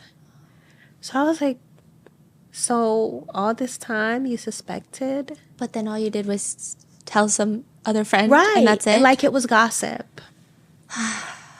Like it was gossip. And I learned also that there was more family that lived in East Orange that had seen me pregnant, suspected, had conversations, gossiped, never said or did anything. So You know, these things don't happen with people not knowing anything. A lot of people see things and they suspect, they just don't do anything about it. Can you tell us about your dad's obsession with the pure bloodline? Oof. As I said before, my father was really into African culture. And that extended back to African royalty and connected to European royalty. So I don't believe he thought about this before I got pregnant. But I think because he was such a researcher, I mean, we had books upon books upon books, like everywhere. He was always reading and watching a lot of National Geographic. I think that he made the connection between what he saw as far as like Tutankhamun and Nefertiti and Cleopatra and the fact that they inbred to keep the bloodline pure. He used it to justify what he was doing after I got pregnant. So after my daughter was born, she did not have health defects that we could see, like his girlfriend said. That solidified it. Then his whole philosophy was, yes, he now has to continue to breed me to create these special blue blood children that would repopulate the earth after the human race was destroyed. And that he was ordained by God to do that. I don't know if he believed that himself or it was just an excuse to justify. I don't know. I never had that conversation with him. But that is the philosophy. Then he continued. And then when he went further on in abusing my sisters, and then one sister got pregnant, that was the lecture, constant lecture. Like, these royal blue blood children are going to repopulate the earth. Nobody really believed it, right? By that time, it was not my priority to believe it. I was desensitized. I was trying to make sure he did not touch my daughter. I was trying to survive throughout the day from getting punched in the face or worse. So he was already threatening our lives if we were to say anything. So it was really about just making it through the day unscathed. Because I know that a lot of people have very complicated emotions and relationships with conceiving a child through rape. Mm-hmm. Did you ever have those complicated feelings or no? No. I saw my baby. That was it. I just saw her. I saw love. I saw a part of me. So no, I didn't. And sometimes I feel bad because I get a lot of people reaching out to me saying that, well, how can you look at her and not see the trauma? Or how do you look at any of your children and not see the trauma? And I'm like, because I accept them for them as individuals. Yes, thankfully, with my first child, it was just innate. Like my love for her as being her mom just came immediately. Though with my son, not my third pregnancy, it was actually my fourth pregnancy because I lost a child.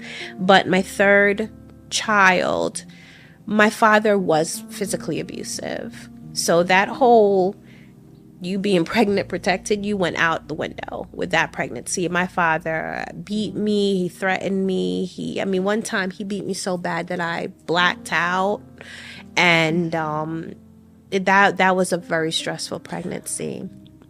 Why? Was it just like a time thing that he just decided I think there were a couple of things that were happening. By then, he lost his standing in the music industry, in the video directed industry. A lot of people in the industry, he started being blackballed. He wasn't getting much work. So he had his own stresses.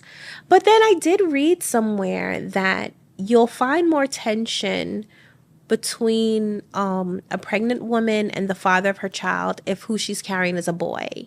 Because of the extra testosterone, apparently the father picks that up and there's just more tension between them. I don't know if that had anything to do with it, but my father's whole attitude while I was pregnant with my son was completely opposite of my other pregnancies. So So he delivered all my 4 children that were fathered by him, 3 of them at home, and the 4th one actually on a beach in Florida. Oh. Yeah, in a tent. So I tried to take an opportunity to get away. I was always looking for some form of crack, in the structure. And my son, who was malnourished, woke up with seizures one morning. I didn't know that's what they were. I thought he was like dying, coming back to life. My father would not allow me to go outside with him. This was the most I had been isolated. And he also limited me feeding him. I had to finish all of my work in the house before I was allowed to feed my son. Why? This was the new thing that my father adopted. My father would sometimes target one person in the family and make everyone else be against them. So I was the person at the time. So after I had my son, it was like my sisters didn't really talk to me because if you were caught talking to me, then you'd get in trouble with daddy. So at some point, my son gets very sick. He wakes up this one day, he starts having seizures. My father was not home. My brother convinced my mom to let him take me to the hospital, me and the baby to the hospital. We go, and I was given all of these forms that, this is all new to me. But when I noticed that they were asking for my son's father and my father, I decided to take a risk and put my father's name as both of them, hoping that would be like, hey, I need help. So it did. It raised a red flag, but not enough. My father comes back home, gets into the hospital, curses out the medical unit, all the doctors. He starts telling them how they're trying to experiment on his son, all of this stuff, threatens me, threatens the life of my siblings at home. And eventually social services was called in.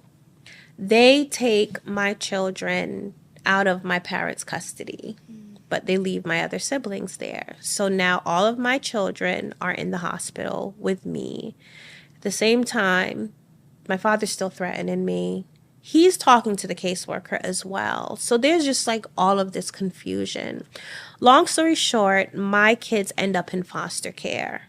It was a blessing in disguise. My father rapes me again through all of this. So the whole time, even though now it seems like I have access to somebody that might help, unfortunately, where we were living, it was very racist and very biased. So I tried to reach out for help the best way that I could without putting my father on, but my caseworker was not receptive. At the end of the day, my father is even more abusive. Now he's beating me. I got black eyes all the time. At the same time, I had to adhere to these different programs from social services to get my children back. Through that, I get pregnant again.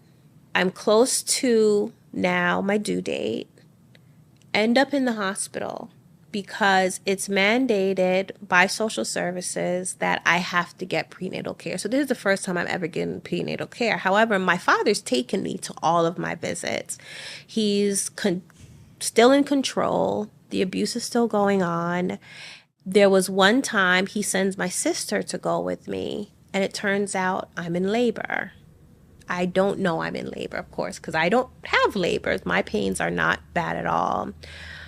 My sister saw me talking to the nurse, and I was getting ready to ask for help, tell her my situation.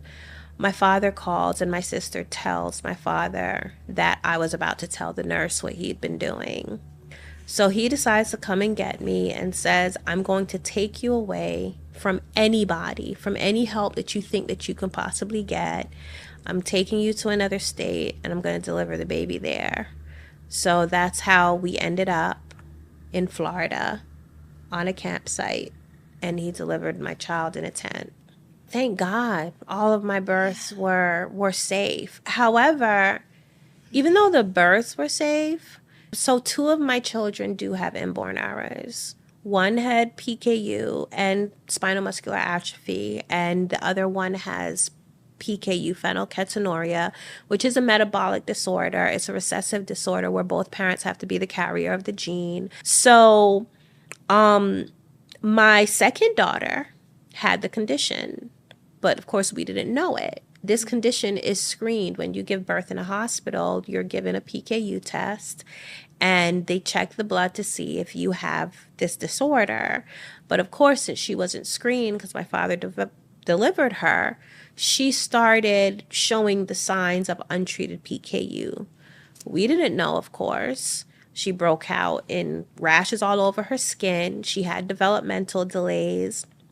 She actually does have some brain damage due to it because she wasn't discovered until she was 2 years old.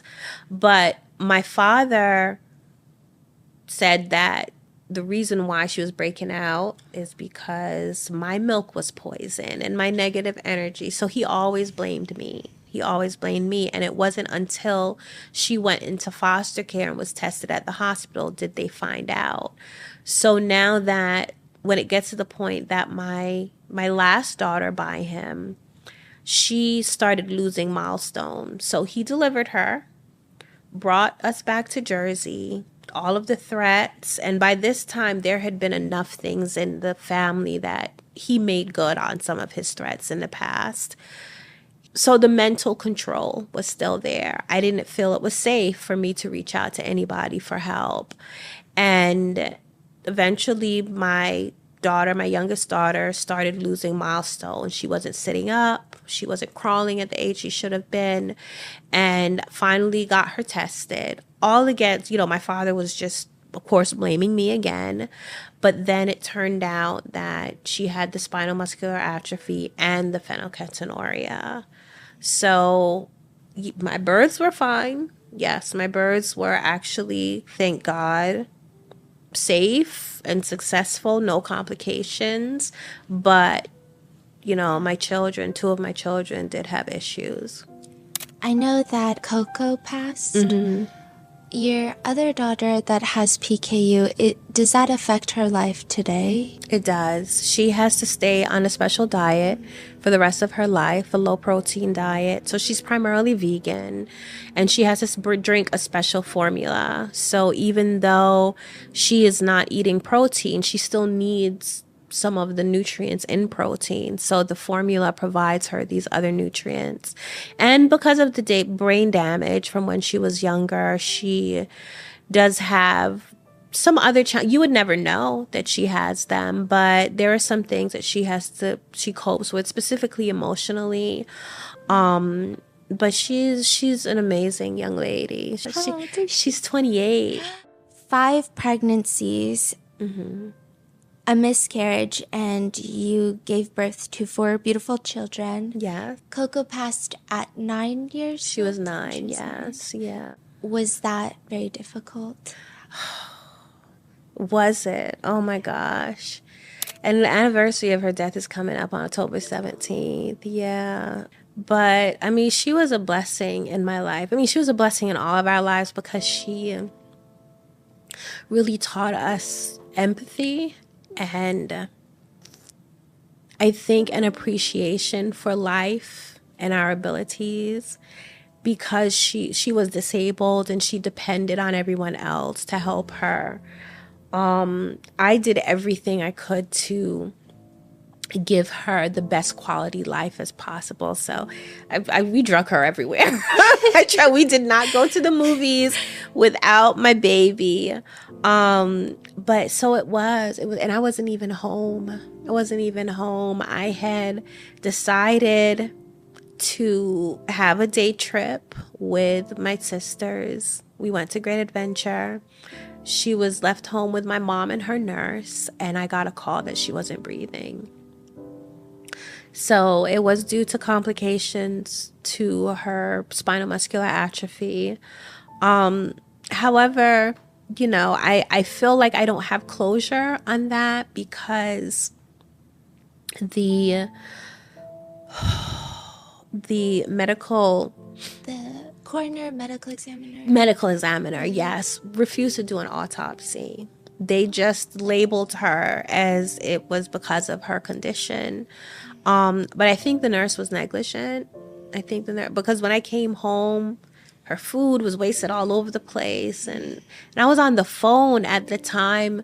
Her and the nurse and my mom were panicking, and the nurse didn't know how to open the oxygen tank. Oh. And this was after I spent the day before with her, making sure she knew everything. So I'm like, I don't know what happened. And the nursing agency took all of the notes. Like, there was just a lot of questionable things. So I feel like I'm still working on having a sense of closure for that, because I think that, well, she wouldn't still be here with us. The doctors, I feel like every couple of years they gave me a new date. They didn't think she was going to live past 2 years old.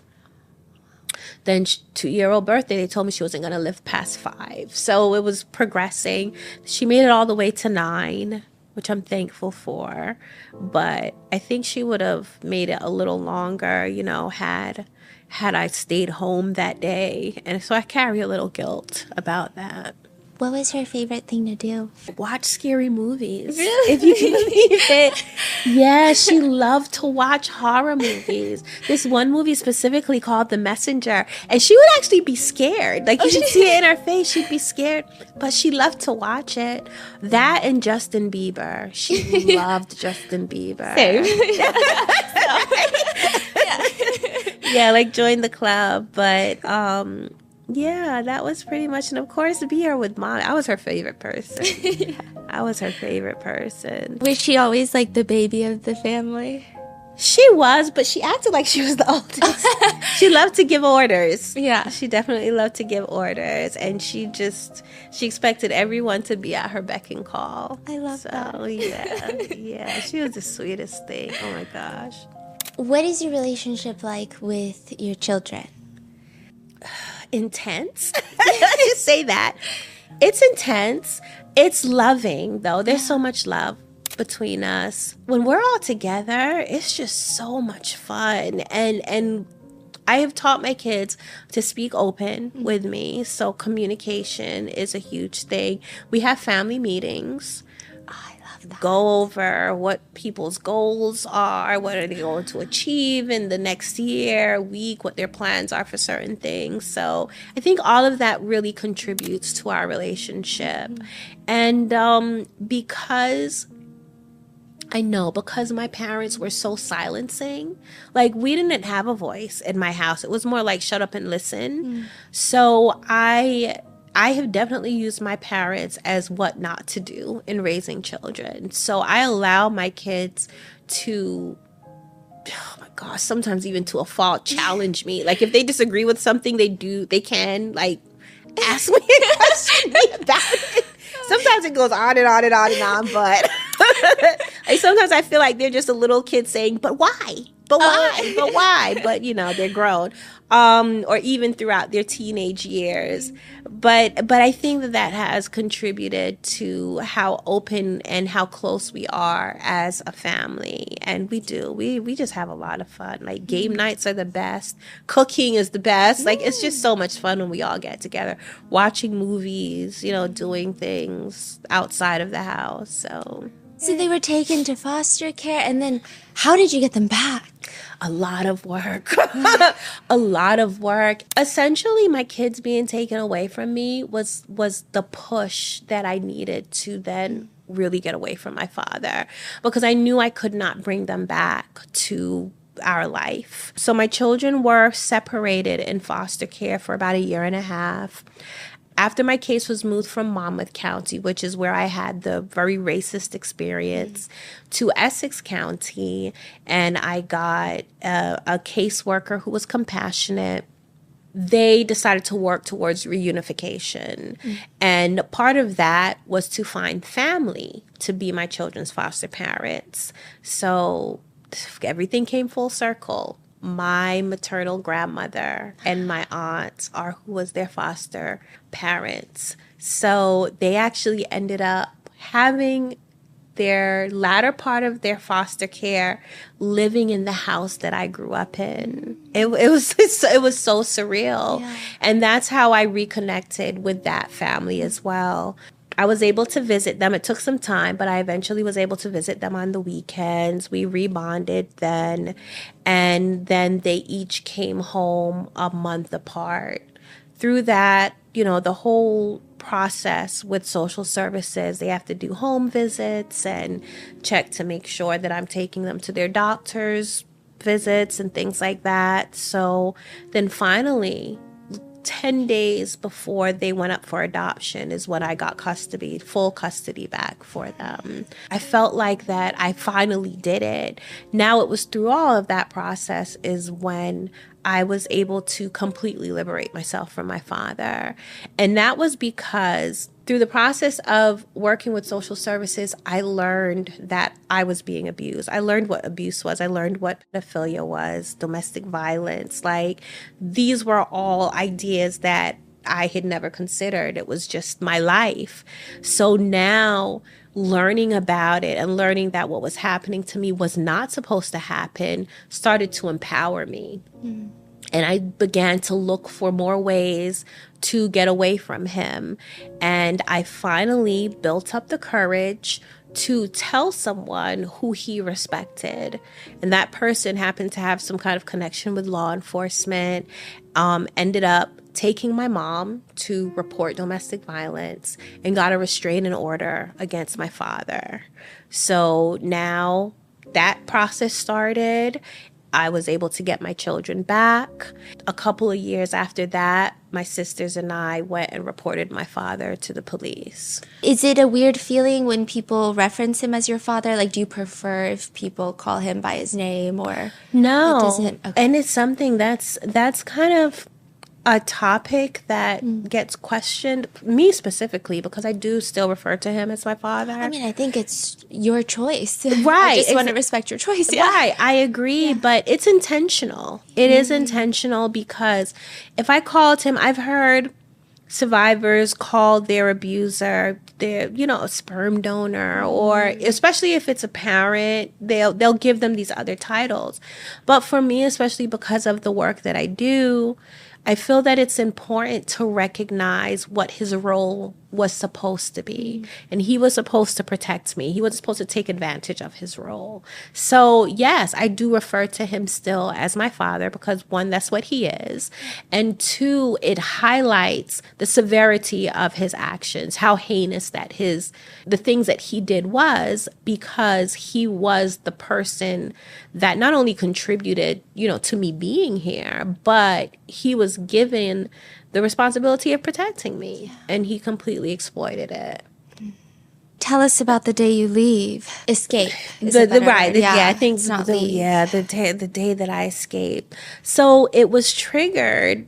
Now here I am, all of these ideas, all of these things happening in my head, already told this other person who actually was his friend or somebody that he really respected and revered, and was the first person he allowed me to speak to outside of his presence or anyone else's presence. So of course, that opportunity came, I took it. I begged this guy, I said, please do not tell him. If there is a way that you can help us without telling him, please, can you do it? This is all happening with in the space of a week. My father was around my younger sister, and he was about to take her into the room to rape her. She was pregnant with his child already. And something just flipped in me. Between the information, I had already started taking steps to get us away, all of these things just stirred something in me, and I went off. I just exploded on him. I called him all kinds of names, called him an asshole. And I also looked at my mom, and because she was there, and I was like, and how could you have let this go on all of this time? You're no better than him. And I just went off, and then I took my sister into the bedroom and locked the door. And by the next morning, my dad was gone. And then that's when the restraining order was put in. And so he did not respond because he was in shock. And I have learned now in my studies that this can happen. You'll have somebody that has been abused for so long that essentially they just break. And then because the abuser is so used to them being compliant and submissive, when they see them now get to a point where they are empowered or they're challenging their authority, they're in shock. So that's what happened. And my father, he just sat down. He said nothing. He looked at my mom. My mom was dumbstruck. I don't know what conversation they had after I took my sister and locked the room door, but I know that that was the last time I saw him. Once I saw him in public in Jersey City, and then the next time I saw him was when I was testifying against him in court. How did your kids find out who their biological father was? My oldest daughter was 5. She was raised calling my father daddy. Mm-hmm. So she knew that was her father, but she didn't know I was her sister. Mm-hmm. So now when she went into foster care, she was getting these mixed messages. The social worker, the caseworker, told her that who she was calling daddy was really her grandfather. Still no information on me. Then when she got to my grandmother's house, my grandmother reiterated, doubled down on it. This was her grandfather. This was not her father. When I got her back, by the time I got her back, she was 9 years old. She kept asking me. She wanted to know the story. I didn't feel that she was mature enough to really handle. So I told her that I would tell her when she was a little older. She accepted it. She still kind of bugged me every now and then. She was like, oh, mommy, well, I suspect this and I suspect that. I'm like, I'm neither confirming nor denying. That happened when she was 13. And she came and asked me again. She was like, well, am I old enough now? And I told her. She said that she knew it. So I explained to her that the entire dynamic, yes, who she now knows as her grandfather is also her father and is also my father, and that we were sisters. And her words out of her mouth literally was, I knew it. Mm-hmm. So she had already put pieces together. I told her at that time, I still waited to tell my other children.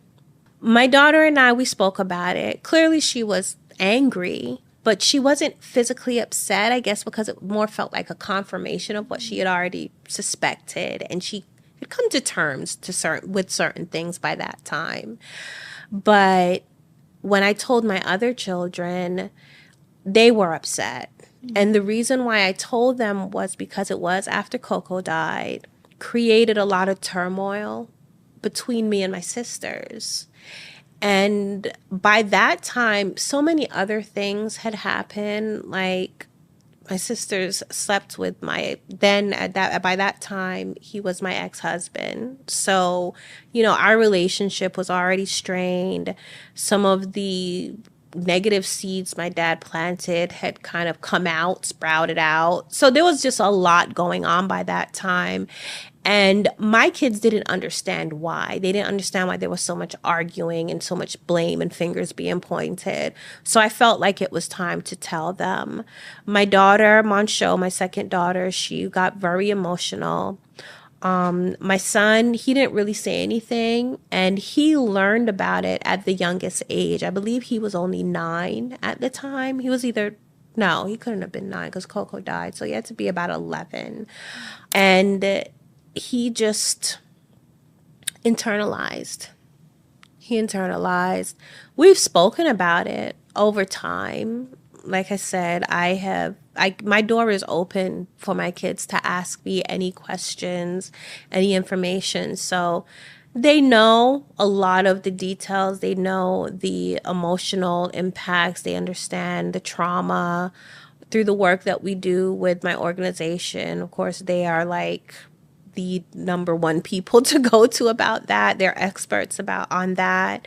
And it just required then for us we had to intentionally heal, because the reality of it and how it has affected our lives, it's a lot. It's a lot to deal with.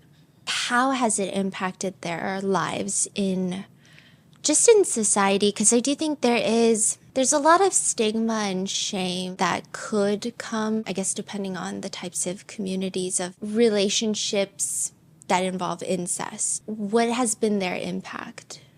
Believe it or not, their friends have been really supportive. Okay, yeah, their friends have been really supportive once their friends knew. And their friends, my oldest daughter, started telling her friends before I became public about it. So she had the support from them.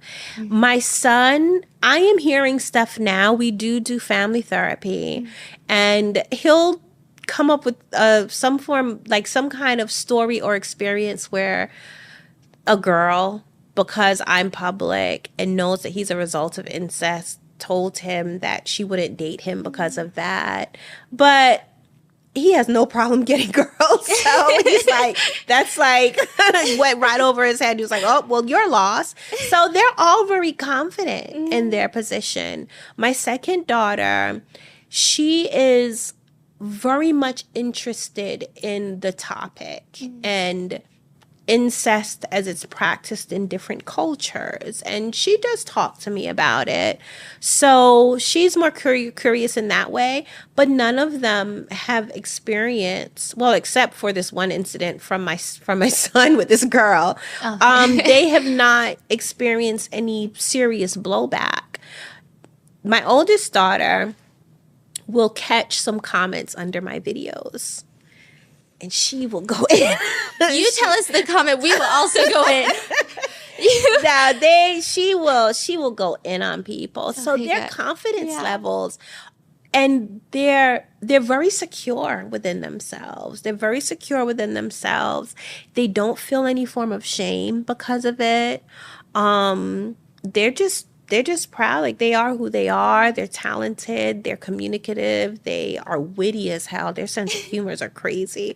But they don't feel any form of shame or shyness because of it.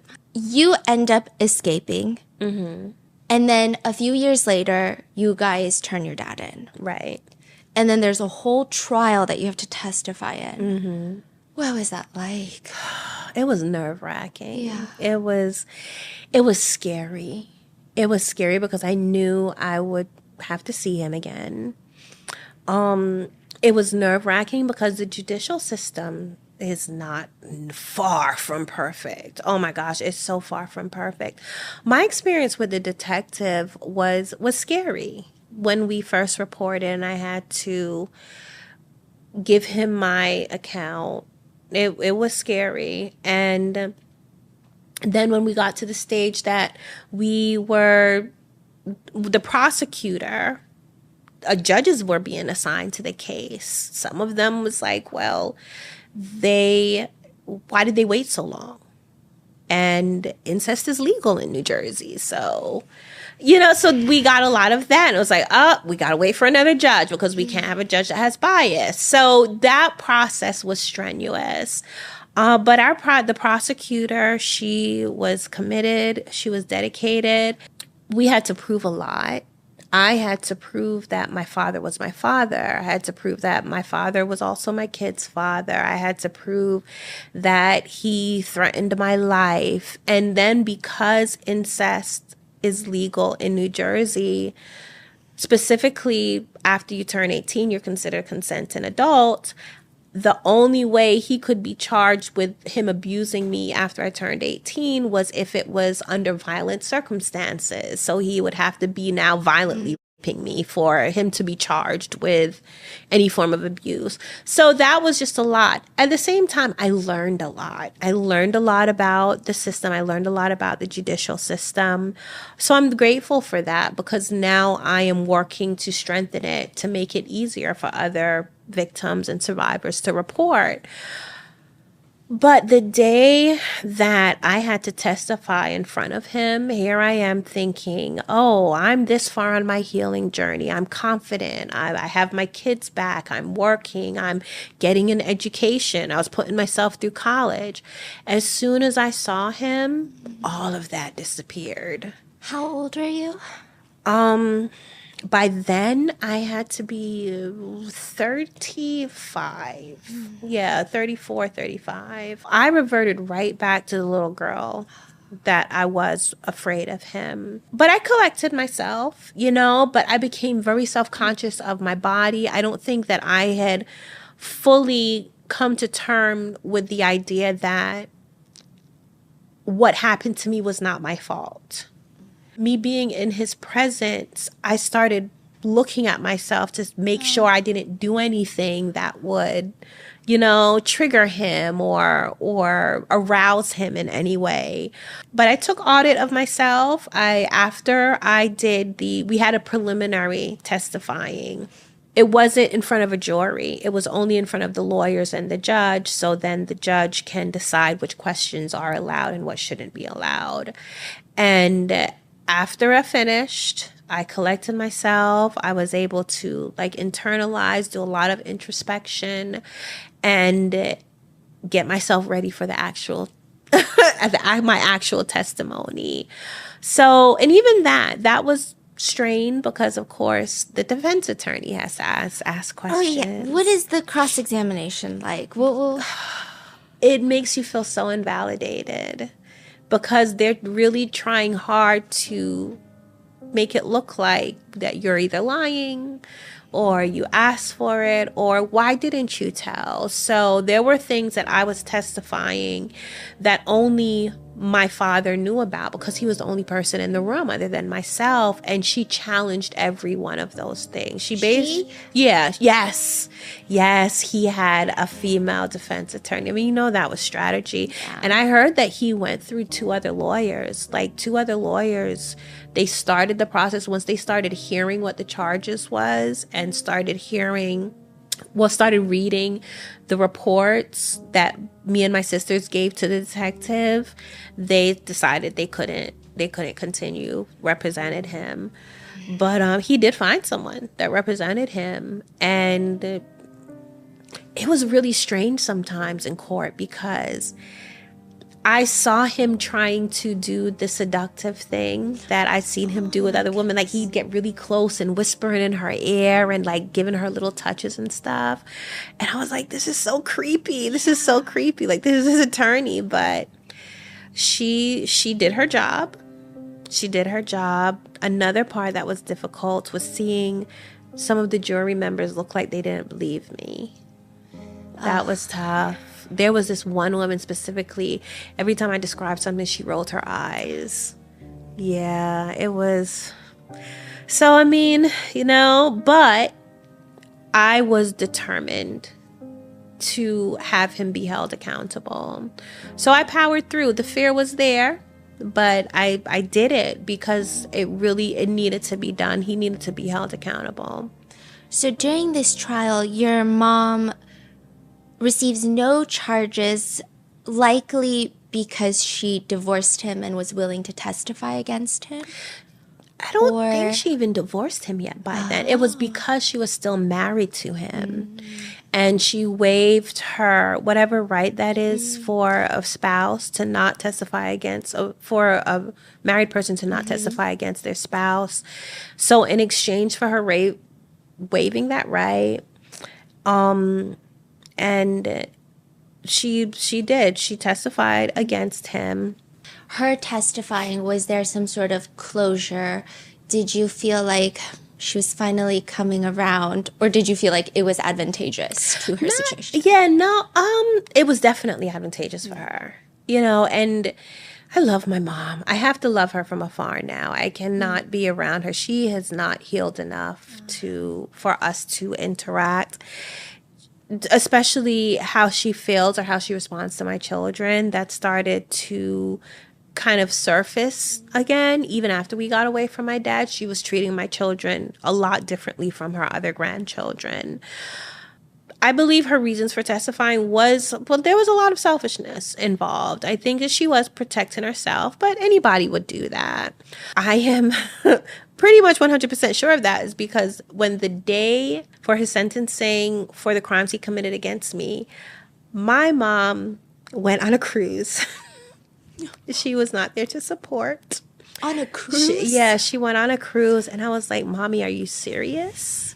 So I just think there is still a lot of guilt that she has not dealt with, and this is her way by just not dealing with it to avoid it. So my relationship with her is kind of non-existent. I see her every now and then. I still communicate with her cordially, but as far as being in a real relationship with her, she's just not at the place. She's not at the place. There's a lot of things that I think that she has to come to terms with, take responsibility for, that she just hasn't yet. Do you think she should have been charged? That's very hard. That is a very hard question. I think I have different reasons for why I would say yes, but I also have different reasons for why I would say no. My reasons why I would say yes is because at the time, New Jersey law did not hold someone who witnessed abuse and did not report it accountable. Right? That has changed. I believe 2019 is when now they changed it. That has a negative impact on people reporting. As I said before, I found out later on there was a lot of people that suspected, saw things and didn't report, but they could not have been held accountable legally at the time. So I do think that yes, she should have been held accountable. One, as an example to other people. Like if you see something, you suspect something, you should say something. I think that it would have contributed to the efficacy of the system in general in protecting children and protecting abused people. At the same time, I would not want her to be charged because she was an abused woman. And she was severely abused. My father severely abused her. And I don't think that there are enough things in place to manage and support abused women, especially women that are abused in that way and have children that have been abused. So, her life was at risk. She feared for her life. Yes, because I know her and I was there and I witnessed and was on the receiving end of her selfishness. I could say, well, no, she should have been held accountable. But at the same time, as a professional, someone in this field, I think that she should have been shown grace. And if anything, been assigned some kind of counseling and support services so that she can make better decisions going forward. You started getting molested when you were 8. Mm-hmm. You finally testify when you're 35. How much of an impact do you think being Black in America played in that? A lot. I mean, one, my father used that, right? He used that to keep us oppressed. It's something to be oppressed within a system of oppression. So he used the fact that we were Black and people on the outside, the things that are put in the position to supposedly protect everyone is not going to protect us because we're Black. Mm. So there was the fear of, well, I'm being abused by my father. That's a devil that I know. But then if I try to get away from him, then there's this whole other devil that I don't know that will abuse me as well. So he definitely used that. He educated his family on the social issues that Black people face. That created a fear of the outside world. It definitely did in me. I know it did in my mom. We felt like we could not reach out for help.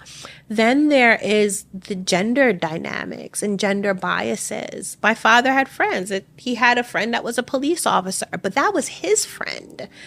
And definitely for me, well, if my father is doing this and this is how my father treats women and this is how I was raised, this is how women are supposed to be treated, every man is treating women like this.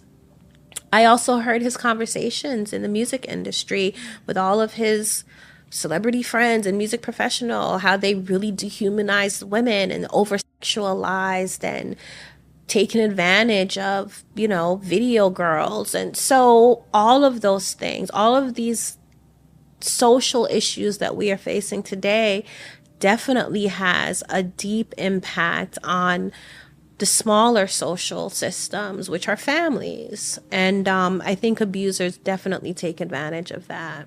And I know before Essex County, you had really bad experiences talking to people, trying to get help. Mm-hmm.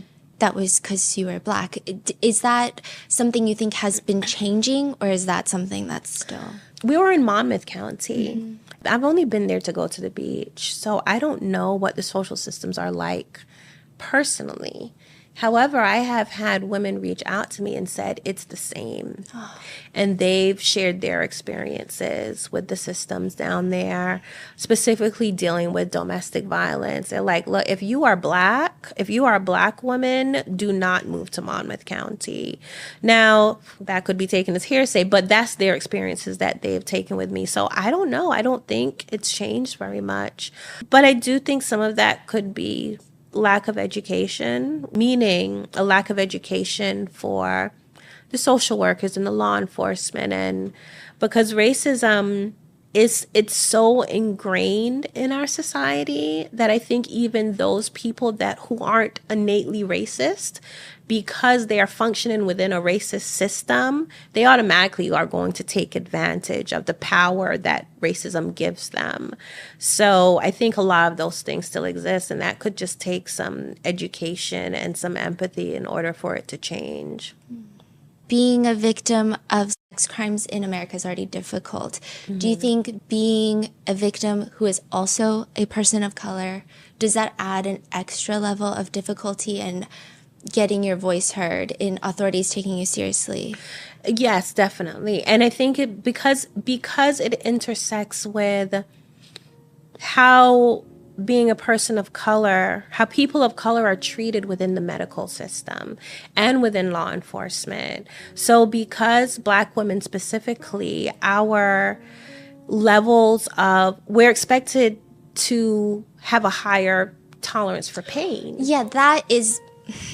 Right. So you have a woman who has experienced domestic violence, her injuries just aren't taken as seriously just because of that alone. So because the abuse intersects with all of these other things, and then with law enforcement, if they're already discriminating against people of color because we have been labeled as violent, right, then it's not so much of a big deal. So all of those things play a role. And that's why even when I do my speaking engagements, I have to bring up the cultural sensitivities that vary between different ethnicities and different races and different backgrounds. Even when you're dealing with a survivor, they may have things within their culture, their religion, that will prevent them from addressing certain things or saying certain things or being forthcoming with the information. And I think that the people that work within the systems that are supposed to help, support, and protect needs to be educated on all of these little elements and nuances. Yeah. Did you feel like you got support during testifying and during the trial? Yes, definitely. Okay, good. Definitely. Oh my gosh. Lisa Scuteri, I tell her, listen, that prosecutor from Passaic County, when she was the assistant prosecutor, she was absolutely amazing. That whole prosecutor's office, they were so supportive. And he was sentenced to 90 years. 90 years total. Have you gone to visit him? No. But I plan to. I started the process by reaching out to some of his family, his sister and his brother. I was told that his brother is the only person on his list. Apparently, he has to create a list to decide who can come and visit him. And I would have to go through his brother to get me on the list. So that's a work in process, but I'm going to do it. And I'm going to do it for two reasons. And there's something, because the second reason I really just came to the conclusion of. Okay. So the first reason is, one, I want to pick his brain.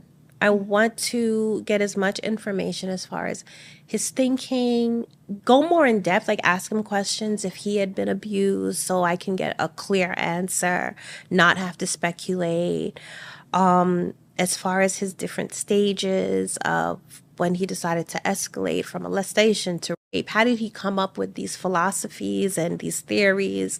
I'd like to know if he is going to tell the truth, if he's grown, if he's changed, and possibly get some information that would help to bolster my work and create better programs that takes into account how abusers think and what methods of operation that they use to groom and to victimize people. And then the second reason, which is something that through my own introspection I've kind of come up with more recently, is that I really am curious to see how I would respond to him in that moment. Kind of looking back on the time that I saw him after years when I testified against him and seeing how I did not anticipate how I would respond, I would like to feel and experience, based on who I am now, where I have grown to, my life experiences, how would I respond being in his presence? Will there still be a little bit of fear there?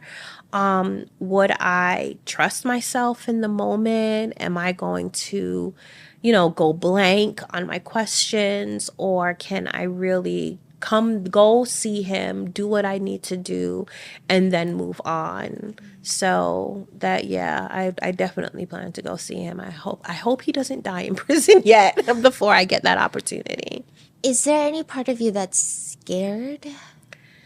Of maybe just not even scared of him, but maybe like the scared comes from the idea of being triggered back into a trauma Not that state? so much. One thing I do know for a fact is that I don't know everything. So I think I would be just more afraid, if you want to call it that, of just the unknown, of something that I didn't anticipate. I mean, even now, I don't think I have been in enough social situations to tell you for a fact that everything that I've been through would not have an impact on how I respond in that specific social situation. I know that there's still a lot of things undiscovered by me just because I've not been under those circumstances to discover it. And I think that this would be one of them. And I'm curious to see, like I've been ghosted for the first time.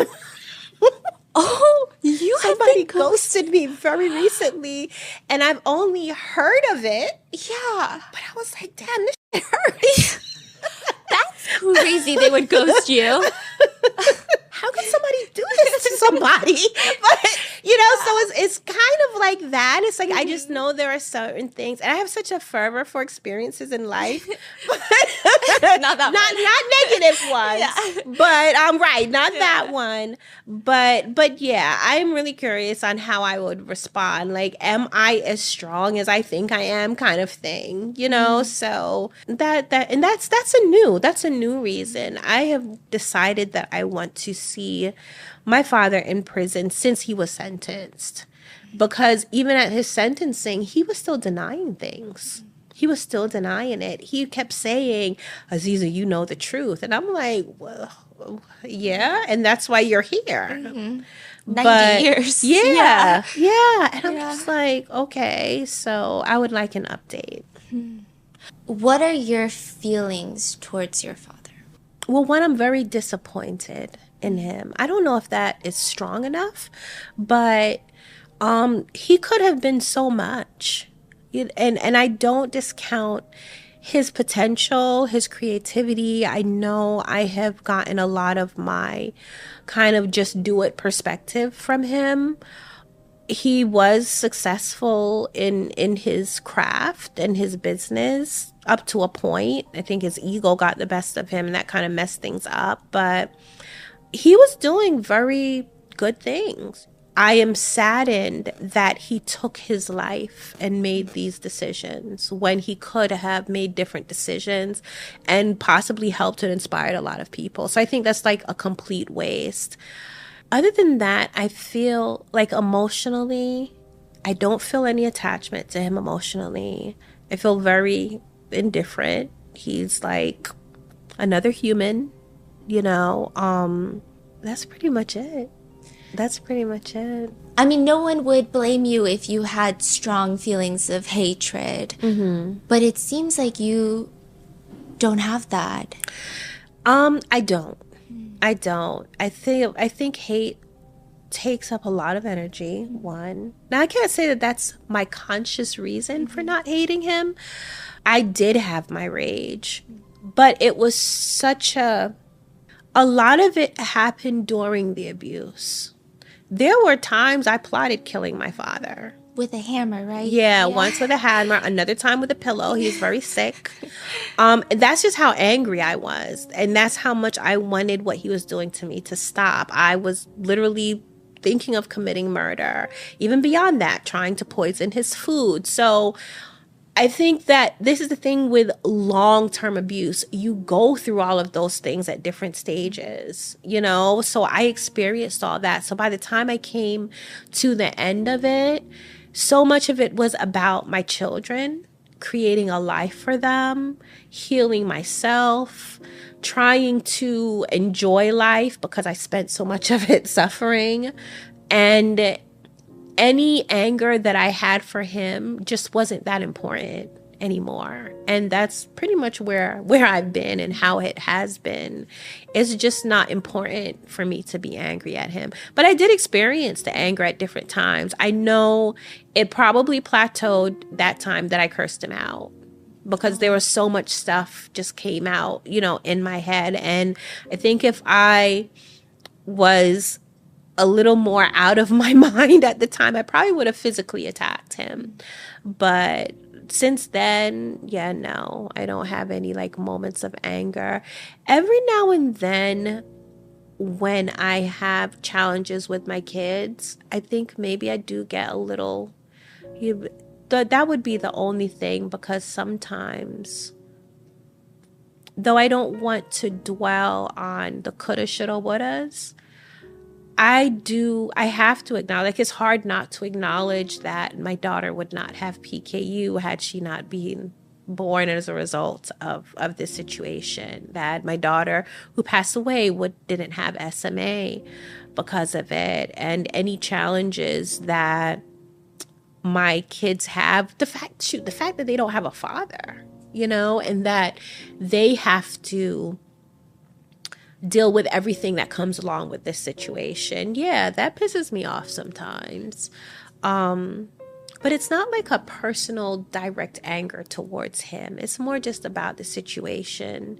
And I do know that if I was to dwell on it, I would probably be miserable. Because there's nothing I can do to change it at this point. So I just do what I can do to change it or stop it from happening to other people. What is your relationship like with your siblings, specifically your sisters who also were abused? So right now, I'm only in communication with one. They do blame me. Yeah, they do blame me. For what? One, I orchestrated for us to have a group therapy session, and I learned within that session that they felt that had I fought my father harder, then they would not have been abused. So they held me responsible. And the other was that my father did tell them, or had started this narrative, that he was abusing them because I told him to. So they was carrying that. And that affected our relationship going forward. And it got to the point that, we don't really speak. One sister I am still in communication with. We actually have, we're pretty much in touch. We go out, we hang out, we do things, we talk on the phone. So yeah, but yeah, that's what it is. And then I have some of my little siblings that I speak to who have different moms, because even that, my relationship or our relationship with our mom also had an impact on our relationship with each other. What are your kids' relationships with your sister's kids that were by your father? Because they're half siblings, but also cousins. Yes. Are they close? Do they have a relationship? There's 6 of them, right? So I have 4, and 2 of my sisters each have 1.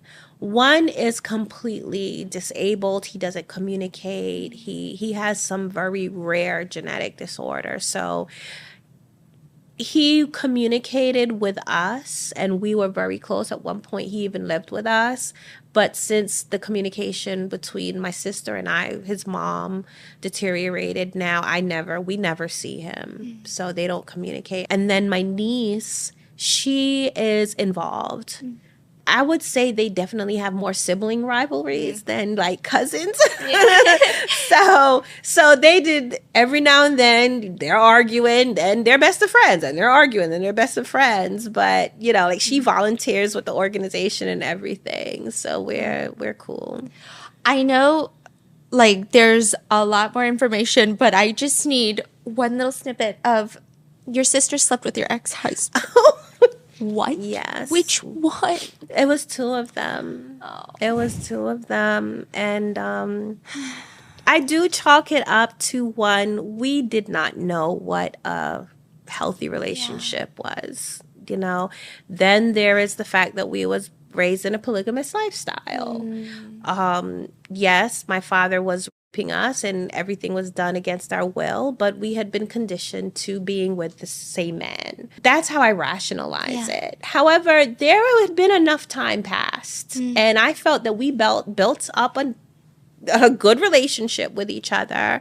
I also had the conversation with them like, okay, guys, we can't do this. We can't do it. My man is my man. Your man is your man. You know, we laid all of that stuff out.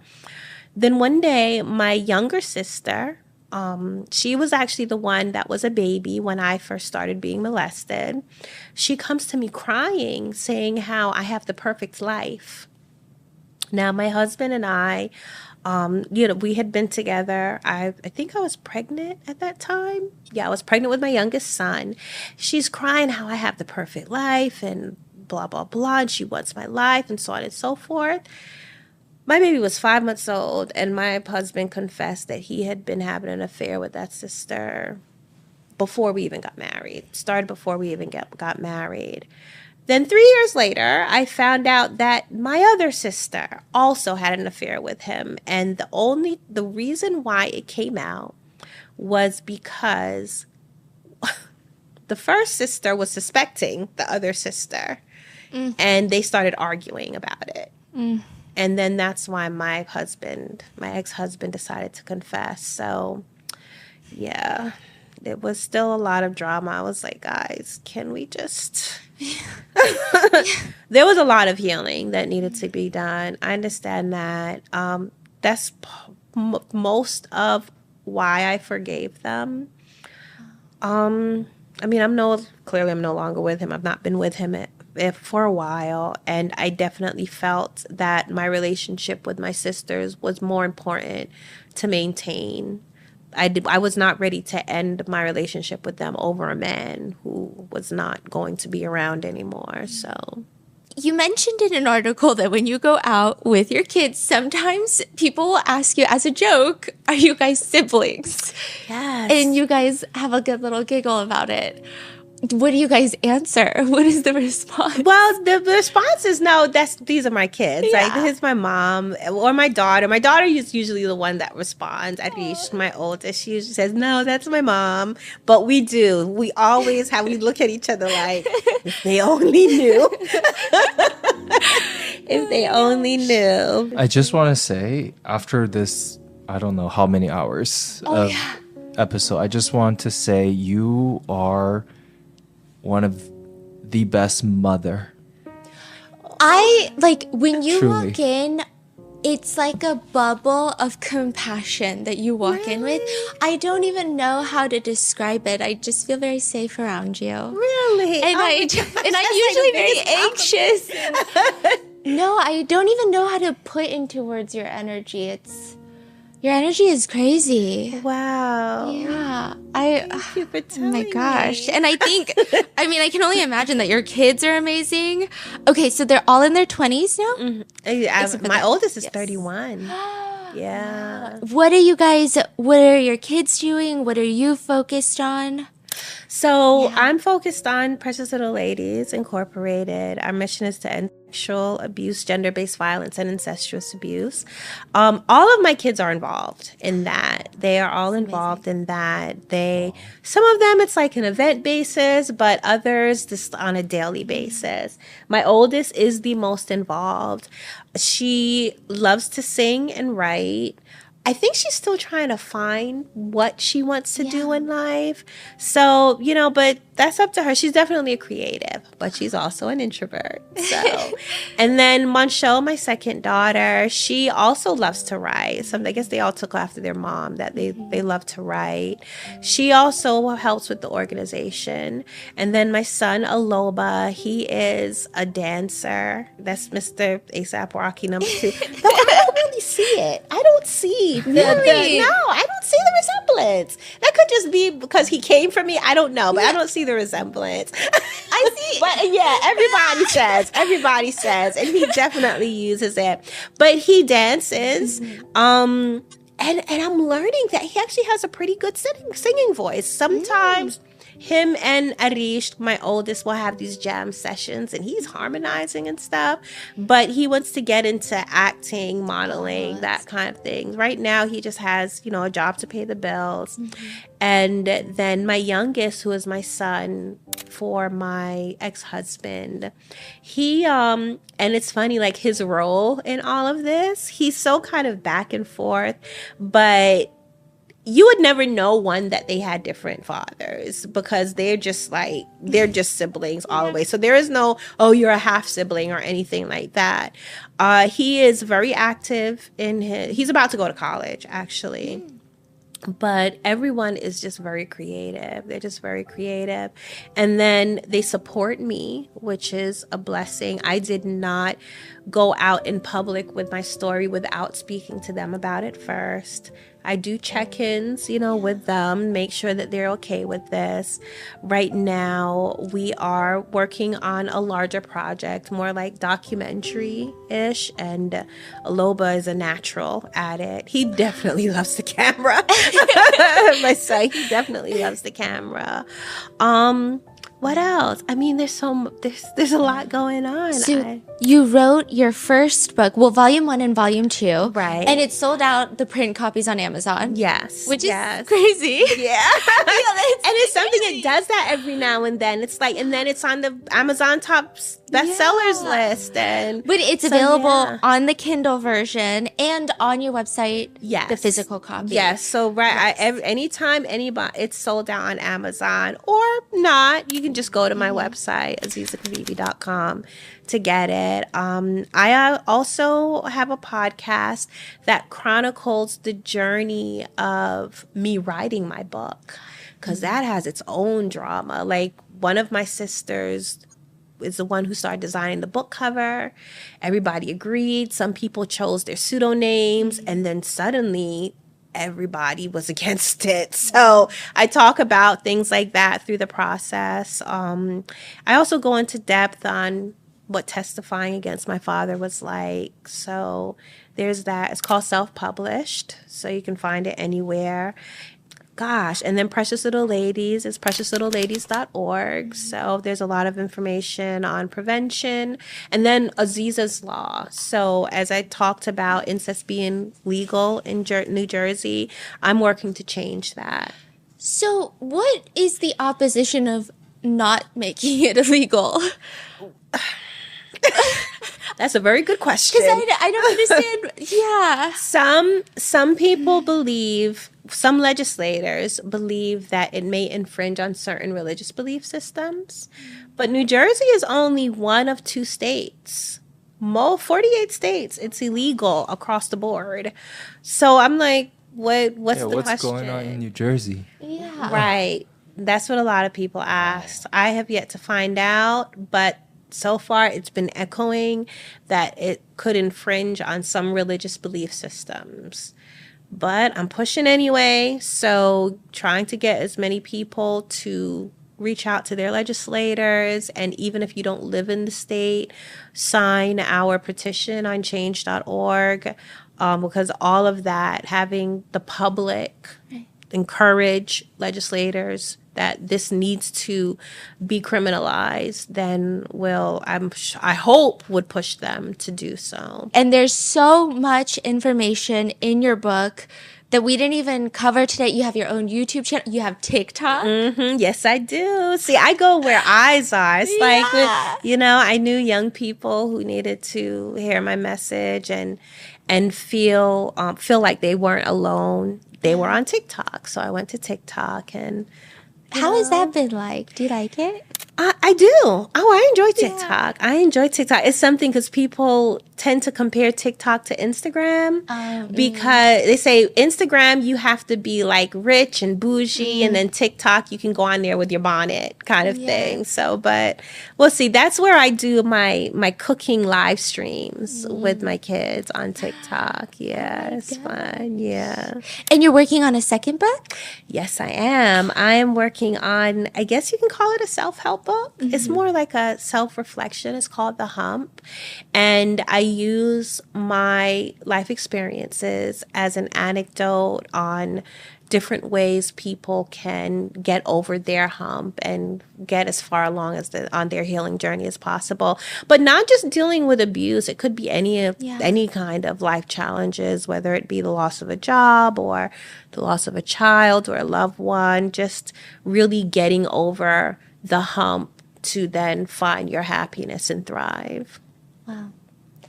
That's beautiful. I would listen to a self-help book from you any day. I mean, just... And that's the thing, people have been asking about Unashamed, making it an audiobook. I started recording it. Yes. And your voice is good for an audiobook. Thank you. That's perfect, actually. So, I'm looking to get that done by the beginning of next year. Okay, poetry?